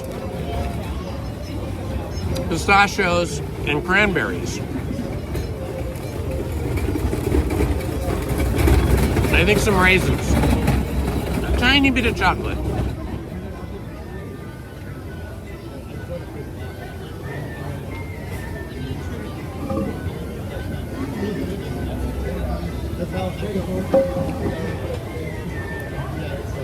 It's nice to have snack food that's somewhat healthy and not always be eating fried food, you know.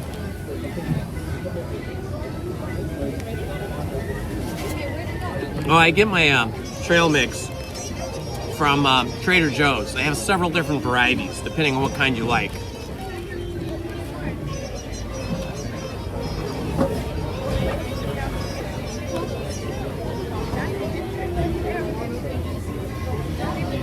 Oh, sure, go ahead.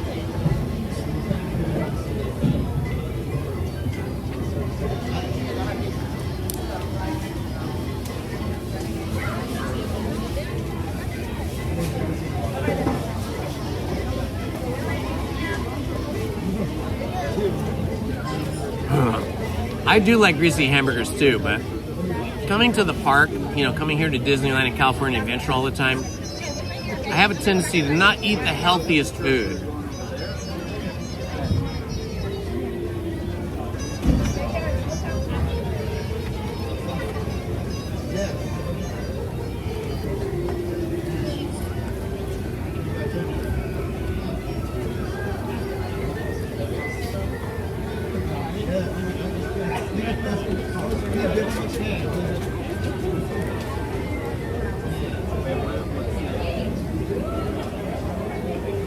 Let's see if we can charge two devices at once.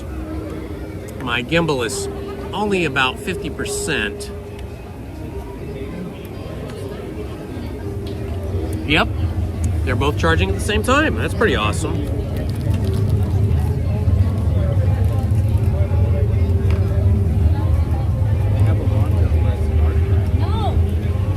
A very busy day.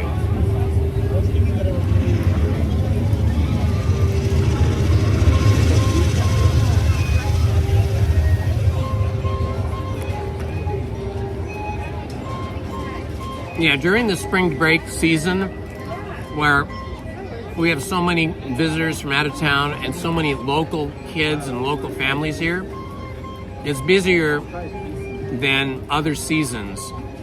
except for the Christmas season. That's the busiest.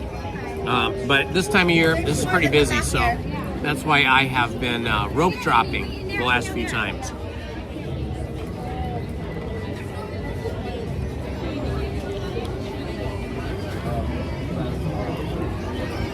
You too, Jim Rockford. Thanks for stopping in.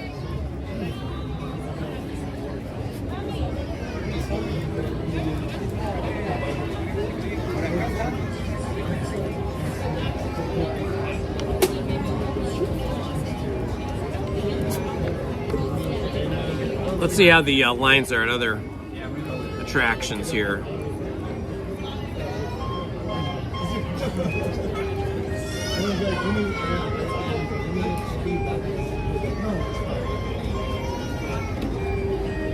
Tiana's is 55 minutes. Whoo, baby. Star Wars Rise of Resistance is now 90 minutes.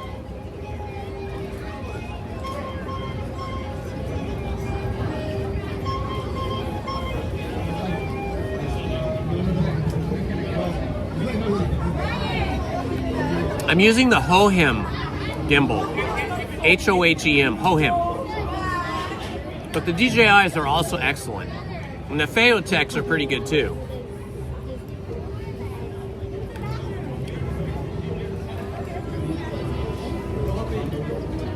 All right, Andy. Have a good day. Thanks for hanging out with us.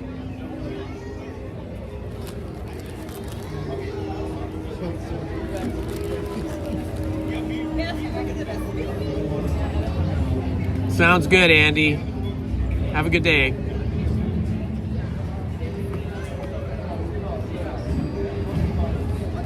No, I won't wait 90 minutes either for anything.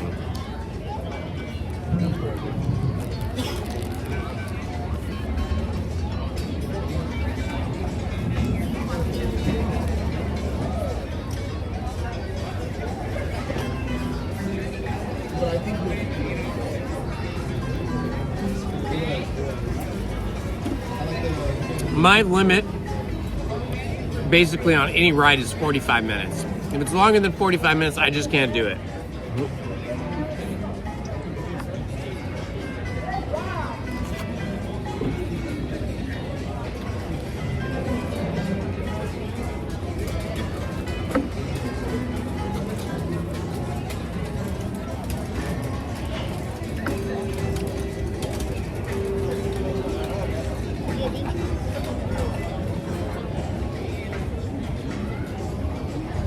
I don't think I would. No, I don't think I'd wait 90 minutes for Pirates of the Caribbean. Because I've been on it hundreds and hundreds of times. Maybe thousands of times, I don't know. And I just don't know if I could. Maybe if I was with a lot of friends, a lot of people, a lot of other YouTubers, I might.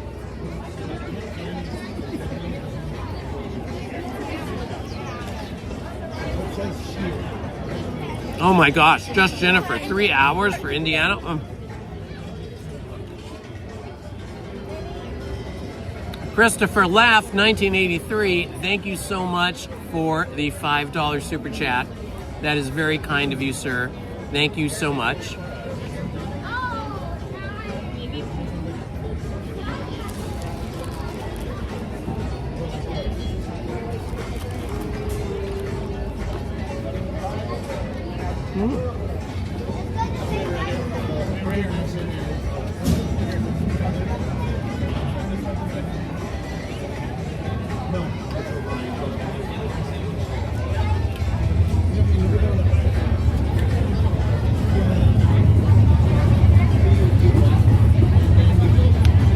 I just checked. We are now at 4,807 subscribers. Thank you to everybody who subscribed today and in the past. Thank you for the support. Love to you all.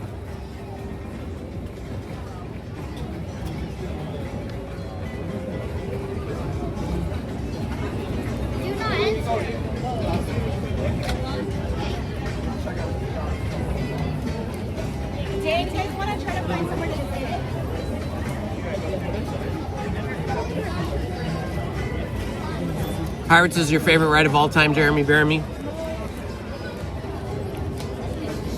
I love it a lot, but I kind of like the excitement of Indiana Jones and the Temple of the Forbidden Eye a little better.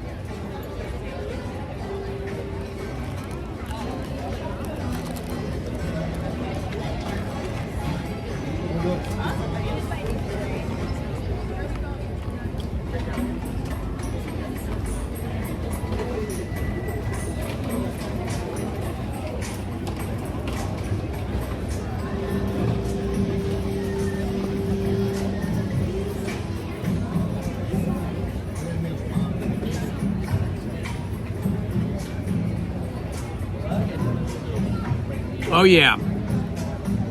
Hardscape, if you have not been here since 2003, you have a lot to catch up on. There's a lot of changes, especially at Galaxy's Edge. You have got to go on Rise of the Resistance. It is awesome.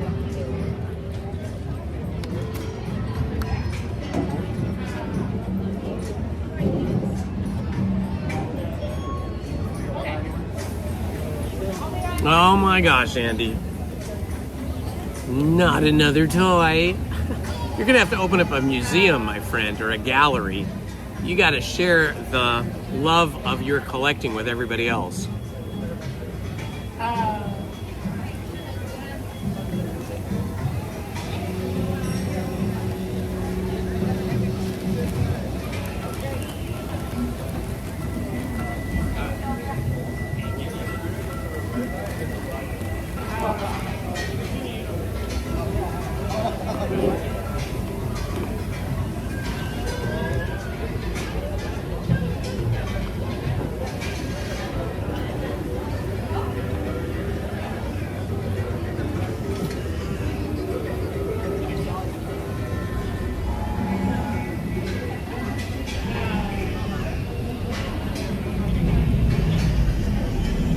It was either last year on my birthday or the year before.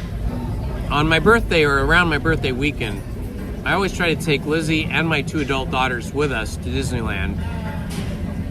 And it was either last year or the year before. We did rope drop, and we got to Rise of the Resistance, which opened shortly after we got here. And we went on it, and there were so few people that we got back in line and went on it again. And I mean, when we got back in line, I think it took us like maybe 10 minutes to walk through the whole line. That's how empty it was. It was so cool to go on it twice in a row.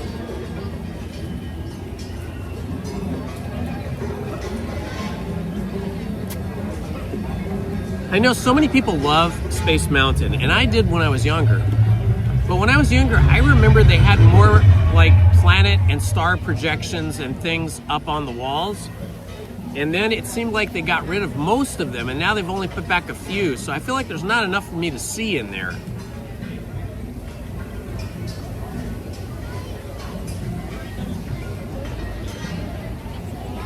All right, sounds good, Andy.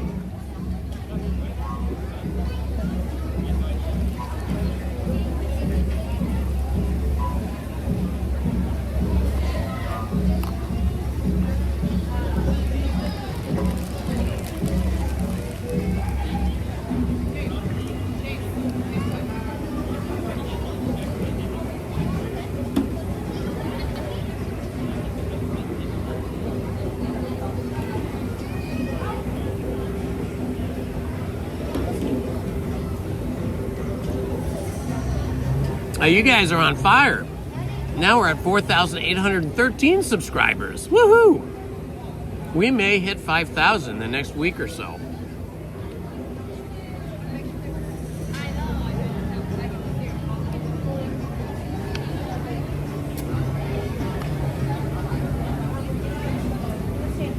Yes, it's still almost pitch black. Oh my God, he broke his back riding it when it whipped around the corner. Ouch! Sydney Willis, thank you so much for your $5 super chat. That's so nice of you. Happy Easter to you too, my friend. Thank you for your kindness and support.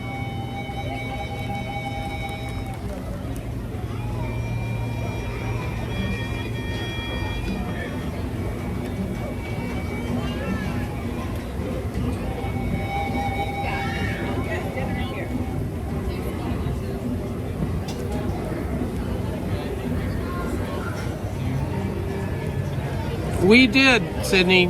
We reached our subscriber goal today. I wanted to get to 4,800, and we have surpassed that. So thank you, everyone.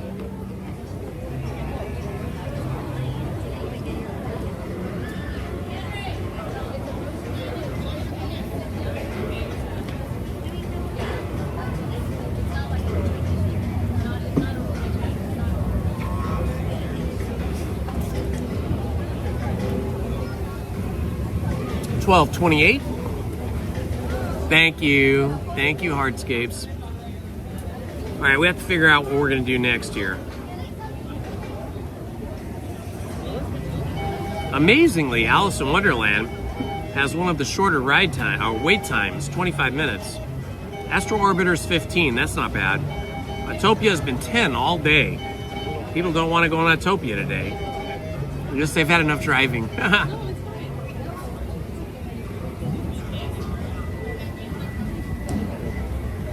Let's see.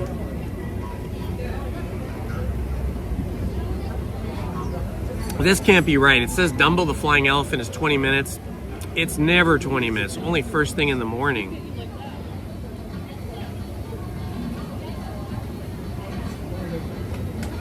Oh, Winnie the Pooh's only 10 minutes right now. We could cruise over to Winnie the Pooh.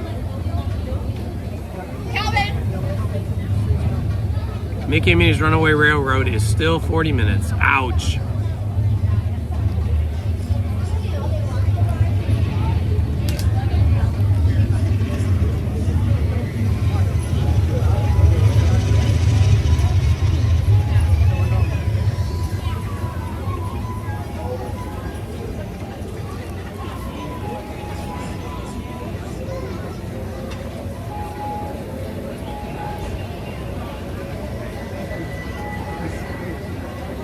Small World is pretty short. I think I'm going to pass on Small World today.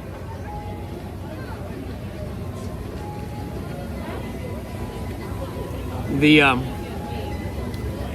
standby line in Small World, well, both lines are in the direct sunlight, and it's pretty warm out here today.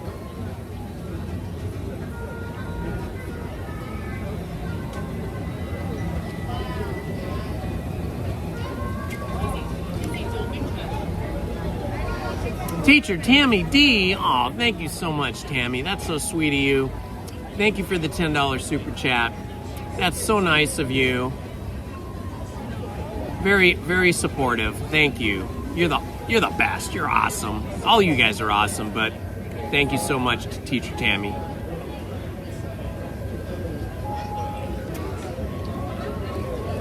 Milo, why are you running?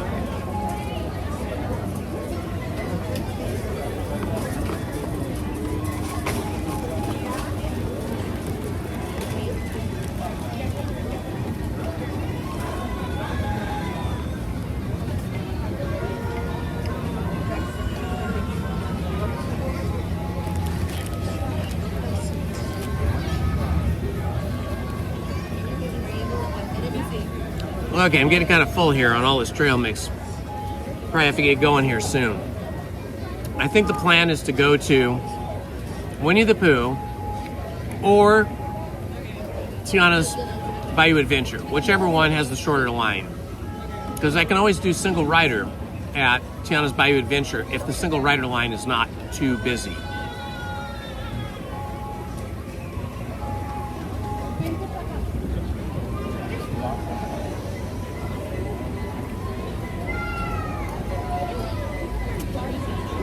Yeah, I think I have seen his stream as well.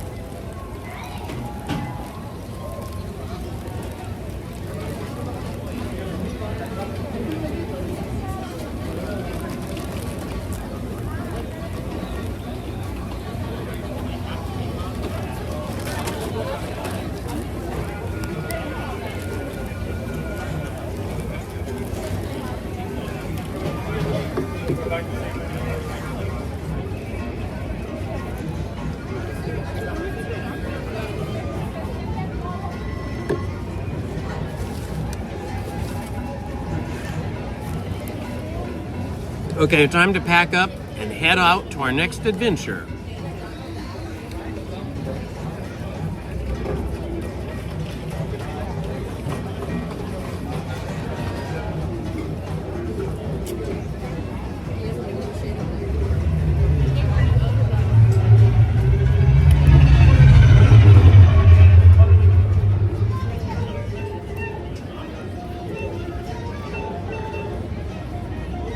we'll probably do both of them. It just depends on, you know, what which line is shorter to start with.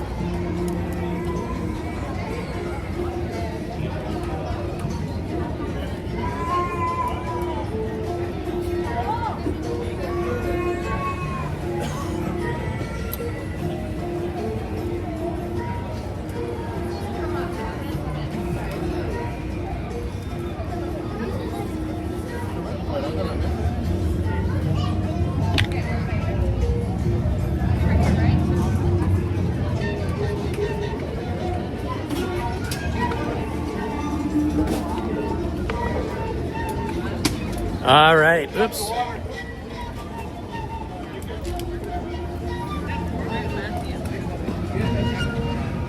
Maddie, sorry.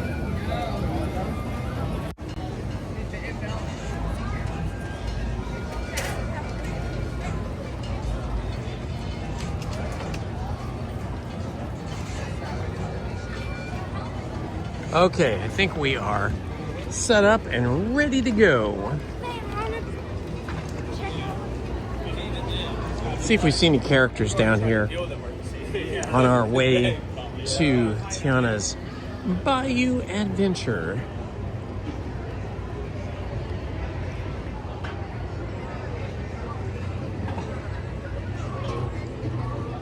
I don't see any characters out here. It must be too hot for them.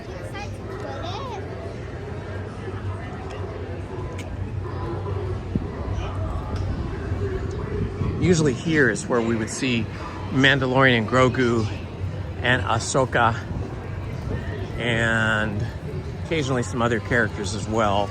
Boba Fett.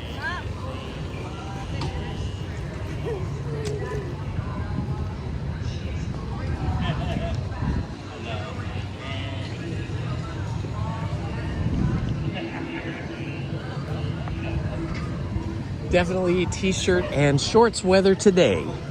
Everybody is in the spring swing of spring with their shorts and t-shirts.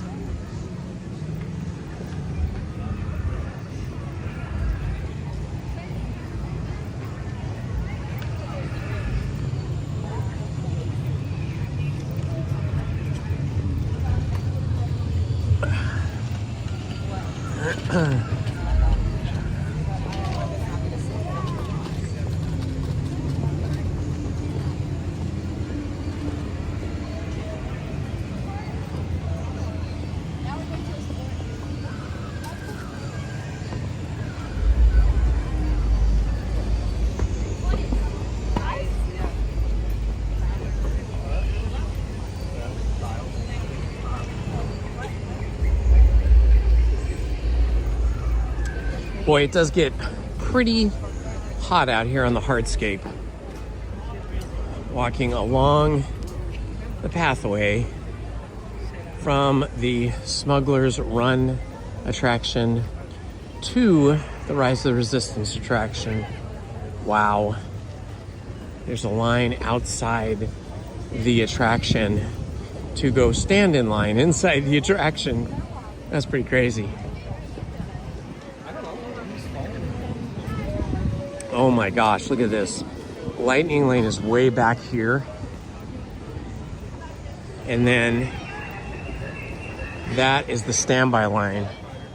The standby line is outside, as is the lightning lane. It's showing 100 minutes for standby line on Rise of the Resistance. That is crazy, guys.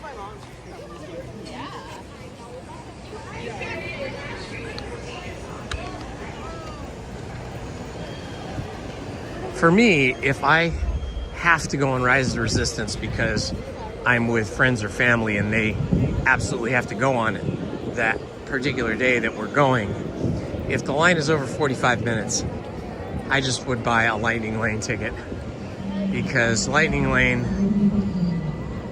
would save you all of this. Can you imagine standing out here in the sun for, let's say you spend half your time out here, 100 minutes, so you spend 15 minutes outside in the sun in the heat?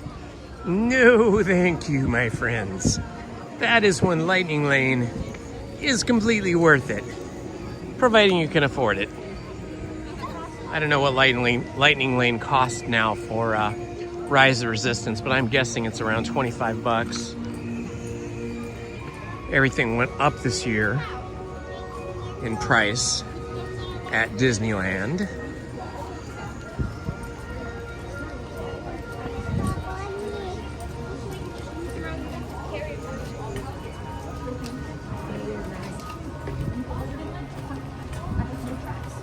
Oh, it's very people-y now, my friends. Very people-y. It actually, looking at the crowds that we have here now, it feels more like 3 or 4 o'clock on a Sunday than 12:30. Usually on Sundays, it's about half as busy, half as crowded as it is today, until about 1 o'clock. Then it starts to really fill up. And then by 2 o'clock, 3 o'clock, your crowds are starting to look like they look now. But I think just a whole lot of people decided they would like to spend Easter Sunday at the happiest place on earth, here at Disneyland. And I'm happy they're here with us. The happier people are, and the more happy people we have in the world, theoretically, hopefully, we will have a kinder and gentler world. Sarah's gonna go to the bathroom. I am as well. All right, we're coming up on the mini adventures of Winnie the Pooh. Do you guys want a pretzel? Uh-oh. Oh no, Winnie the Pooh is closed. Say it isn't so. Oh no. This almost never happens. Cast member says just keep checking the app. They don't have a estimated time. That is so rare for Winnie the Pooh to be down. Let's see what single rider is looking like over here at Tiana's. Well, this giant line on the left is all Lightning Lane, so I don't see anybody in front of me here at single rider. So we will just wait here.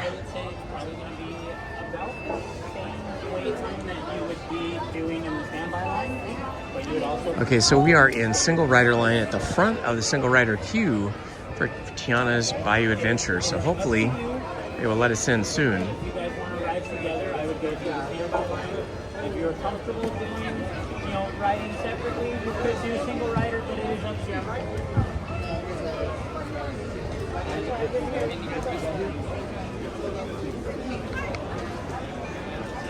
All right, we're just waiting for a cast member to let us in for single rider.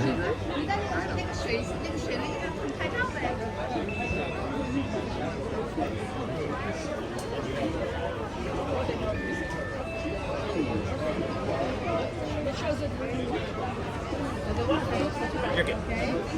You're welcome. Okay, go.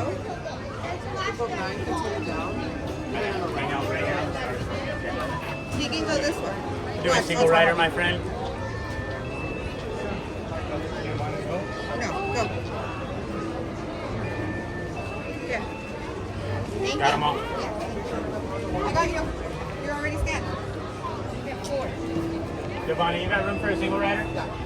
Come on over, my friend. Thank you, Eric. I like those Giovanni. boots, my Thank friend. You, sir.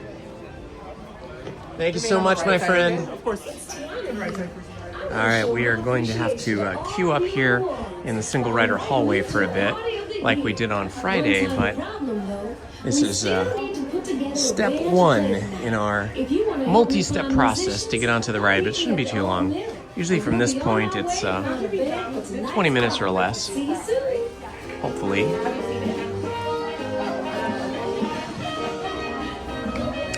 All this music that they play in this hallway flags copyright every single time. I have to spend like the entire evening in the app cutting this music out, one song at a time. Please keep your hands, arms, feet, legs, and tails inside the vehicle. Bye-bye, Sydney. Thanks for hanging out with us. Supervise any little music scouts joining the search. Let the good times roll. Have a wonderful family dinner, Sydney. Thank you so much. ¿Cómo están, amigos? Por su seguridad, permanezcan sentados con las manos, brazos, pies y piernas dentro del vehículo. Y cuiden a sus hijos. Y venga la vida. Ready, guys? What's your remain on the right side? Just try to walk through.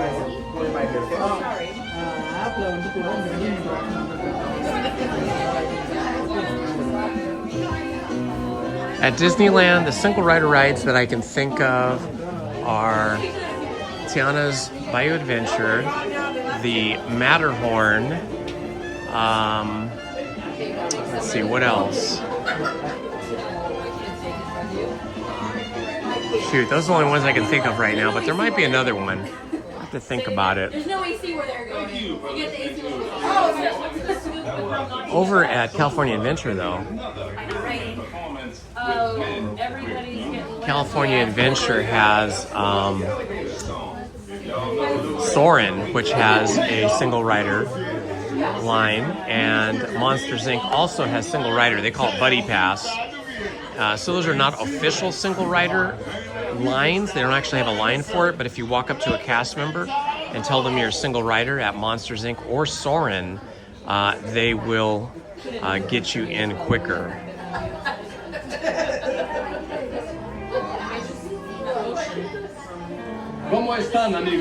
And then there's also over at California Adventure, the Incredible roller coaster has single rider. Lizzie does that all the time because she loves roller coasters.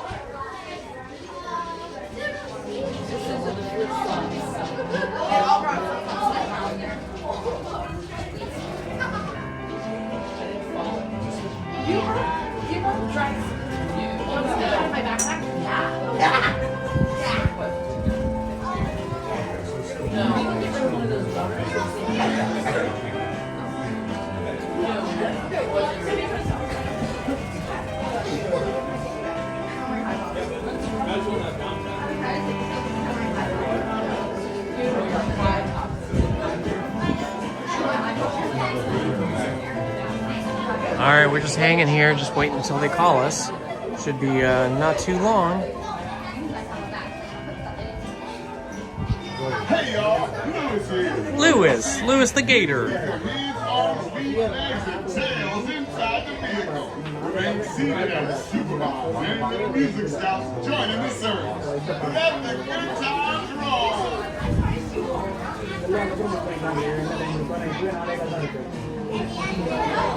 All right, shouldn't be too long now, guys.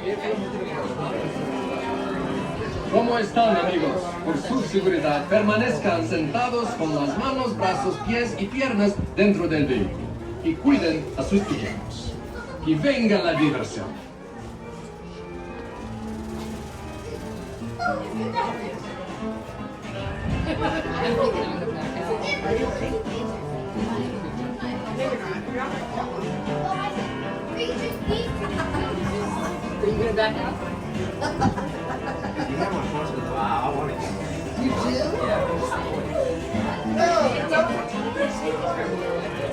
Got some cool artwork here, inspired from the movie.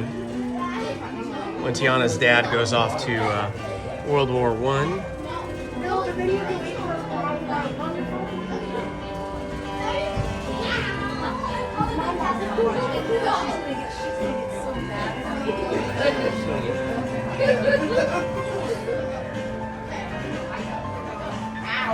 y'all. Louis here. For your safety, please keep your... All right, we just have 4 people ahead of us here in single rider, and then we'll head over to the bridge,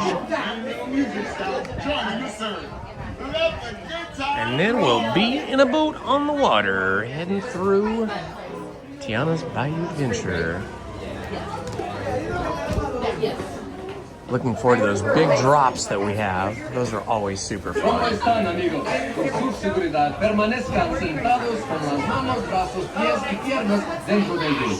Y cuiden a sus pequeños. Y venga la diversión. My cousin just moved. No. My parents, my cousin just moved. Hello, Spencer Walker. He's completely new. Okay. Ah, that's so cool, Teacher Tammy. Next time you watch it, you'll have to watch for Lizzie's name in the credits under animation effects.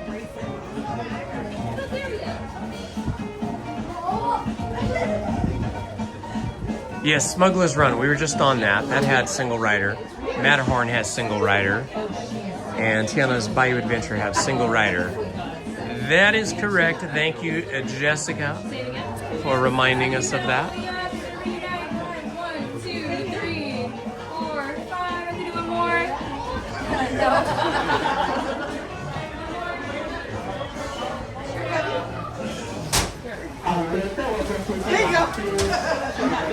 All right, here we go. Heading up to the single rider bridge. All right, we have a full bridge and a full stairway.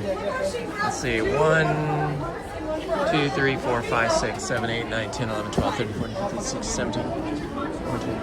There's 24 people ahead of me. I am the 25th person. So we need somewhere between 20 and 24 boats to come through to take all these single riders, and then I'll be on. I would have felt like a big shot. I wanted it, okay? But I had to do the right thing. And taking this out of the trash. Yeah, I think when you look for Lizzie in the credits, I think her credits read Elizabeth A. Holmes, or just Elizabeth Holmes. Well, I can't remember. Whatever Disney did, I think they used her formal legal name on all her movie credits.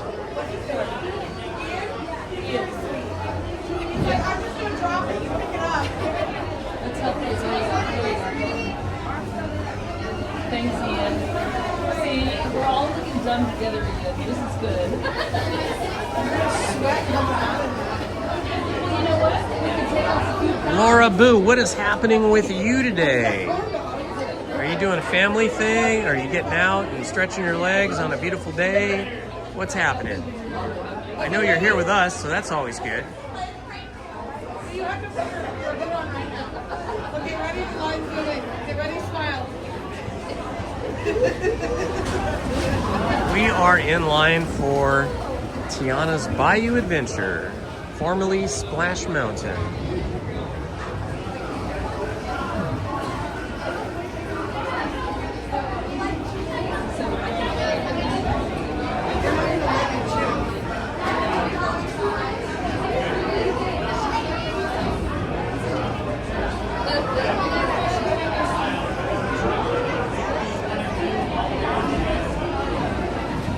Lori loves Disney.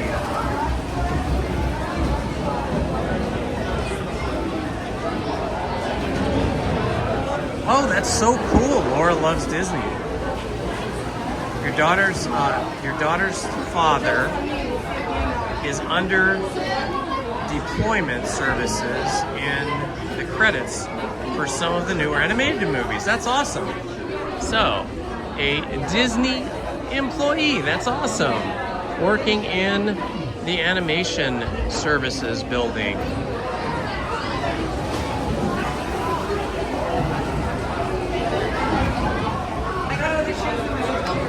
Yes, Song Daddy. They do have an ADA compliant for this ride. So the ramp hallway, the rising hallway that we went through is actually a ramp, and that's why they have all the single riders stand to the right-hand side just like in Indiana Jones, where we also have single rider. I forgot about that one. And so single riders are actually standing on the right-hand side of the hall of the ADA compliant rampway. And then when people come in scooters or in wheelchairs or walkers, they come up the same hallway that single rider does.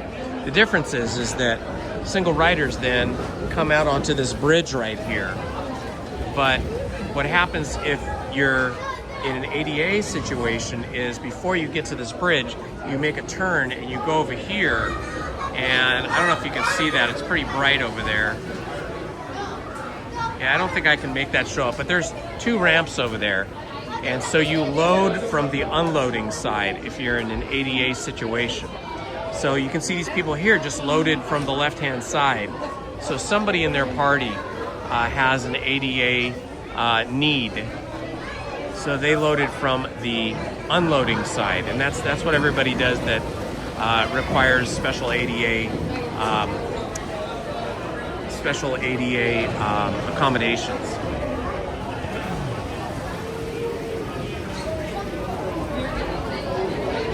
Princess on the go. Do I work at Disney? No. My wife says I should because I'm here all the time. No, I retired from teaching. I was a high school teacher for 13 years and a college professor for 20 years. So after 33 years of teaching, I retired in 2021. And Lizzie and I have always been coming to Disneyland a lot because she used to be a Disney animator. And so we used to get to come here for free all the time. But then when they stopped doing the hand-drawn animation and went to computer animation, her job was essentially no longer one of the jobs that the company employed people for. So she became a graphic designer, and then we just started buying annual passes, or what they call magic keys now, so we could keep coming to the park. And then when I retired, then somebody said, hey, you ought to live stream, you're there so much. So I started live streaming. I think I've been live streaming about a year now, maybe a little bit more than a year, probably like a year and 3 months. And I come usually twice a week, Wednesday and Sunday, but sometimes Monday and sometimes Friday as well. She also freelances as a graphic designer. So then she'll be coming to the park with me more often. Some rides, see a parade or coaster, but I can only do Incredicoaster like maybe twice a year because it is brutal on my system. The roller coaster itself is great, but the going upside down part, it just kills me. It takes me like 20 to 30 minutes to recover like one of those. I'm more of a boat float guy like this ride, or a roller coaster like over in Toontown, which is called Chippendale's, I think it's called Chippendale's Gadget Coaster. That one's fine, but it's very short. It's not a very long roller coaster.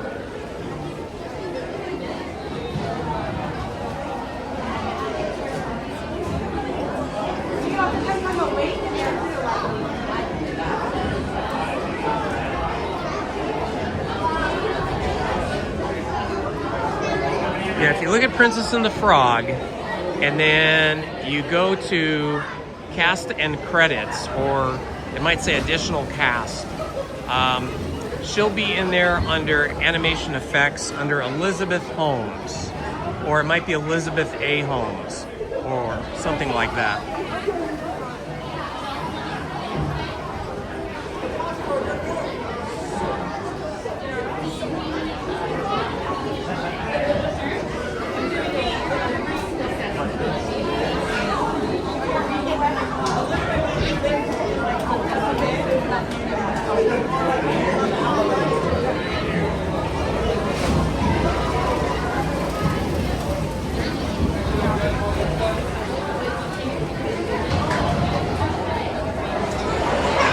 All right, my friends, the single rider line is getting shorter and shorter. We now have 3, 4, 5, 6, 7, 8, 9, just 9 people ahead of me now.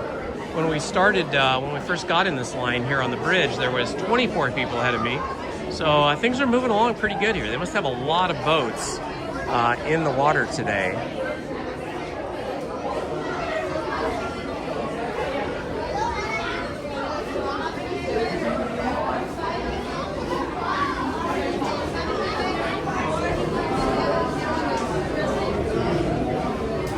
I just love the whole concept of this ride. This, to me, and Pirates of the Caribbean have a similar feel because you're inside like a big showroom in each of the rides in different parts, different shows kind of going on as you go through. And both of them are just so special. When it gets a little bit warmer, we're gonna go over to Grizzly River Run over in California Adventure. But that will probably be on a different day when it gets really hot, like on one of those days where it's in the 90s. And I won't be able to use the gimbal on that because the gimbal cannot get that wet. It will get fried. Its electronics will, if water seeps into the gimbal, it will die. It will get fried. Its little computer brain will fry. So when we go on Grizzly River Run, where you get much wetter than this ride, I'll just have to hand hold the cell phone. So it'll be a little bit more jumbly, but it is super fun because it spins around and goes backwards and you never know which way you're gonna go and you end up soaking wet. It's super fun on a super hot day.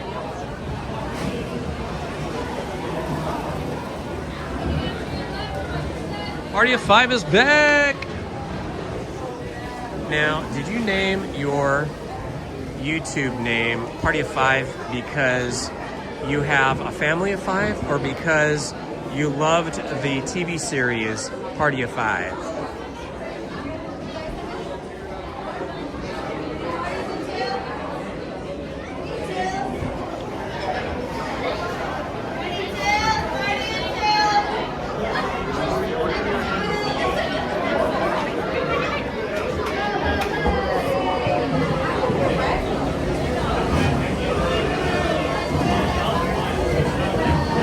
Trying to fill those boats with multiple person parties.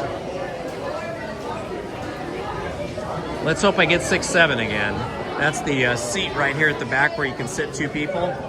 That is the most comfortable seat. It's the widest, and it's the only seat in these boats that has footrests that are up off of the bottom of the boat.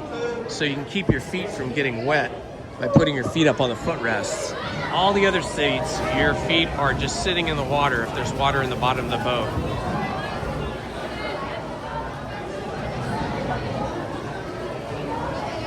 Haha, mystery guest, yep, 6-7. That has to be one of the more odd popular trends that I have ever seen happen in America, the whole 6-7 thing, because it doesn't really mean anything, you know. It's like saying high five, but it's like 6-7 has a more ambiguous sort of meaning. It can mean anything you want. So it's just funny that I think kids started that, and then it just blew up and became such a big deal.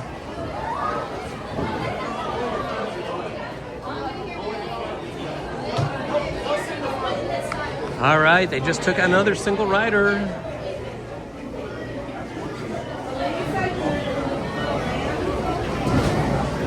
There's only 8 people ahead of me now.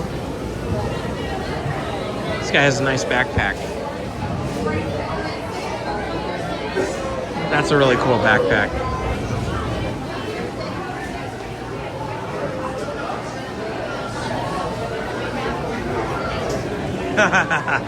I bet. Being a grade school teacher would be super hysterical with the 6-7 thing.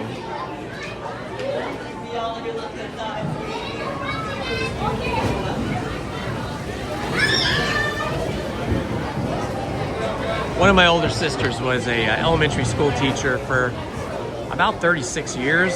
I think she taught 36 years. She didn't have any children of her own, so she just loved having the little kids as students, and she taught everything from kindergarten to 5th grade. So some years it was 2nd grade, some years it was 3rd grade.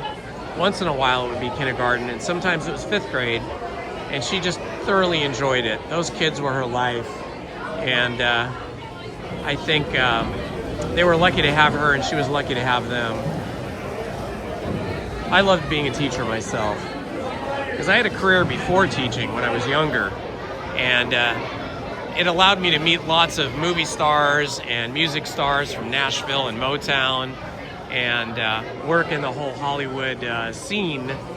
But kind of wasn't my thing. After a couple of years, I kind of burnt out on it. After about 3 years, then I just opened my own studio and did my own kind of industrial photography and filmmaking for companies. But eventually I got bored. I needed more human interaction. And my sister and my mom was also a teacher. She was a teacher at the Braille Institute. She taught the blind. So between my sister and my mom, they convinced me to go get my teaching credential and go back to school and work on a master's. And ended up becoming a teacher and loved it, 33 years worth. I would have even kept teaching. I liked it so much, but they offered us teachers that were at the top of the pay scale. They offered us a big sort of golden handshake to retire early, but not early, but just to retire. I could have retired at 60 years of age, 58 years of age, whenever you have 30 years in. So I could have retired before I did, but you know, they gave us that little nudge. They gave us a big bonus to retire. So I did. I still miss the students. I don't miss all of the school politics and all the type A personality staff that were sometimes a little difficult, but the students were fantastic. I loved my high school students that I had for 13 years, and then I really enjoyed teaching the adult students for 20 years as a college professor.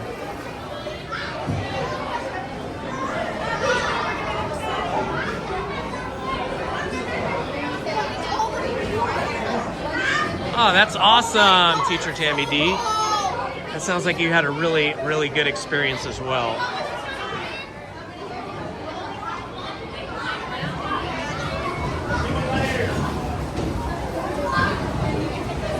All right. Alright, how many here? I am the next one. 1, 2, and 3. How many here? Okay, one moment. Any parties at 3? You're coming up. I need 3. Any parties at 3? Come on up, party at 3. You guys are 3. I'll take the next party at 3. 4, 5, and 6. 4, 5, and 6. The next party at 3, you're going to be 1, 2, and 3 all the way down on the other side. Girls 1 through 4. All the way down on the other side. How many here? 3 right here. Any parties at 2? All right, we're hoping for 6, 7. We're hoping for 6, 7.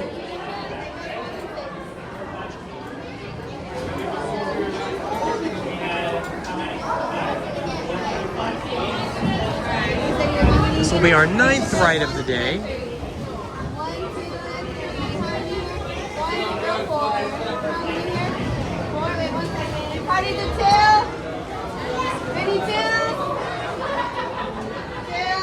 Any 2? Take row 5? You're gonna take row 6. I got row 5. I don't like row 5.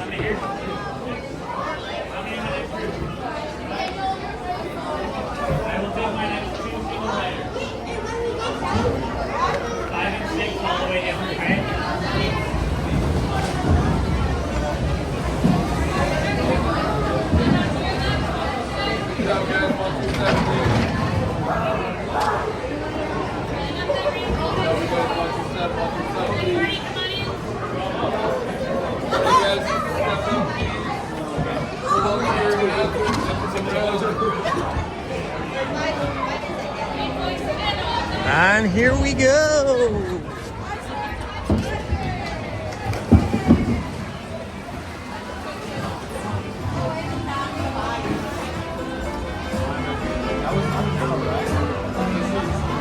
Maybe.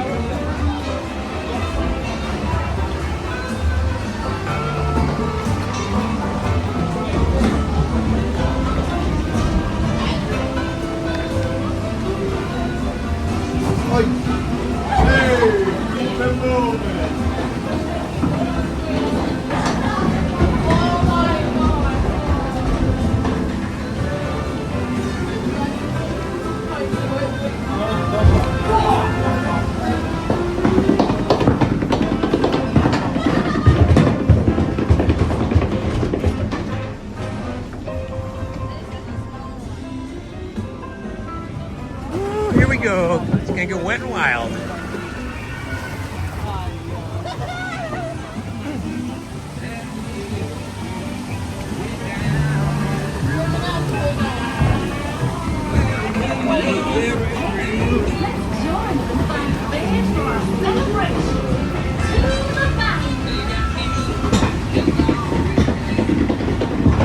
Welcome, y'all. Let's meet up with Lewis and find some musicians for our party.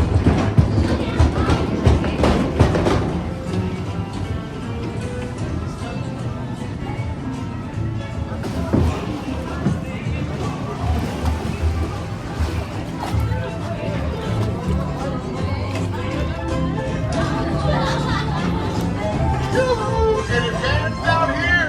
Come on, wherever you are!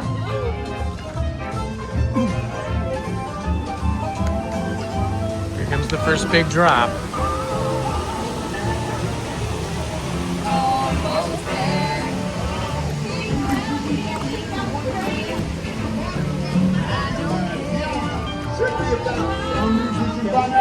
Don't you worry, Lewis. We're gonna find just what we need in the bayou.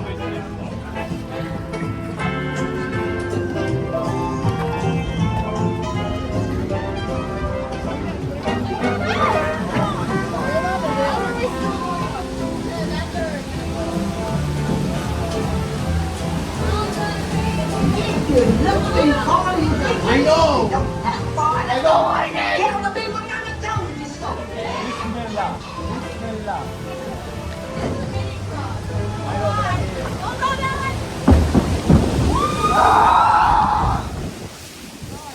Ah, so wet.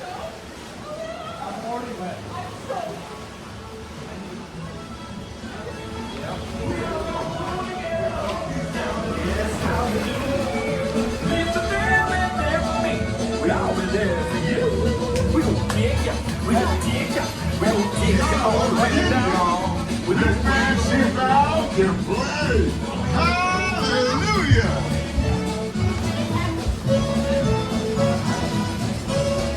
They're the keys and leaves. I would love for y'all to play at my party tonight.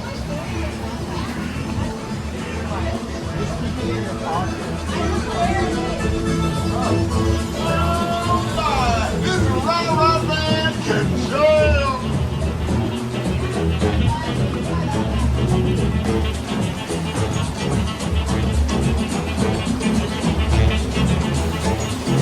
Next big drop.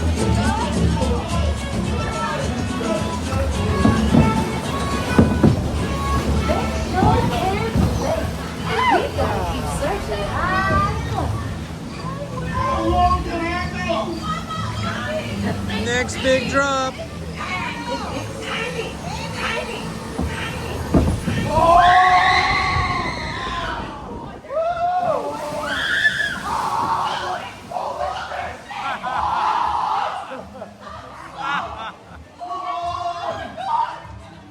My butt is wet! Wait till the big drop. So much water is coming in the boat. It's amazing we're still floating.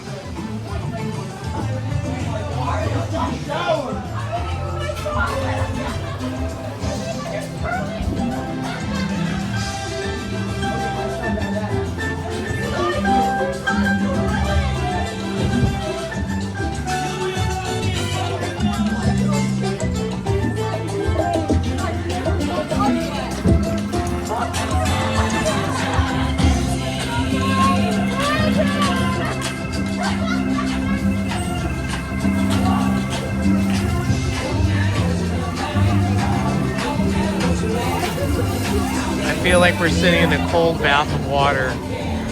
Our feet are soaked, our legs are soaked.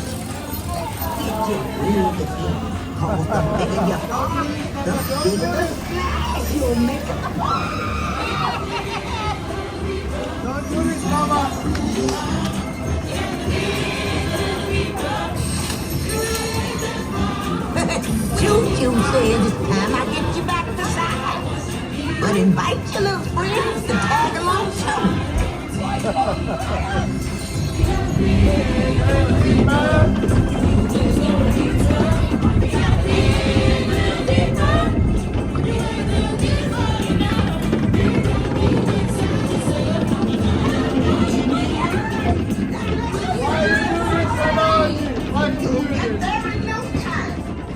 All right, here comes the big drop.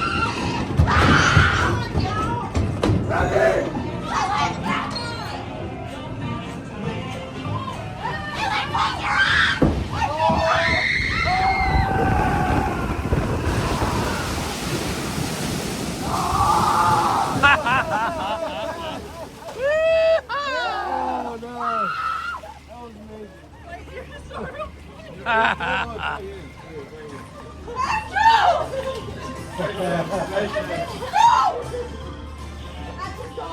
I won't. Okay, if you're completely dry, I won't do it. If you're completely dry.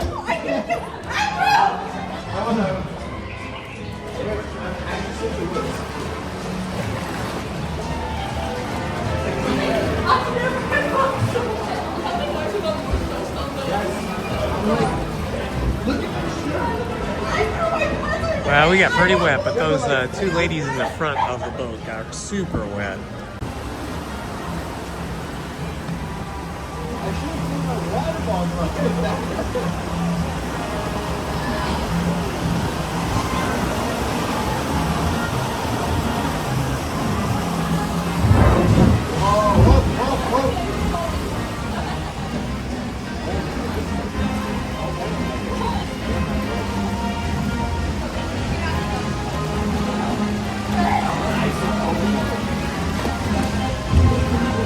How is it? Is that bad?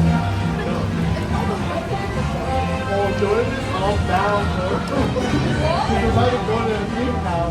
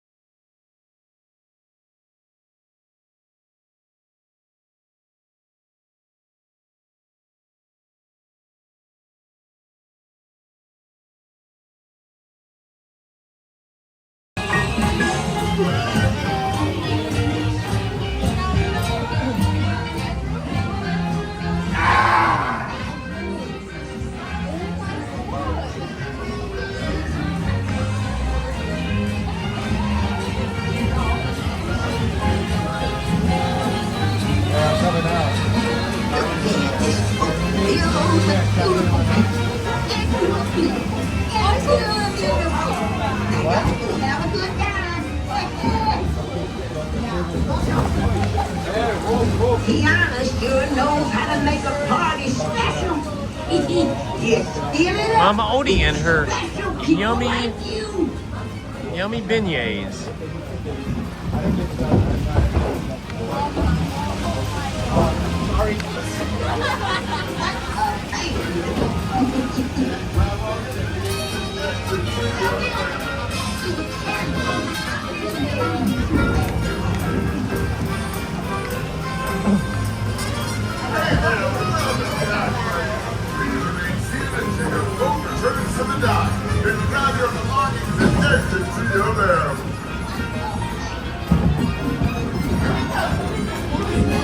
Welcome back, y'all. Please remain seated until your boat docks and comes to a complete stop. Then gather up your belongings and sit to your barrel.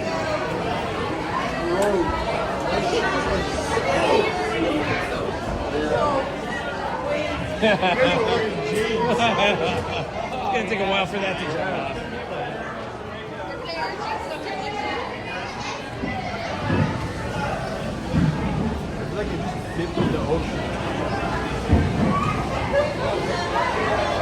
Oh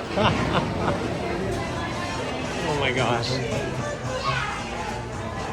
You guys got the worst of it. You ladies. This is probably the most I've ever been soaked on. Yeah. The little ones what took us out. The one in the rows 1 through 3 are the worst.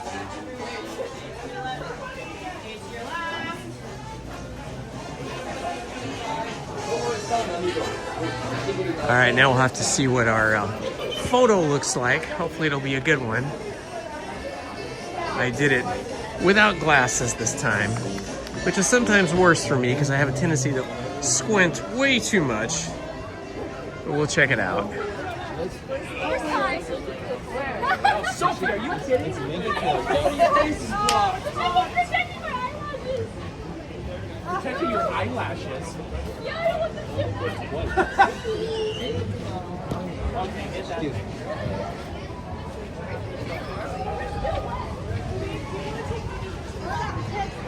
Down there. All of us have our eyes closed. That's what my what's it called? Ears full of. Let's see, what number are we? That is me. That came out pretty good. I was like, no problem.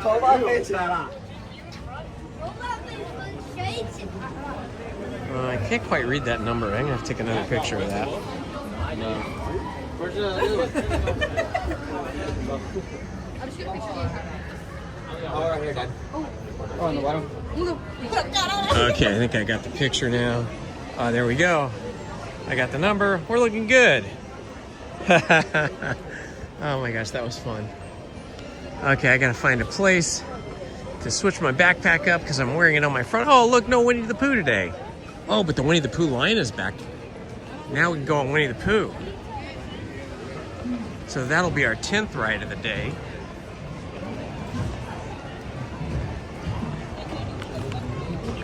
Hopefully the line is not too bad.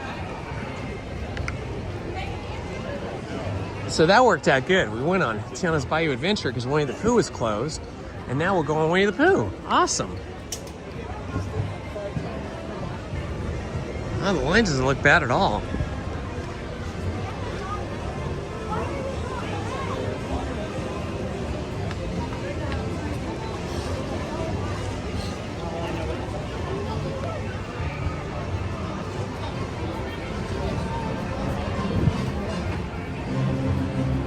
This will be our 10th ride of the day, and we're just past 5 hours of streaming.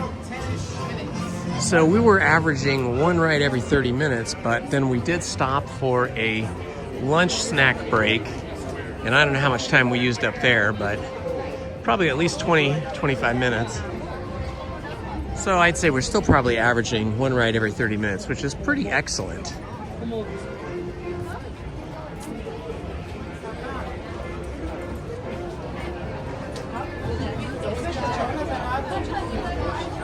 Yeah, Andy, it's true. When people are squealing and screaming and yelling from fright, fear, and joy, it just does make the ride more fun. The volume is intense, though, when people are screaming like that in those tunnels. It's really loud on my end. In fact, it sets my watch off. My watch has a hearing protection thing. 5 hours party. Yes, we have been doing the 5-hour party at Disneyland together.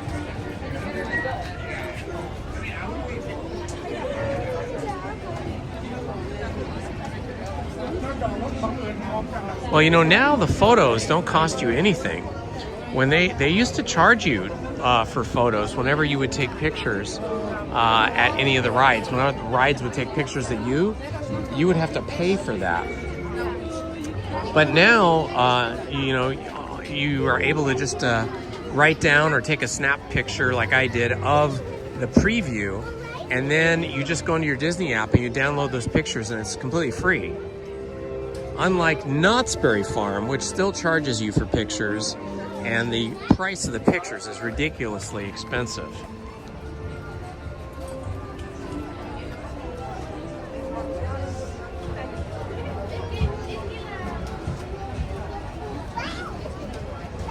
Oh yeah, Roaring Rapids at Magic Mountain. Boy, I forgot about that ride. I haven't been on that in forever.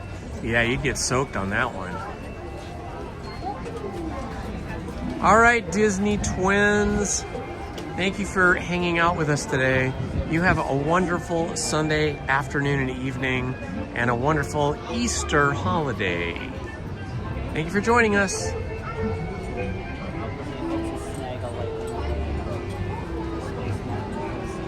Party of 5. I'm probably gonna stream, I don't know. We'll see how we do after this. I usually do 5 to 6 hours, and so we're at about 5 hours and 20 minutes now. But it's still pretty early in the day. It's 1:30, so we'll see what happens here. After this ride, I will check the other ride times, the wait times, and see if there's anything else that we can do that won't keep us in line for too long. The Winnie the Pooh line is always super short. This ride moves fast. The queue.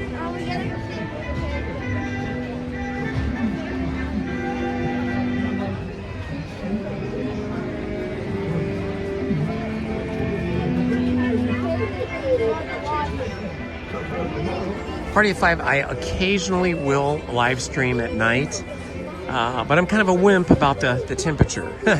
So it's like I either live stream in the day and then not at night, or I don't live stream in the day and then come fully dressed for the colder weather and just come at night. Short and sweet, please keep moving all the way forward in the queue. Still have any available space in front of you.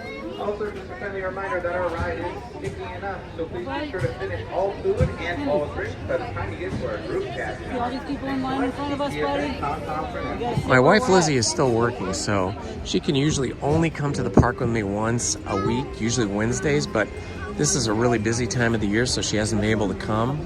But oftentimes, well, almost always, whenever I live stream at night, I come with Lizzie, my wife. So during the holiday season, like Halloween time, I come at night more often. And during the Christmas season, I come more often at night. But I'm more of a daytime kind of guy because I like to be at home when my wife gets home from work. And then we hang out together with our little dog, Meadow. Ooh, look, there goes the train.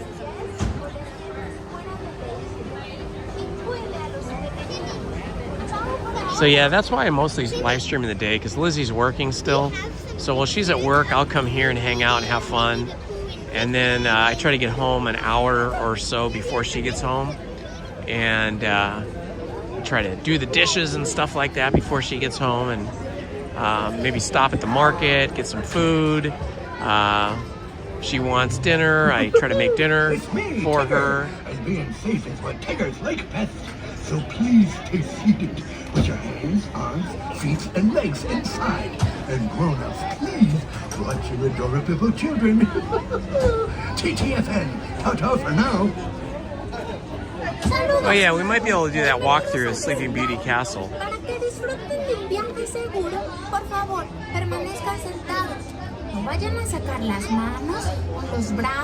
Oh, thanks, Stephen Hobbs. Well, I feel very fortunate and very lucky that, you know, after a lot of dating, I found the woman that is my best friend, and we have a good partnership. I think the thing that made it work for us from the very beginning is we both attended the same college, although not at the same time because she's younger than me. But we both attended the Art Center College of Design, and that is unlike any other college on the planet. It is very hardcore. There's no sports teams. It is all designed to kind of be like the Bauhaus was back in Germany before World War II. And it's a very, very, very rigorous curriculum. And most people do not finish the first year. They have a 50% drop rate in the first year. They try to get people to quit. And then by the time you get to your final year, when you graduate, I think maybe out of my starting class, probably 80% of the people were gone. They didn't make it to the end. So when I heard about Lizzie, because her sister, Jennifer, was dating my roommate at the time, I had a condo with a spare bedroom, so I rented that out to a friend. And my friend was dating Lizzie's sister, Jennifer. And so Jennifer was hanging out at the house pretty often. And I found out she had a younger sister who was finishing up her last year at Art Center, where Lizzie and I went, Art Center College of Design in Pasadena. One. Come on down, my friend. You're gonna be my row 3. Get Row 3. Which one? Here? Yeah. Super. And so I figured, hey, if this girl is finishing up her senior year at Art Center College of Design, she's got the right stuff, because few people make it through. And we both have this intense love of art, and we're both artists. So that's why we went on a blind date. And we've been together ever since, 38 years. 38 years this June. 33 years 3 years dating and 35 years married this June.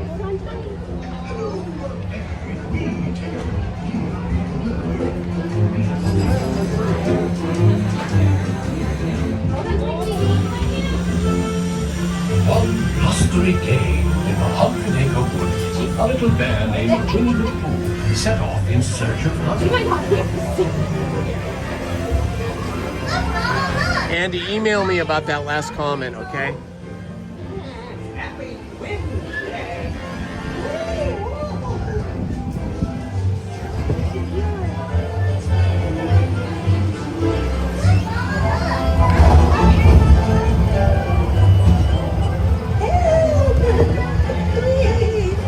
We'll save you, Piglet! And now this. Goodness gracious!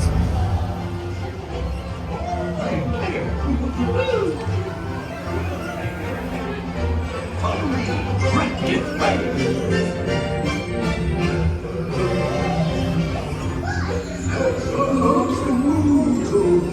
Steal honey, beware, beware. Heffalumps and moonfruits, heffalumps and moonfruits. Steal honey, beware. Once you come it, you'll find that they love it because they love it so. Your prize.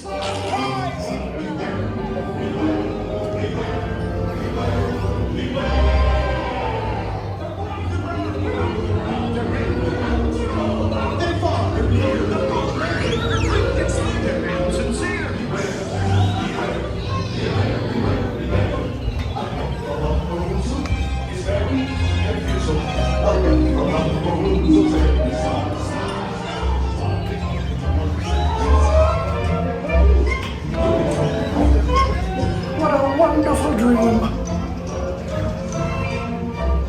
Wake up, Pooh! Wake up! Wake up, Pooh!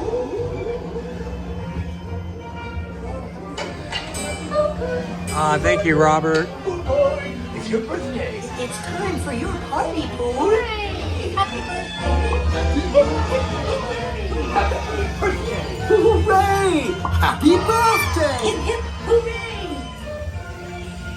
I'm sure you'll find my present to be quite delicious. Goodness gracious! You'll never guess what it is. The wonderful thing about you is you take you to birthday presents. Oh, that was fun. She like, oh, she clapped.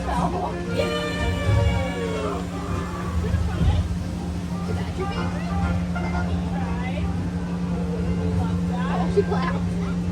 Never seen you finish.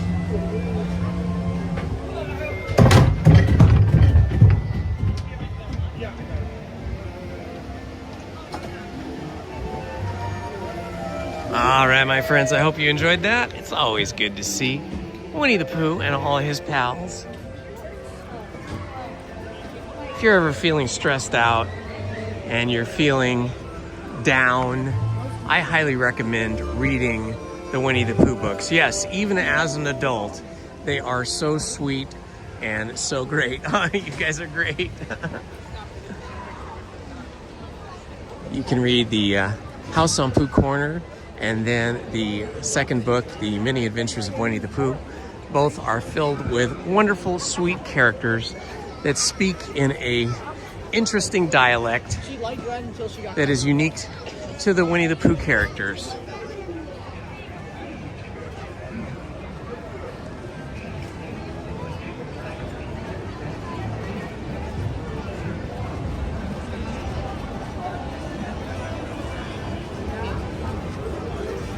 Okay, I don't know what happened there during that ride, but basically, you know, our basic rules for the chat are we don't talk about politics, we don't talk about religion, we don't argue, we're kind to everybody, we respect everybody, we don't use bad language.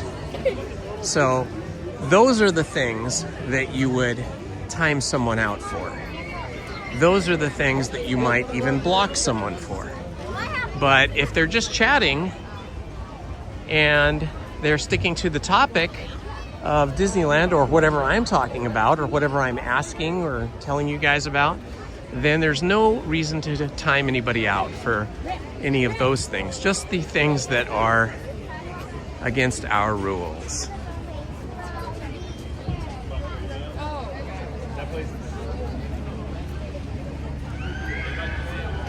Well, that was amazing, and I do believe that was our 10th ride of the day.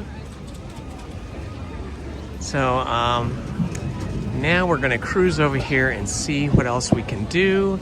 Maybe get a ride on the Mark Twain, or maybe the Colombia. We'll have to see how that looks over there. See if we hit the timing right. Unfortunately, we do not have Pirates of the Caribbean to ride because that is closed for renovation. Oh, it's so people-y. So many people here. Hey, where's Mark 78? Just like Friday. Friday was crazy busy. But we did good. We got 10 rides in 5.5 hours. So that's basically one ride every half hour because I must have taken 25 or 30 minutes break to have my snack. So even being as busy as it is today, you know, just choosing rides that had the shortest wait times or had single rider has enabled us to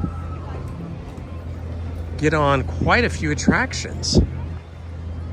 We really have not been hampered by the size of the crowds today. I think the issue is, like, if you're here just for one day or for the weekend, if this is your once a year trip to Disneyland and you have to do Rise of the Resistance, then you're either going to be in that 100-minute line burning up valuable time, or you're going to be buying a somewhat expensive Lightning Lane ticket and coming back when they call your time slot. But we were able to do Indiana Jones and the Temple of the Forbidden Eye doing single rider, and that didn't take long at all. And Smugglers Run took even less time, single rider. And then Tiana's Bayou Adventure, that took the longest time for single rider, but still saved us probably an hour standing out there in the hot sun for that single rider. Wait a minute. It looks like Pirates is open again. What? Pirates looks like it's open. Oh my gosh, guys, we're gonna do Pirates. I thought for sure Pirates was closed.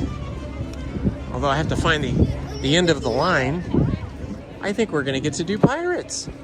It was closed earlier today for a chunk of the day. Trying to figure out where we get in here.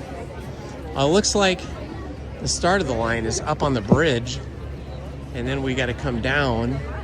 This is a pretty long line, but we'll try and do it because Pirates, because even with the long line, is pretty short. I can't even figure out where the start is. Is this the start? Is this the end? Yeah, this is the end. Okay. It's hard to find the end of the line. All right, we found it, guys. We're gonna be out here in the sun for a little bit, but then it'll be all right.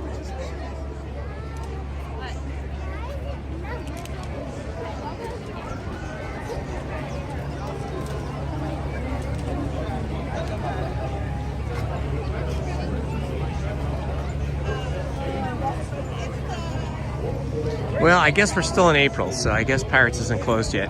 Maybe it was just closed this morning because they had an issue.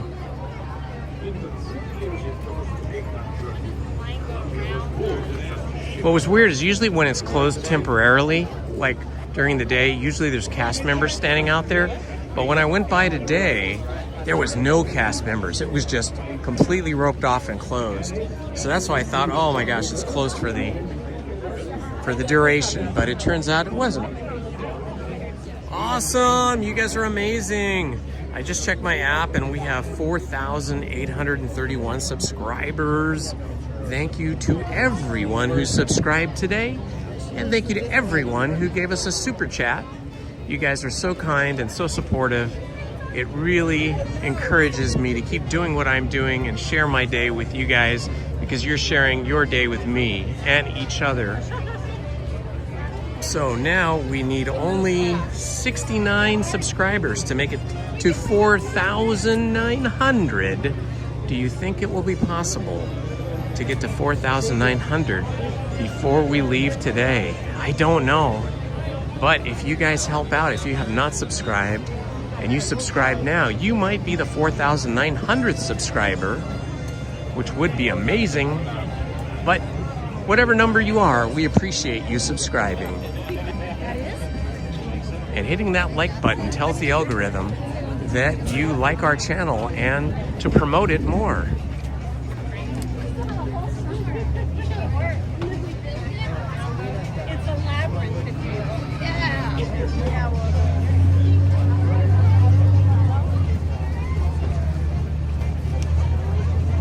Laura Boo, did you just make a wallet? Did you make a wallet out of cloth, out of yarn, or out of leather? What did you do? Tell us about it.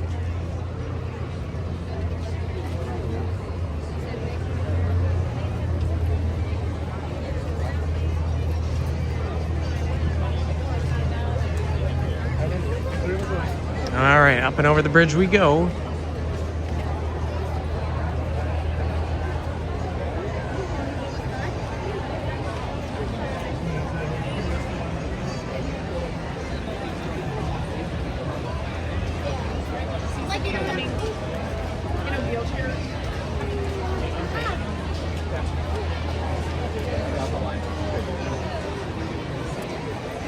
You know, I'm pretty certain that Disney will eventually have another Pirates movie because that franchise is just so strong. But, you know, it's a business and they have to get all their details in order. They have to get their director and their writers, and then the most important part, they have to get the actors. I don't know if that's actually the most important part. I think story is the most important part. So getting the screenplay written and having a very good screenplay is, in my opinion, the most important for any movie. But of course, we want to have great actors as well. So it may take a while. It may take a year, it may take two, but I think eventually they'll probably announce another Pirates of the Caribbean movie.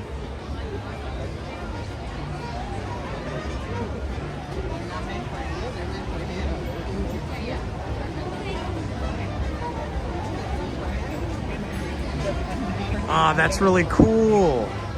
That's cool, Laura Boo. Does it have a zipper on that wallet, or does it have like a button and a flap? Lizzie likes to make wallets out of crochet, and then it has like a flap, and then she'll put a button on it with like a loop so that it closes securely.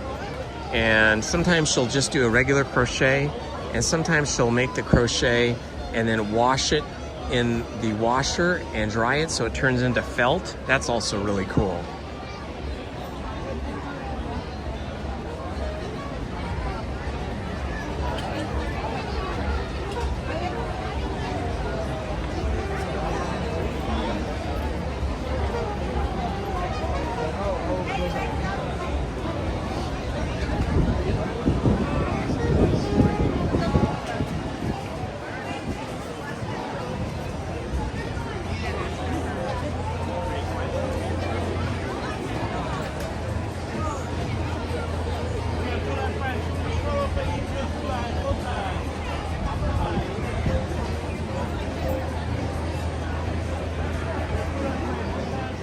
This is a nice scene right here. We've got the canoe, and we've got the Mark Twain in our frame right now. I like standing in the shade here. This is quite nice.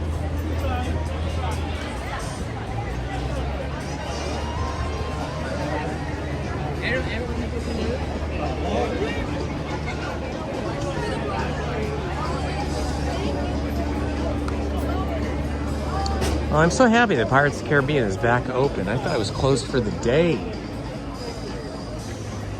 It must have got a really late start opening today because I did not see it open when we walked by to the Haunted Mansion. There wasn't even a cast member out front. It was just completely shut. But now we're in line. This will be our 11th ride of the day.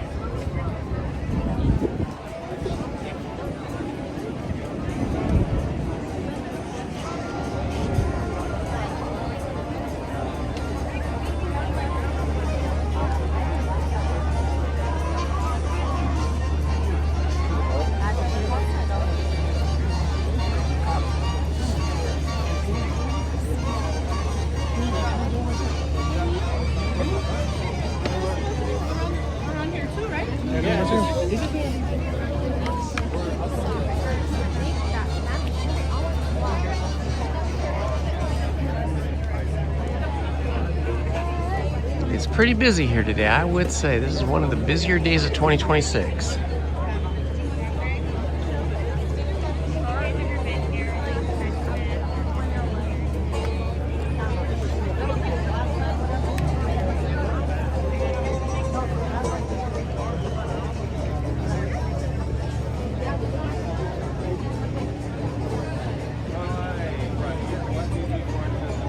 All right, we're almost inside the Q Plaza.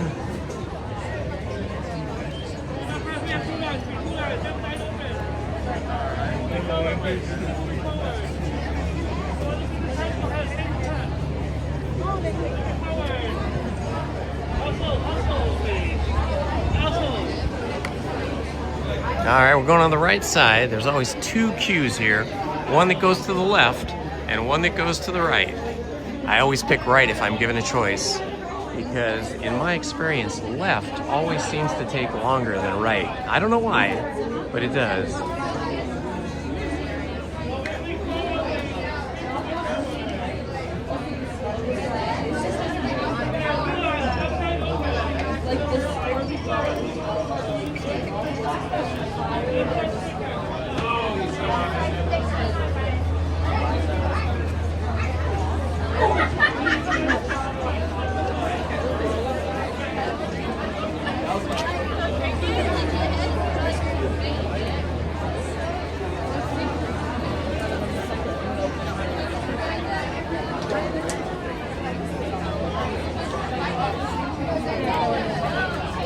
Watch where you're stepping.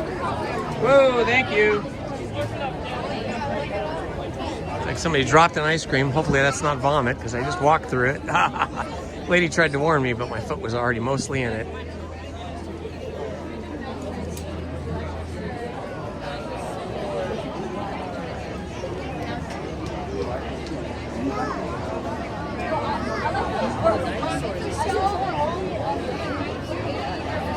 Thanks for the suggestion, Jacob. We have over a dozen mods on our channel and one managing mod, so we're in good shape. Heather D. Smith has been here every day for weeks and weeks from beginning to end, so she's doing an awesome job. And so is Stephen Kenyon and Manny Uncanny, and let's see, who else? I think I Got Nothing might be a mod. And of course you, Jacob, you guys are all doing great. So we're not going to be accepting any more mods for quite a while. When we lose mods, when they go off and stop modding, then I usually will deactivate them. And then we get down to about maybe 8 mods, then I will start accepting more mods.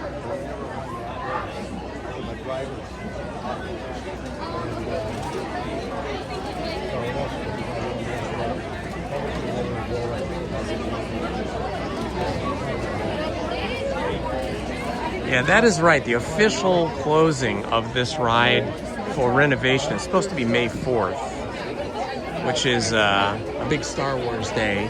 May the 4th be with you.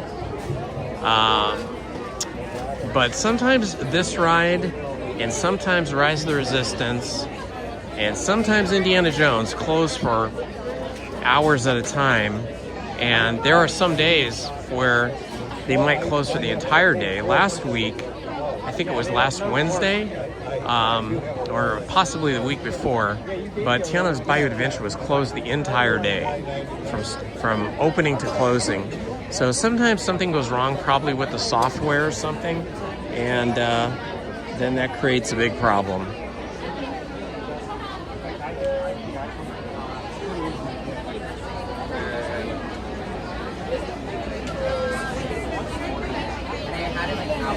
I got nothing. Joshua's gonna be here on May 4th. So you're gonna be doing the Star Wars game. You gotta dress up. I dress up as a resistance fighter in my brown cloak. So I look like I look a little bit like a Jedi maybe. And I have a lightsaber that I built here last year at Sabi's workshop. That's pretty freaking cool.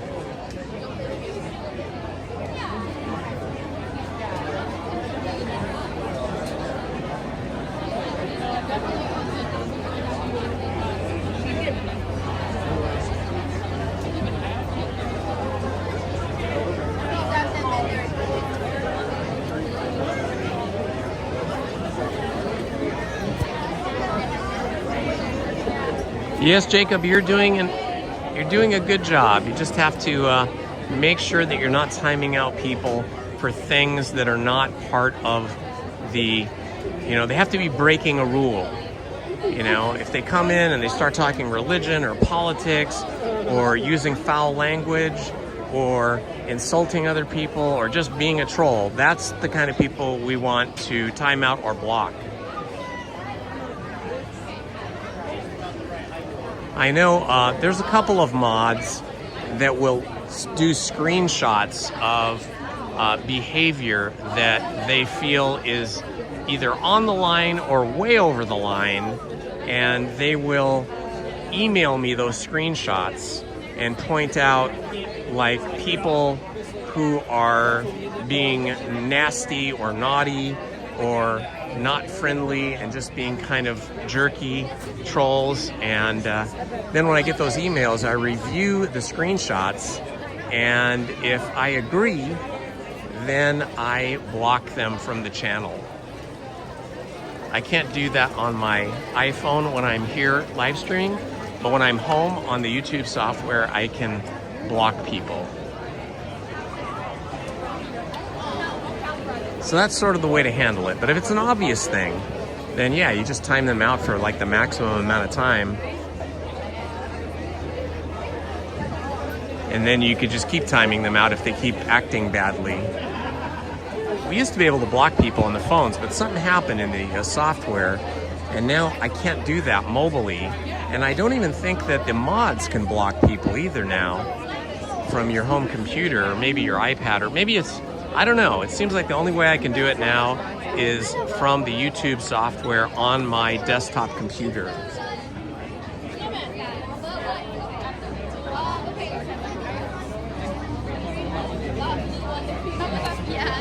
Party of 5, yes, we are going to Knott's. Possibly, I do not have a reservation for my usual Wednesday. So if I can't get a reservation for Wednesday or Thursday of this week, then I will probably go to Knott's Berry Farm instead. And Lizzie will probably go with me because she is really, really looking forward to going to Knott's Berry Farm so we can eat all the yummy food and see the bands and all the live entertainment and stuff. And of course, Lizzie loves all of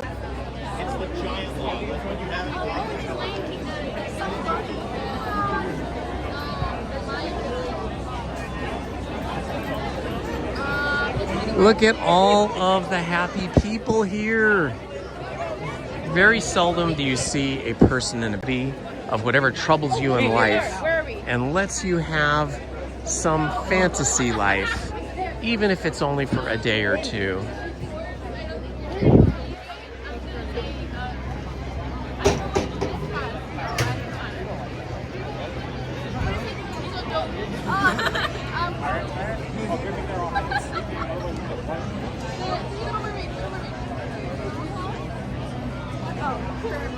People coming out of New Orleans Square right now.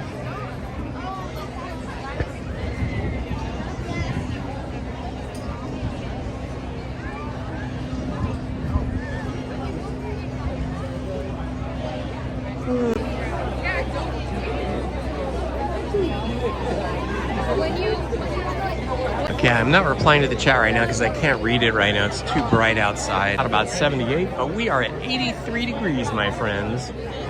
We're right, so it doesn't overheat too much. But once we're inside, it'll cool off very quickly, and I'll have a happy phone again.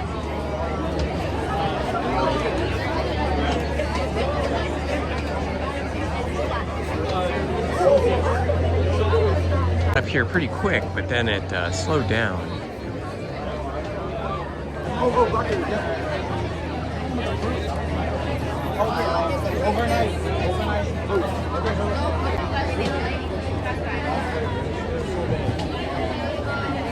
Oh, that's good to know, Aunt.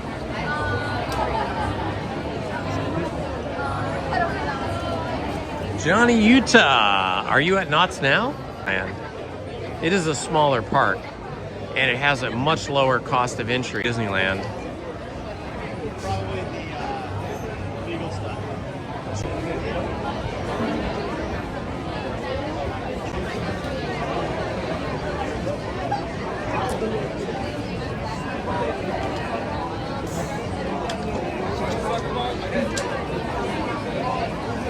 Point when the software for my phone and my app for streaming updated, I'm not sure which did it, I think it's the streaming app, it no longer has the ability to block from my phone, only from home on my desktop computer, so it's kind of annoying, but the moderators hopefully can manage this better than I can.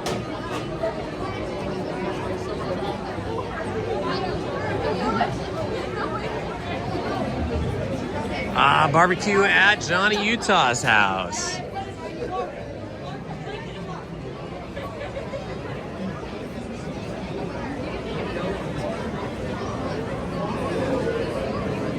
What are you barbecuing? Are you barbecuing chicken or steak, or what are you barbecuing? Hamburgers?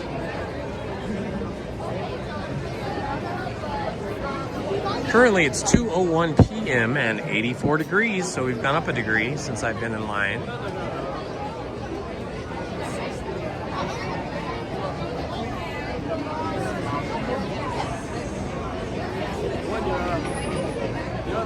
When we get up to 86 degrees, my iPhone is not happy. It starts putting itself into protection mode. It dims the screen so it doesn't use as much energy and it doesn't heat up the phone as much. And then eventually, if it gets too hot, it will just shut itself down to protect its parts. And the gimbal is similar. The gimbal doesn't give you any warning. It gets too hot, it just shuts down. But that doesn't usually happen until you're at 86 degrees or hotter. And usually when we get to 86 degrees, then I start shutting down. I start heading for the gates instead start heading for home. But if it's 2 o'clock now, we're at 84. I don't think it'll get any warmer.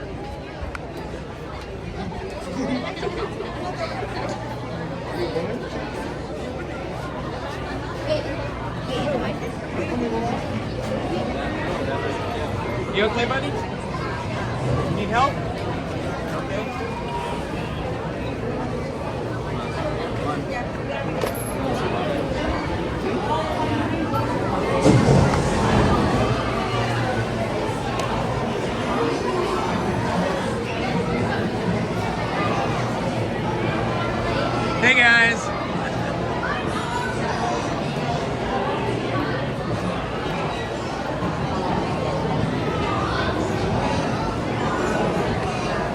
All right, what is this? Our 11th ride of the day, I think.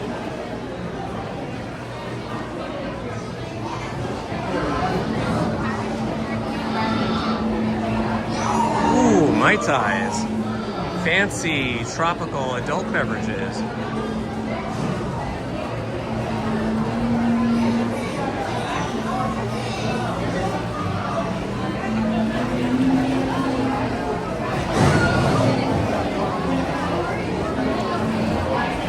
Yes, indeed, you guys are right. We have been live streaming for 6 hours. You know what, though? It doesn't feel like 6 hours to me. It feels like maybe an hour and a half or 2 hours. I mean, part of it is because you guys are keeping me company and keeping me entertained with your chatter. And I try to chat with you guys as much as possible. But it's kind of like that thing I was saying where I don't experience time the same as everybody else. I'm like one of those weirdos where time just seems to go by and it doesn't seem like it was such a long time.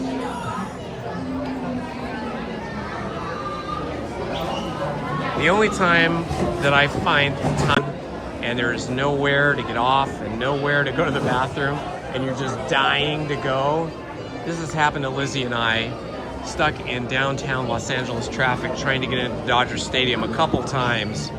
Man, that makes every minute feel like an hour.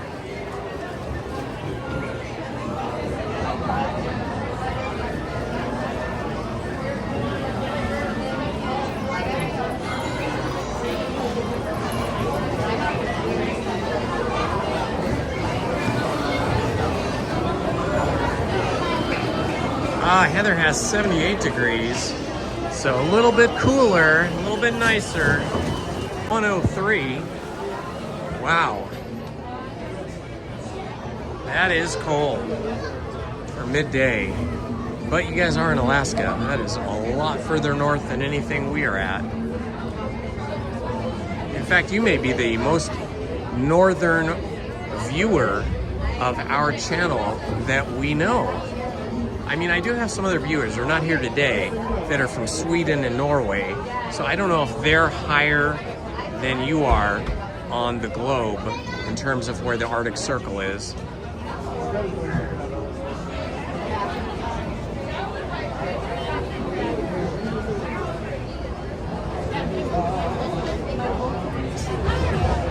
Whoa, ho, ho, I just checked my phone. Can't see it. We have 4,840 subscribers. We have 4,840 subscribers. That's awesome, guys. Thank you everyone who subscribed today. Thank you for the support and the kindness and your participation here on the channel.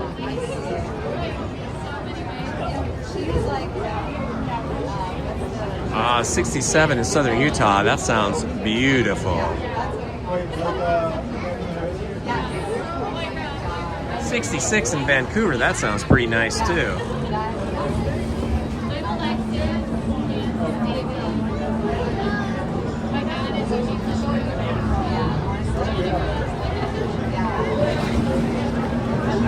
Kayak builders, happy birthday and congratulations on getting your car detailed. Nothing like getting in your car after it's detailed and it's all fresh and clean and it smells good and all the windows are crisp and clear like super clear glass.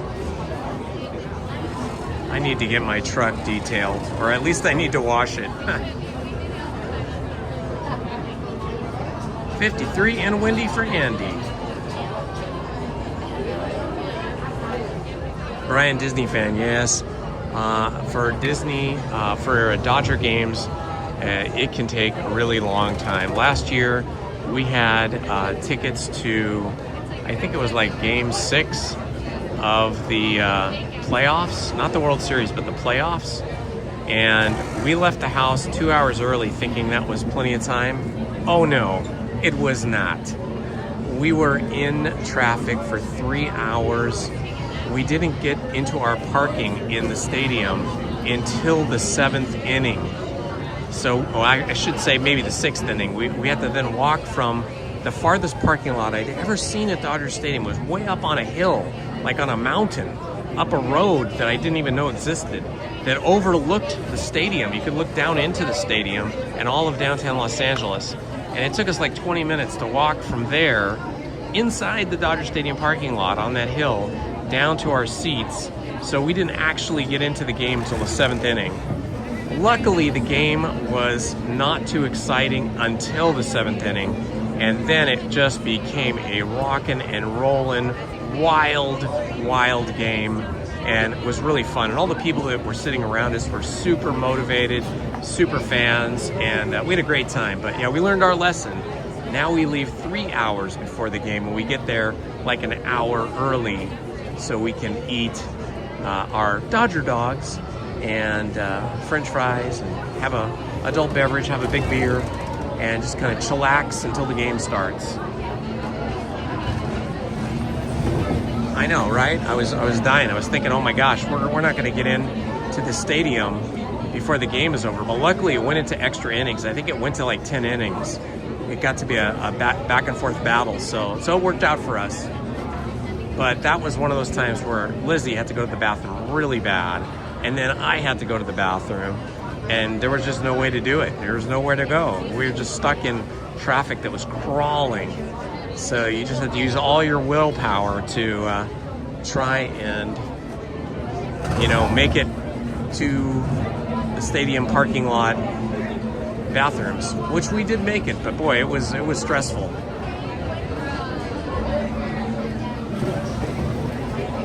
Hello, Jessica.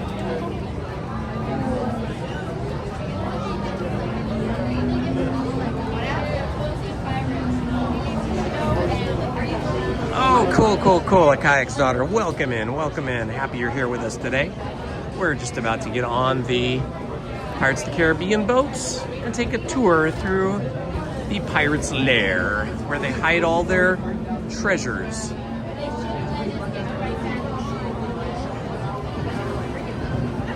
Yeah, here's the irony. Growing up, from the time I was born until I was 12 years old when we moved before my 13th birthday. For the first 12 years of my life, I lived walking distance to Dodger Stadium in Echo Park. We literally used to walk to Dodger Stadium and walk into the stadium, and tickets were super cheap. It was like, I think $2 for the outfield, $4 for reserve section, $6 for box seats. It was amazing. But then we moved away. We moved out to the Valley, and then it was a lot more difficult to get to Dodger games. Until I got my license, anyway.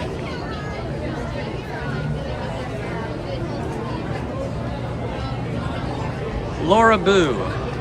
My other channel where I read books and stories is called Storytime with Indiana Holmes. Storytime with Indiana Holmes.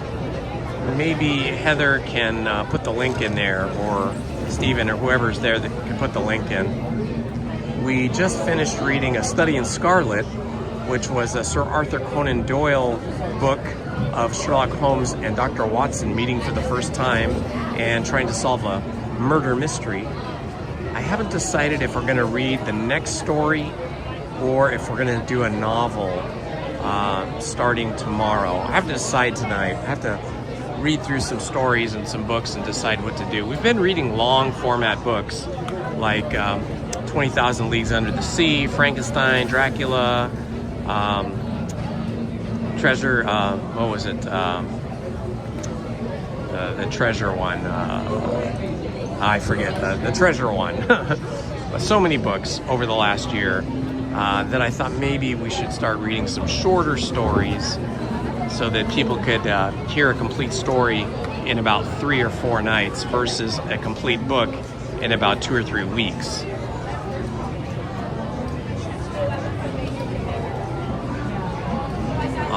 The Anderson, 1986. Thank you so much for the super chat.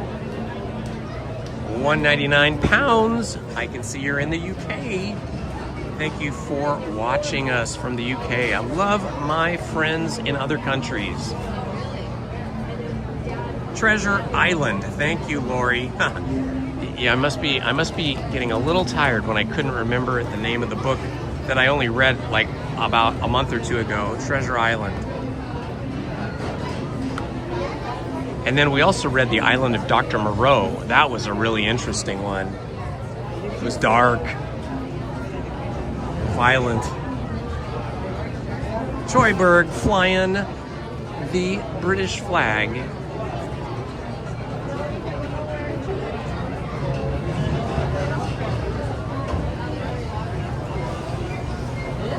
Ooh, Julius Caesar, I don't know. That might be hefty. I'd have to see how long that is.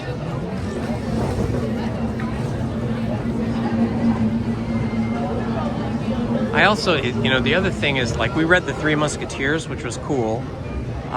It was fun, actually. It was a fun story. It translated from French to English, but a lot of those French names were difficult in those French cities. I did have a year of French when I was in college, so I had a little bit of a clue as to how to pronounce the names, but some of the cities were really difficult.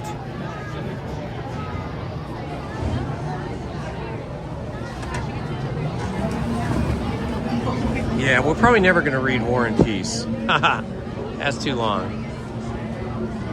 And we're never going to read the Epic of Gilgamesh either. Epic of Gilgamesh, not only is it long, but it requires somebody to kind of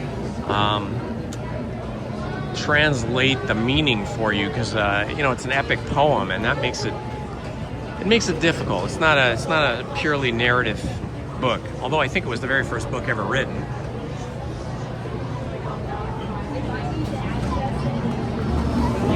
Oh, really?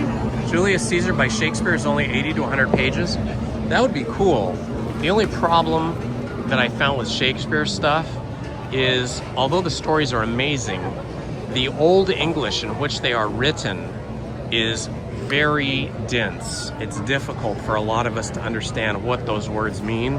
Maybe if I could find a translation that was sort of dumbed down or simplified in more of a modern day English, that might be better.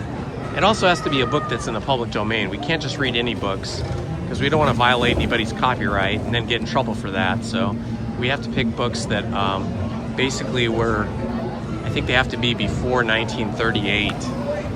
It's like so many years after publication, like 70 years after publication, something like that.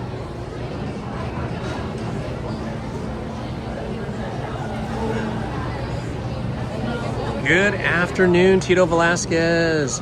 Thank you for joining us. Happy Easter Sunday. Hope you're having a good time today.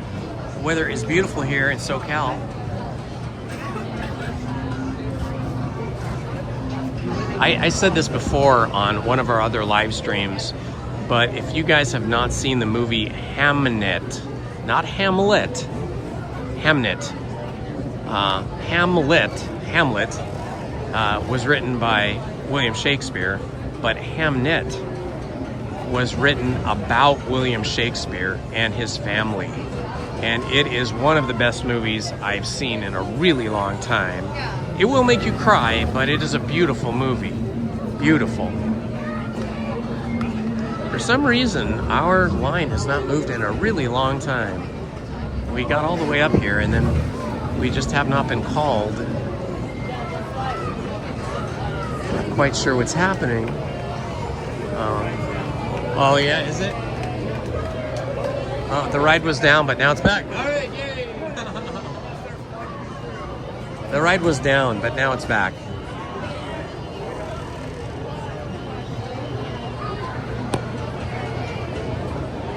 Okay, as per usual, I do not speak when we're on the ride. I do not read or respond to the chat out of respect for the others that are here.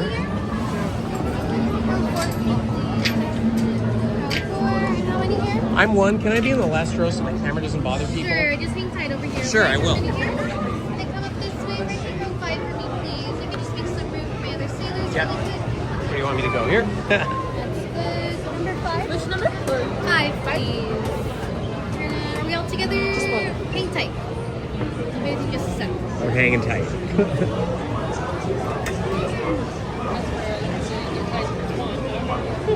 Yeah, I think they're just trying to do a line management because the ride had broken down for a little while.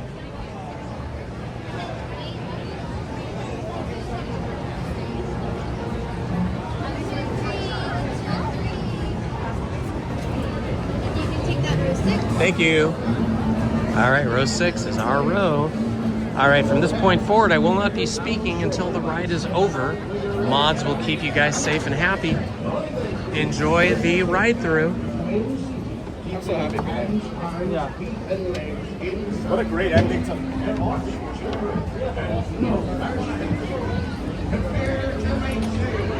Bienvenidos hoy a su salida. Permanezcan con las manos, brazos, pies y piernas en el contacto y cuiden a los niños.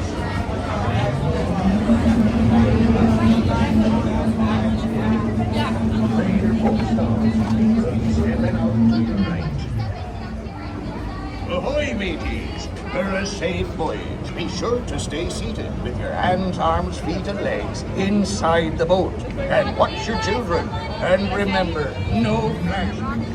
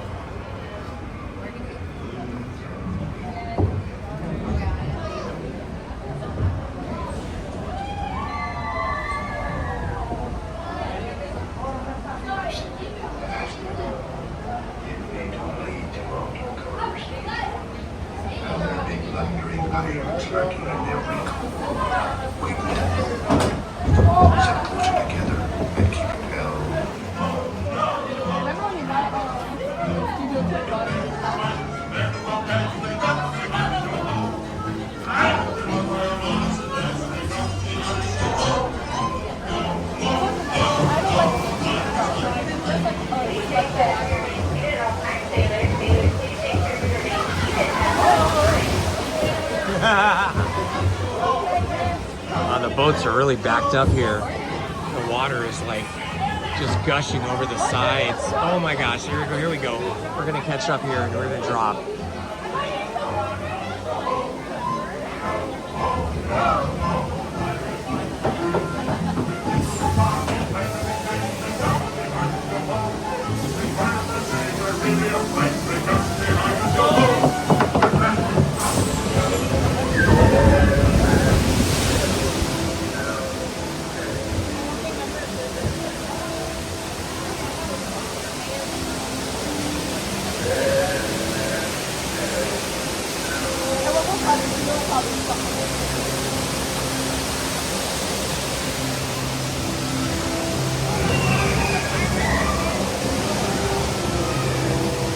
This is one of the areas I think that they need to repair during the refurbishment, because there's a skeleton at the end that used to be lit, and now those lights are completely out. It's the skeleton with a sword through his chest.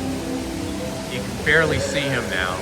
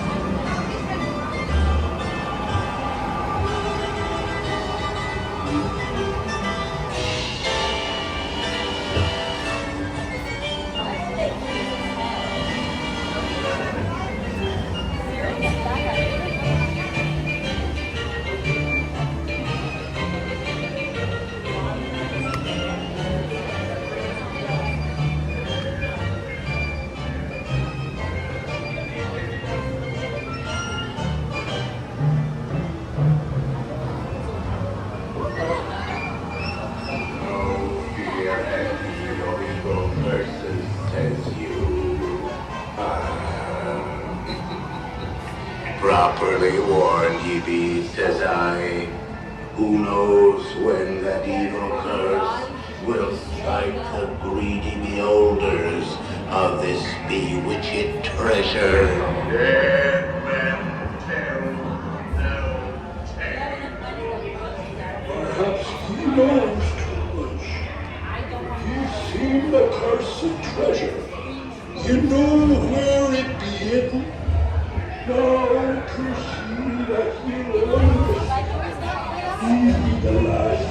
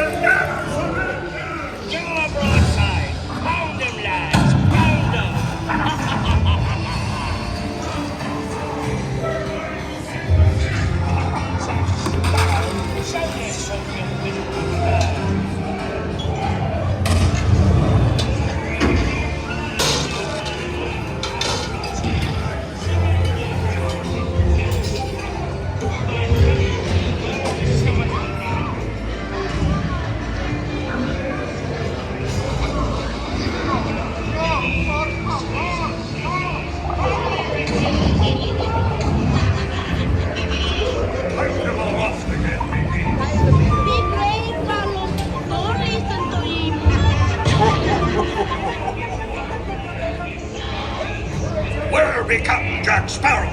Speak up! Or do you fancy a swim with Davy Jones? Don't tell him, Carlos. Don't be cheating.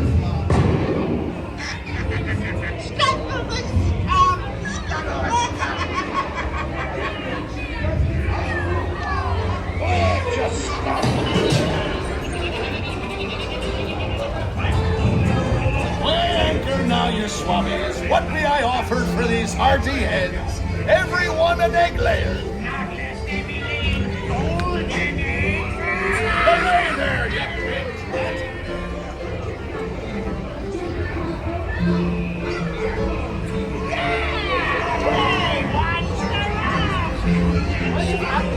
You'll never find the treasure without a look at this here map and its lovely key to the treasure room. Easy, boy. Here I be, a-holding the treasure map and the key.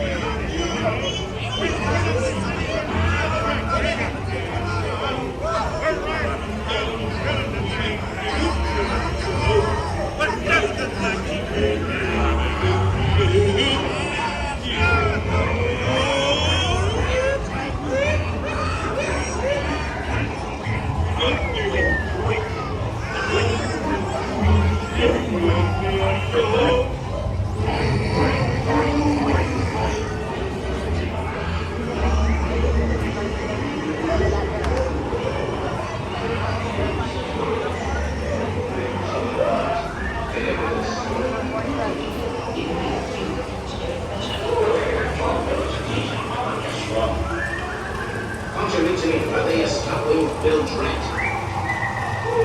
Please to inform quick. Don't scare him, dearie. Come on, have a nice birthday. That's a good word. Come on now.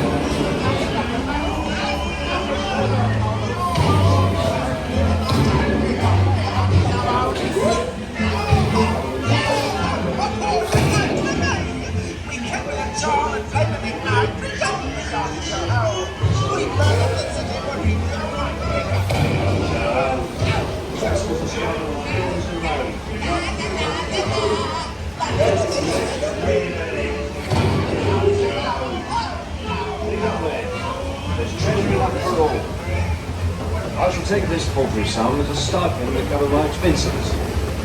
And a chest of jewels. Drink up, me hearties. Yo-ho. Yo-ho, yo-ho, a bar of smoke.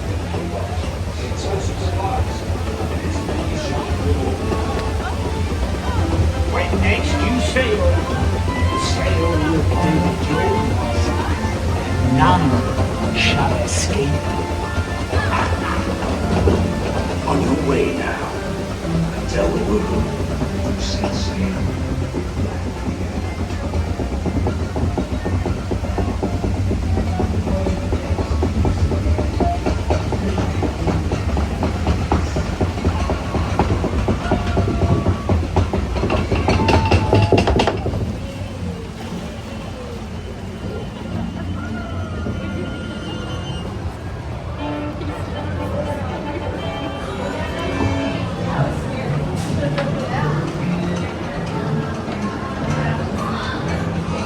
Hello, Darlene Boyce. Welcome to the channel and to the chat. Happy Easter to you and yours as well, my friend. Thank you for joining us. Hello, Cindy.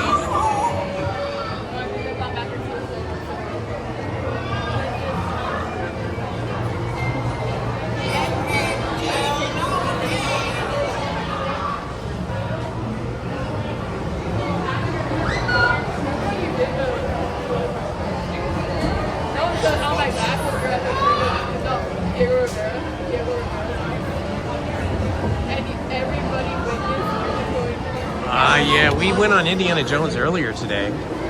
We were in the back row, but it was still really good. So if you missed that, feel free to rewind the live stream now or later after the live stream is over. You can always rewind. This was our 11th ride today.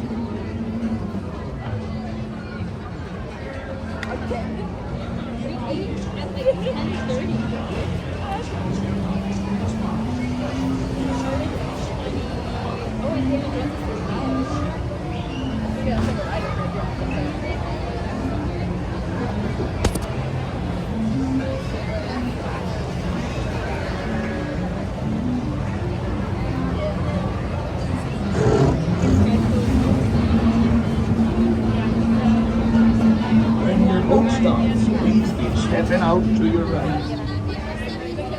Ahoy, matey. For a safe voyage. Be sure to stay seated and arms to the legs inside the boat. All right, we made it. Another successful trip through the pirate's lair.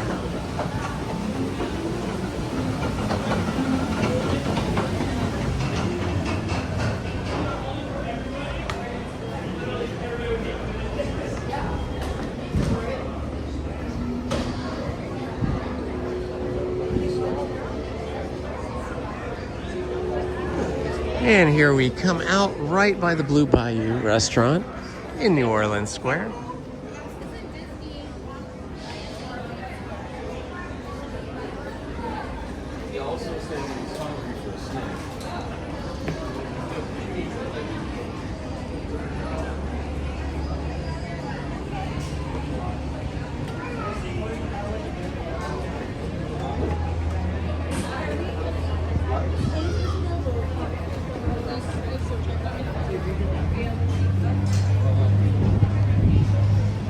We are looking good, Andy. Battery is at 100%. In fact, I could probably unplug it right now. I should do that. The battery is at 100%, and the gimbal is at about 50%. I just need to find a place where I can set my gimbal down and unplug this so I don't have to keep doing cable management. Let's see if I can do that now.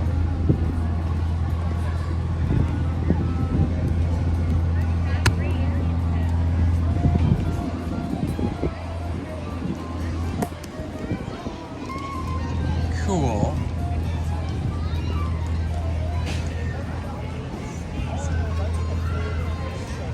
Yeah, this cord is pretty good. It's just a little bit on the stiff side, but it works to charge, and that's the important thing.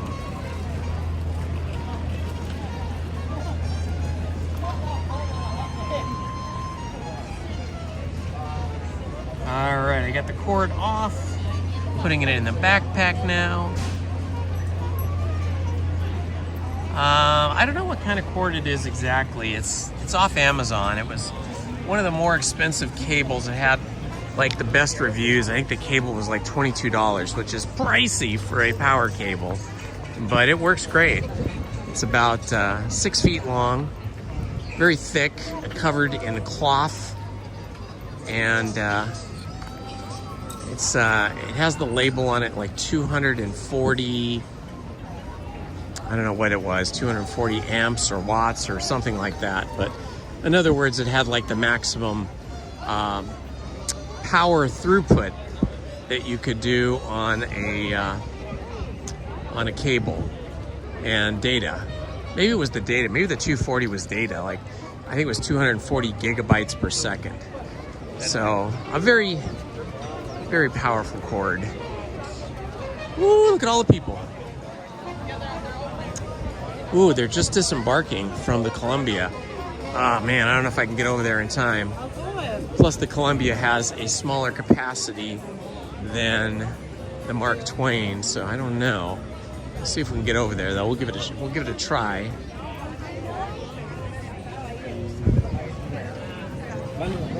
Yeah, they're still disembarking, so I think there's a possibility we might be able to get on the Colombia.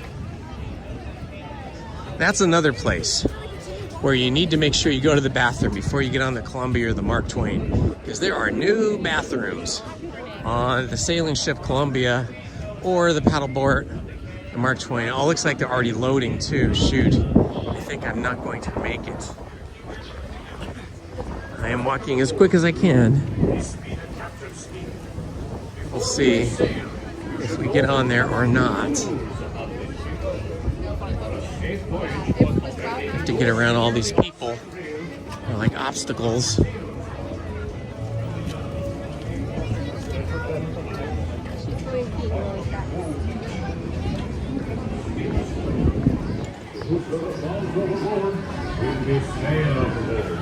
I think we're just gonna make it.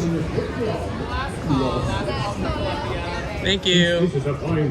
All right, we made last call. It's our 12th ride of the day. 12th attraction. We're the last person on.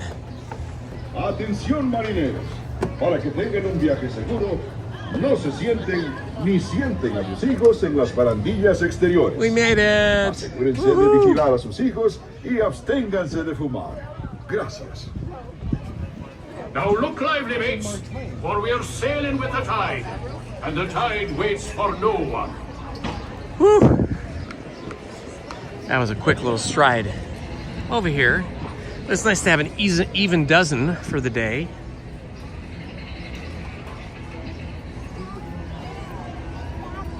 I think this is number 12. Let's see if we can count them. We started the day with Alice in Wonderland. Then we did then we did Big Thunder Mountain. Then Haunted Mansion. Let's see, Alice in Wonderland, Big Thunder Mountain, Haunted Mansion.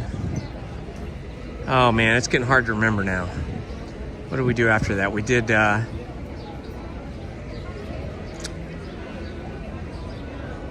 what did we do? Well, I know we did Casey Jr. and we did Storybook Canal Books. That's only 5. We did Smugglers Run. That's 6. Fourth watch. Up with the spanker. Indiana Jones Down for the was spin 7. sail. All hands. Let's see, what else did we do? We sail a true course, south by southwest. Boy, I just can't remember now. I guess I'm getting tired. My brain's not working anymore. But I think this is number 12.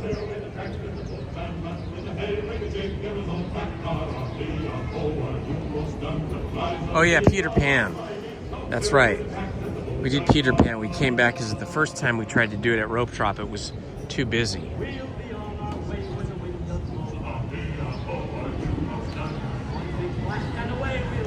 Yeah, we definitely did Smugglers Run. I don't remember them all now, but I'm pretty sure it was a dozen.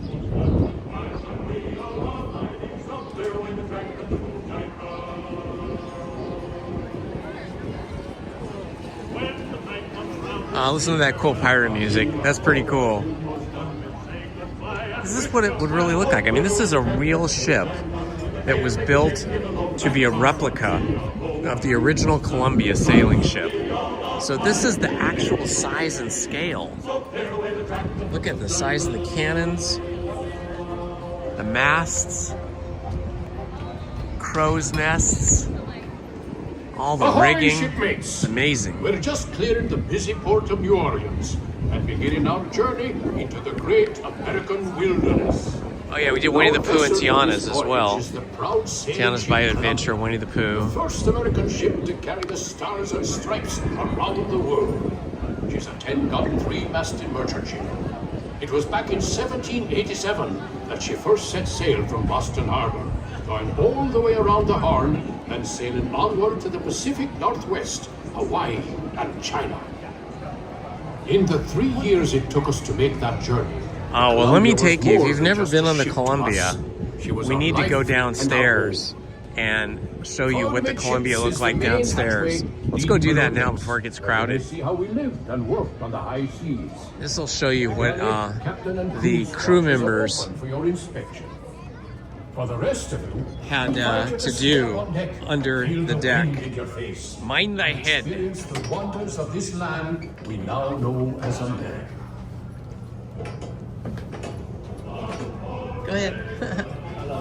Hi. So here we have a bunch of woodworking tools. And then over here we have a cutting board.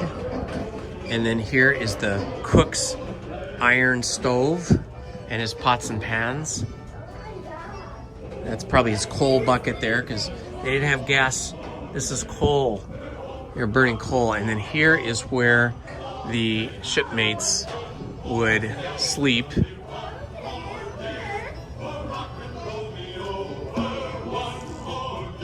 Pretty tight quarters.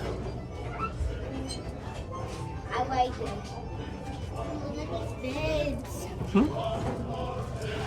Oh yeah, look at this. This is where they had the blacksmith here would make iron things. Here's some of the tools. And then this would be the crucible where they would heat up iron in this hot coal furnace, and then they would be able to pour molds. And then this is the whatever you call this thing, I forget, the accordion thing. And there's an anvil. Got some rigging pulleys in here, wooden pulleys, and more tools here. Lots of rope, lots of wooden boxes probably filled with tools and gunpowder and so on. Some floats over here, so when they pull into port they can throw these over the side so the ship doesn't get damaged. Here is the hold of the ship where they would have things that they brought for trading or that they're bringing to market for trading. So typical things will be like beaver skin, beaver fur I should say, and animal furs. Here's a whole bundle of animal furs. And then here's some swords. So if they needed to defend themselves, they had their swords ready to go. This would be the water. So this would be drinking water here. And discovered a mighty river, which we named the Colombia. Life jackets, compass, binnacle. They got some muskets over here. Old-fashioned rifles where you can only shoot one ball. They didn't even have bullets yet. These things were used to push the ball and the charge down into the barrel. Here's another small cabin where he's not sharing it with anybody. This is probably the first mate's or the navigator's cabin because he got his own special cabin. More armaments. We've got another coal-fired kettle over here so they could drink their tea. And this is probably another officer's cabin here because again, you can see the officer's coat and he has his own private cabin. Very rare to have. So up here by the back of the boat or the stern were 4 private cabins, and then at the very back is the ship's cabin. I mean the captain's cabin for the ship. So the captain would sleep over here, and then he's got all of his instruments here for navigation. He's got a plate with a crab on it and some food. He's got really the biggest cabin. Just ahead is the most treacherous part of our journey. That island on the starboard Here's the side of an ice cook's cupboard here. Pirates. They sometimes lie in wait to attack a passing ship such as ours and steal its bounty. Bowman, man the starboard forecastle cannon and prepare to fire a warning shot, so as any curious pirates hide near the shore. All right, we'll go back up now. Those of you around the cannon best be stepping back. But there you go. You can see what it looks like down here. For the cannon she be a mite loud, and the gunners aim. I imagine the only people that were down here working during the day would have been the cook and maybe the blacksmith. Fire one! Oh my gosh! Now, that should put some fear in them. Looks like we're safe for now, but I ask all crew and passengers to keep a weather eye out. We don't want the Jolly Roger flying above this fine ship. The Jolly Roger would be the pirate's flag, skull and crossbones.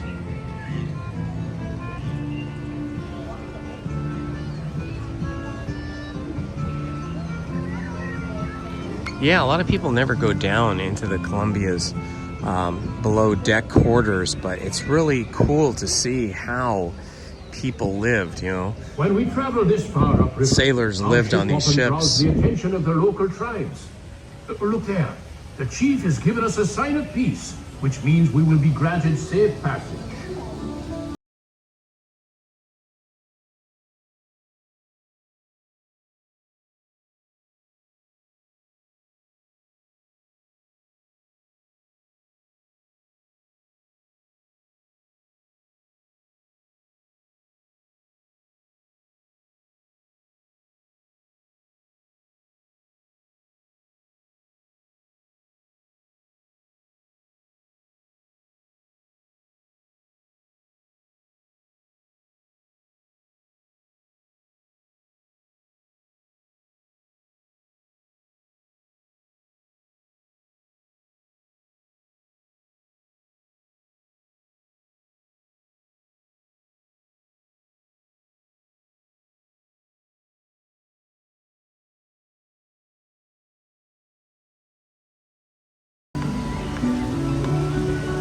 Ooh, Andy, that is some cool knowledge. Thank you for dropping that knowledge on us. I appreciate that.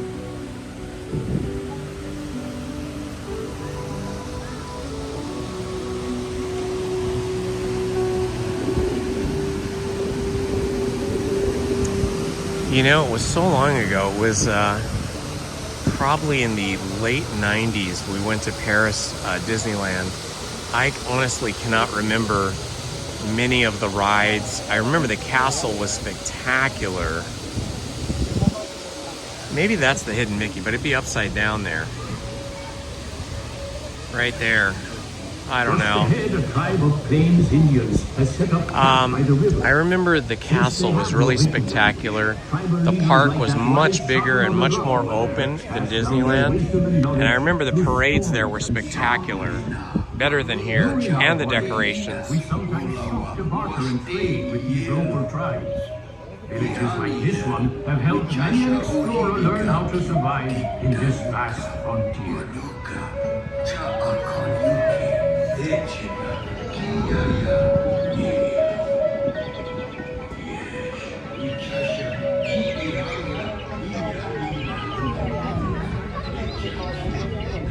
Oh, that's really cool, kayak builder.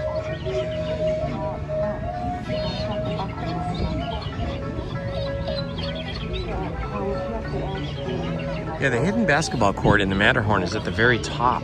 I always thought it was in the bottom. I thought it was at the bottom, but I looked it up recently and it's in the very top. It's just a half-court basketball court, but it's pretty cool that they built that for cast members to be able to relax and burn off some steam. Well, crew, 'tis time we be setting sail for home. Hold taut the flying jib. I think we were in Paris probably in like 1998, or Paris Disney and Paris. Shipmates, if you haven't done so, 'tis a good time to visit the crew's quarters below decks to see how sailors of the 1790s lived and worked while on the high seas. The lower decks will be closing when we enter port. Those of you remaining on deck, keep a close eye on the riverbanks, where you may be able to see moose, elk, and other wildlife. Geese. Happy Easter geese.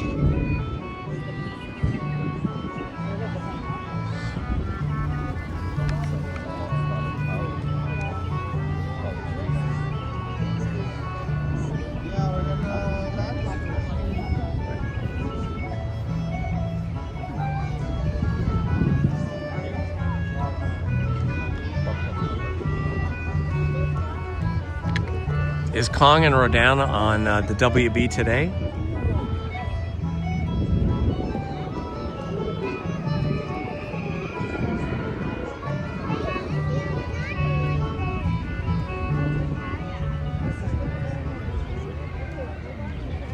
Interesting. I did not know that, Brian, Disney fan. Off the starboard are the last remains of an old shipwreck, rumored to carry a fortune in pirates' gold. It lies in Smugglers Cove, a place of dark and dangerous deeds and secret midnight meetings. We'd best be sailing past this cove and back to civilization.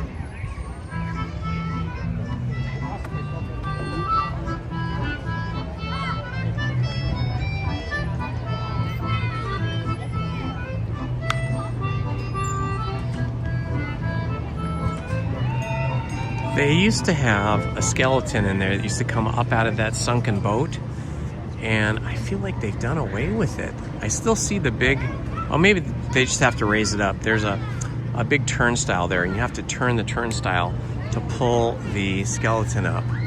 But I don't see the cable in the right position, so I don't know. Maybe they thought it was too scary for kids. But it was there for years and years and years.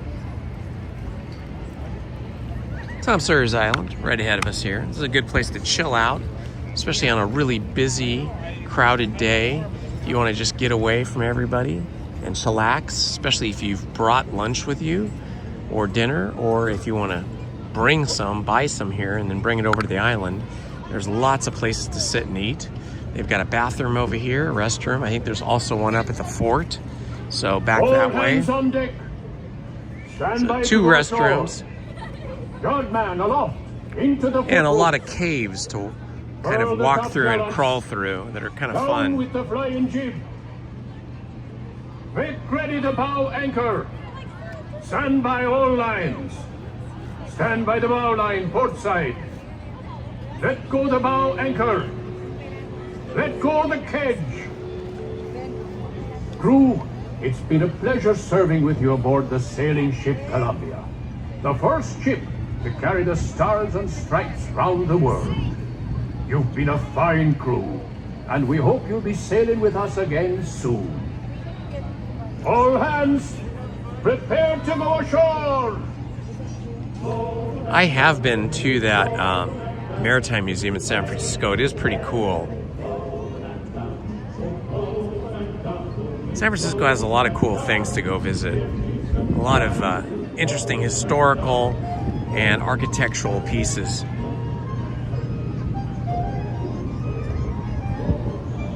Here come the canoes, or at least one canoe, the Davy Crockett canoes.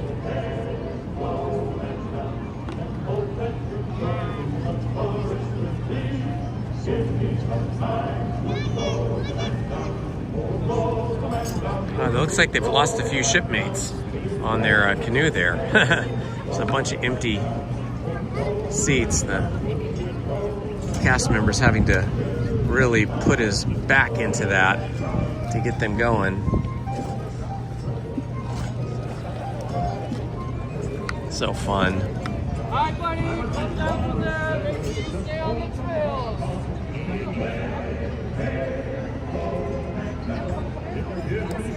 I know. We went, the last time we were in San Francisco, a 3 years ago, we went to see the Disney Family Museum and it was closed. I think it was like a Sunday or a Monday. It was one of the days that they were closed. And we were there and we were like, oh man, it's closed. So we just kind of drove around that, I don't know what it was called, but it was like an old Navy fort. And there's like lots of beautiful old houses for the officers and stuff that were still there, and really nice landscape. So we just kind of drove around and looked at that.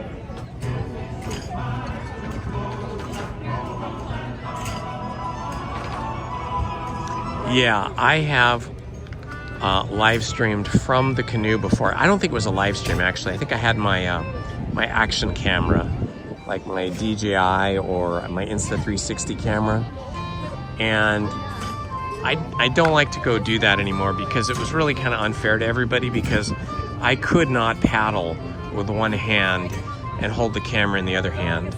So I was basically a passenger, not contributing to the paddling. So I haven't been on that in a while. I've been on it 2 or 3 times in the last couple of years, but I only filmed on it once or twice, and then I decided, we can't live stream on this. It's too sketchy.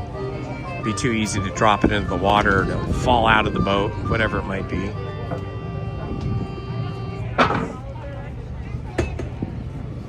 All right, time to disembark from this beautiful ship. As you make your way down the route, please hold your right hand side, look down, and watch your steps. We hope that you have a great rest of your day here at Disneyland. All ashore crew, all ashore. Watch your step, guys. Watch your step. Stay to your right hand side, please. Stay to your right hand side. We do have two-way traffic. Please stay all the way down to your right hand side, friends. Two-way traffic coming up shortly. Please stay to your right. Doesn't matter. All right. Dock hands open at the seat. Listen to on board. Welcome aboard the ship to Colombia. As you make your way up the track, please keep your hands, look down, and watch your steps. All on board, please keep in mind we have two very important nautical rules.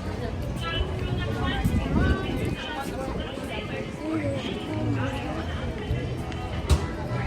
And we get a little view of the Golden Horseshoe.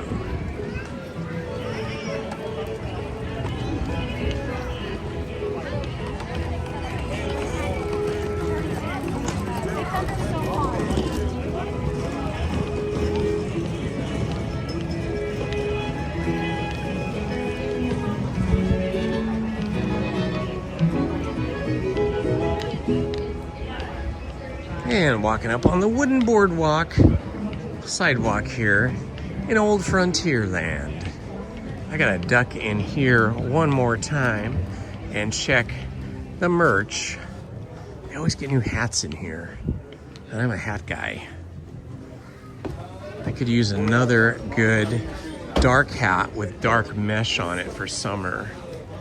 I was in here and I saw some back here, but I couldn't find the price on them.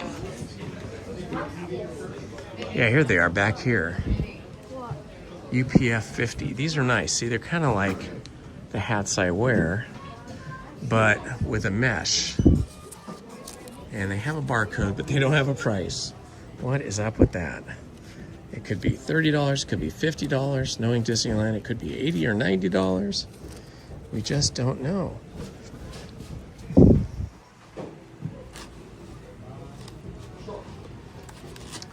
Let's see, these are Henschel hats. Henschel Authentic. Henschel is like a big brand. Let me see if I can look that up really quickly on my other phone. Oh, look at those, are great socks.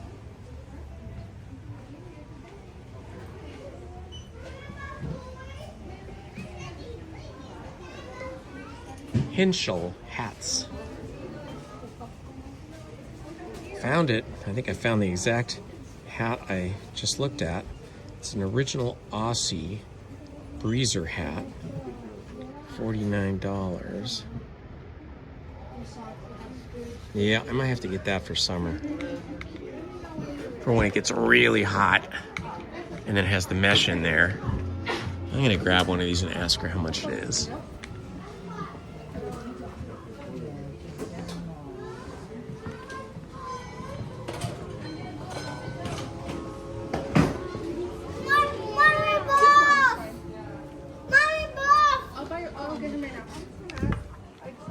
I'm just gonna hang here for a minute until somebody's free. Then I'm gonna ask them to scan this and tell me how much it is. Sometimes these things are cheaper at Disneyland with my discount. Sometimes they're cheaper at a store online.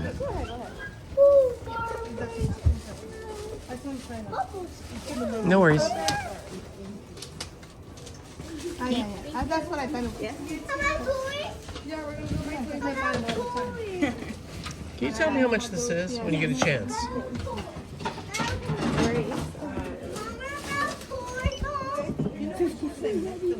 $54.99. Thank you. Oh, I know which one. So about 60. Okay, so it's like $60 with tax. Then I get a discount. So it might be the same price then, $49 for if I was to buy it online. It might even be cheaper if I find, if I do some online comparison shopping, then we might find it even cheaper. But now we know it's a Henschel, so we'll shop for that later.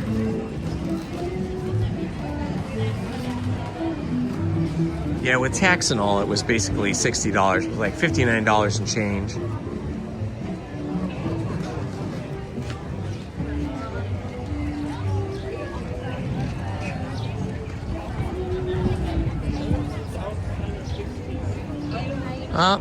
Looks like all of the pin traders have gone away, or maybe they're being asked to leave at this time. Maybe the pin trading hours are over.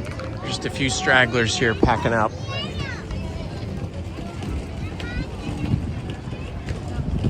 Oh my gosh, you have no idea how much cute merch there is here. I try to show you guys merch like every time I come. That shop has different merch from the stores on Main Street. There'll be some of the same things, but that particular Western shop in Frontierland has a lot of unique clothing items and hats and things like the socks and stuff that are hard to find in the other stores or just are not in the other stores. So I usually will stop in there once every week or once every 2 weeks to see what's new. The hats are the thing for me. But I like those socks, but I won't spend money like that on socks. I will buy them at the Dollar Tree and they will still be Disney socks. But they'll be $1.50 instead of $16.50 or $16.99 for a pair of socks. Not that I wear those socks, but I buy them for my daughters and my wife. But over here, the, what is it, the Cole Brothers, I think?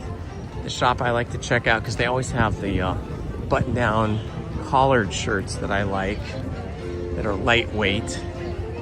And then, of course, there's the big shop across the way. Sometimes I go into the Plaza Point, which is the holiday shop, spend time in there, but that's dangerous because they've got an entire wall of mugs, and I am a mug I'm a sucker for a mug. Castle Brothers, that's what it is. Not Cole Brothers, Castle Brothers. You have to go in and you have to check often if you want to find the good stuff and buy it before they run out of your size.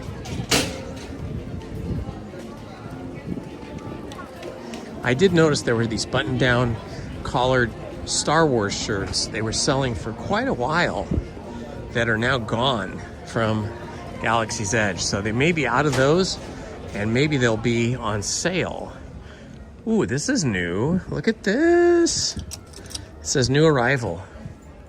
Oh my gosh, it's like, hold on, let me fix the camera here.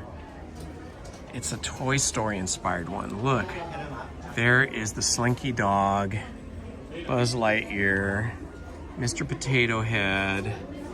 That is pretty fun. And then over here in the pastels, we have all these rides. These are cool, but they've gotten extra spendy because now this company, RSVLTS Results, I guess. I never very pricey. Cars Land. This one's cool. It's all Tomorrowland. So those are all cool, but sometimes you can find these at shopdisney.com. When they stop selling them here in the stores, they'll send those shirts to shopdisney.com, and then they're like 30% off, which is better than what I can buy them for with my discount, because I think it might be 20% on food and 10% on merch, something like that. Oh, here's a really cute pullover sweater here. Oh, with a Sleepy Mickey. Ooh, it's really soft. It feels awesome. $70. Kind of a Mickey robe. And then this one I've seen for a while now. This is a really nice, I think you call this a cardigan when it's buttoned down. Really nice.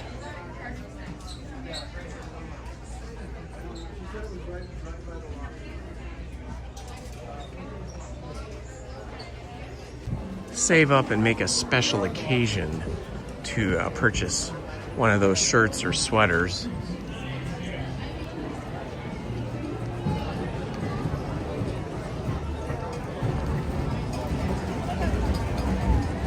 And they are still painting this entire block. Sorry. They're still painting that entire block. Wow.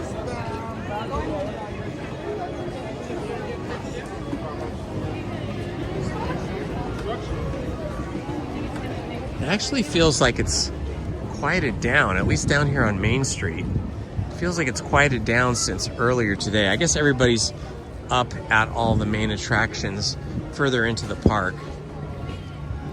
The Emporium always has lots of good stuff.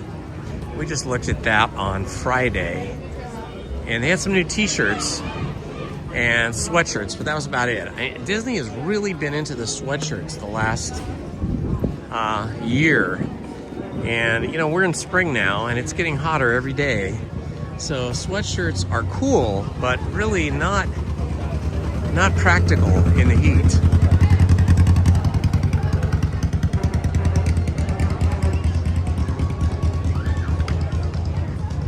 All right, my friends, we have been live streaming for 7 hours.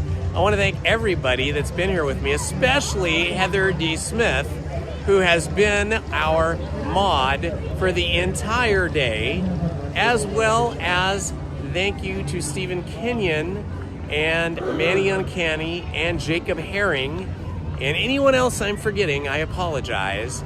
It's hard to remember, and I'm a little tired now after 7 hours of live streaming and talking and chatting and being entertained by you guys in the chat. I thoroughly appreciate your time and your presence here on the live stream.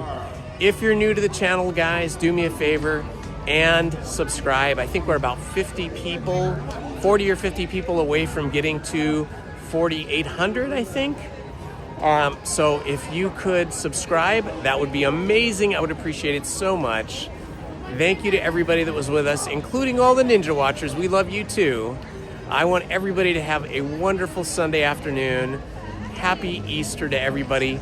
I will be back here later in the week. I'm not sure which day yet, so make sure you have your notifications checked so that when I post the announcement for the live stream, you will know that we're gonna go live.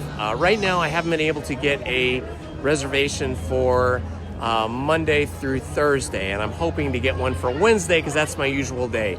But we'll see. So make sure your notifications on, hit the like button, please subscribe, and if you like stories, check out my other channel, Storytime with Indiana Holmes.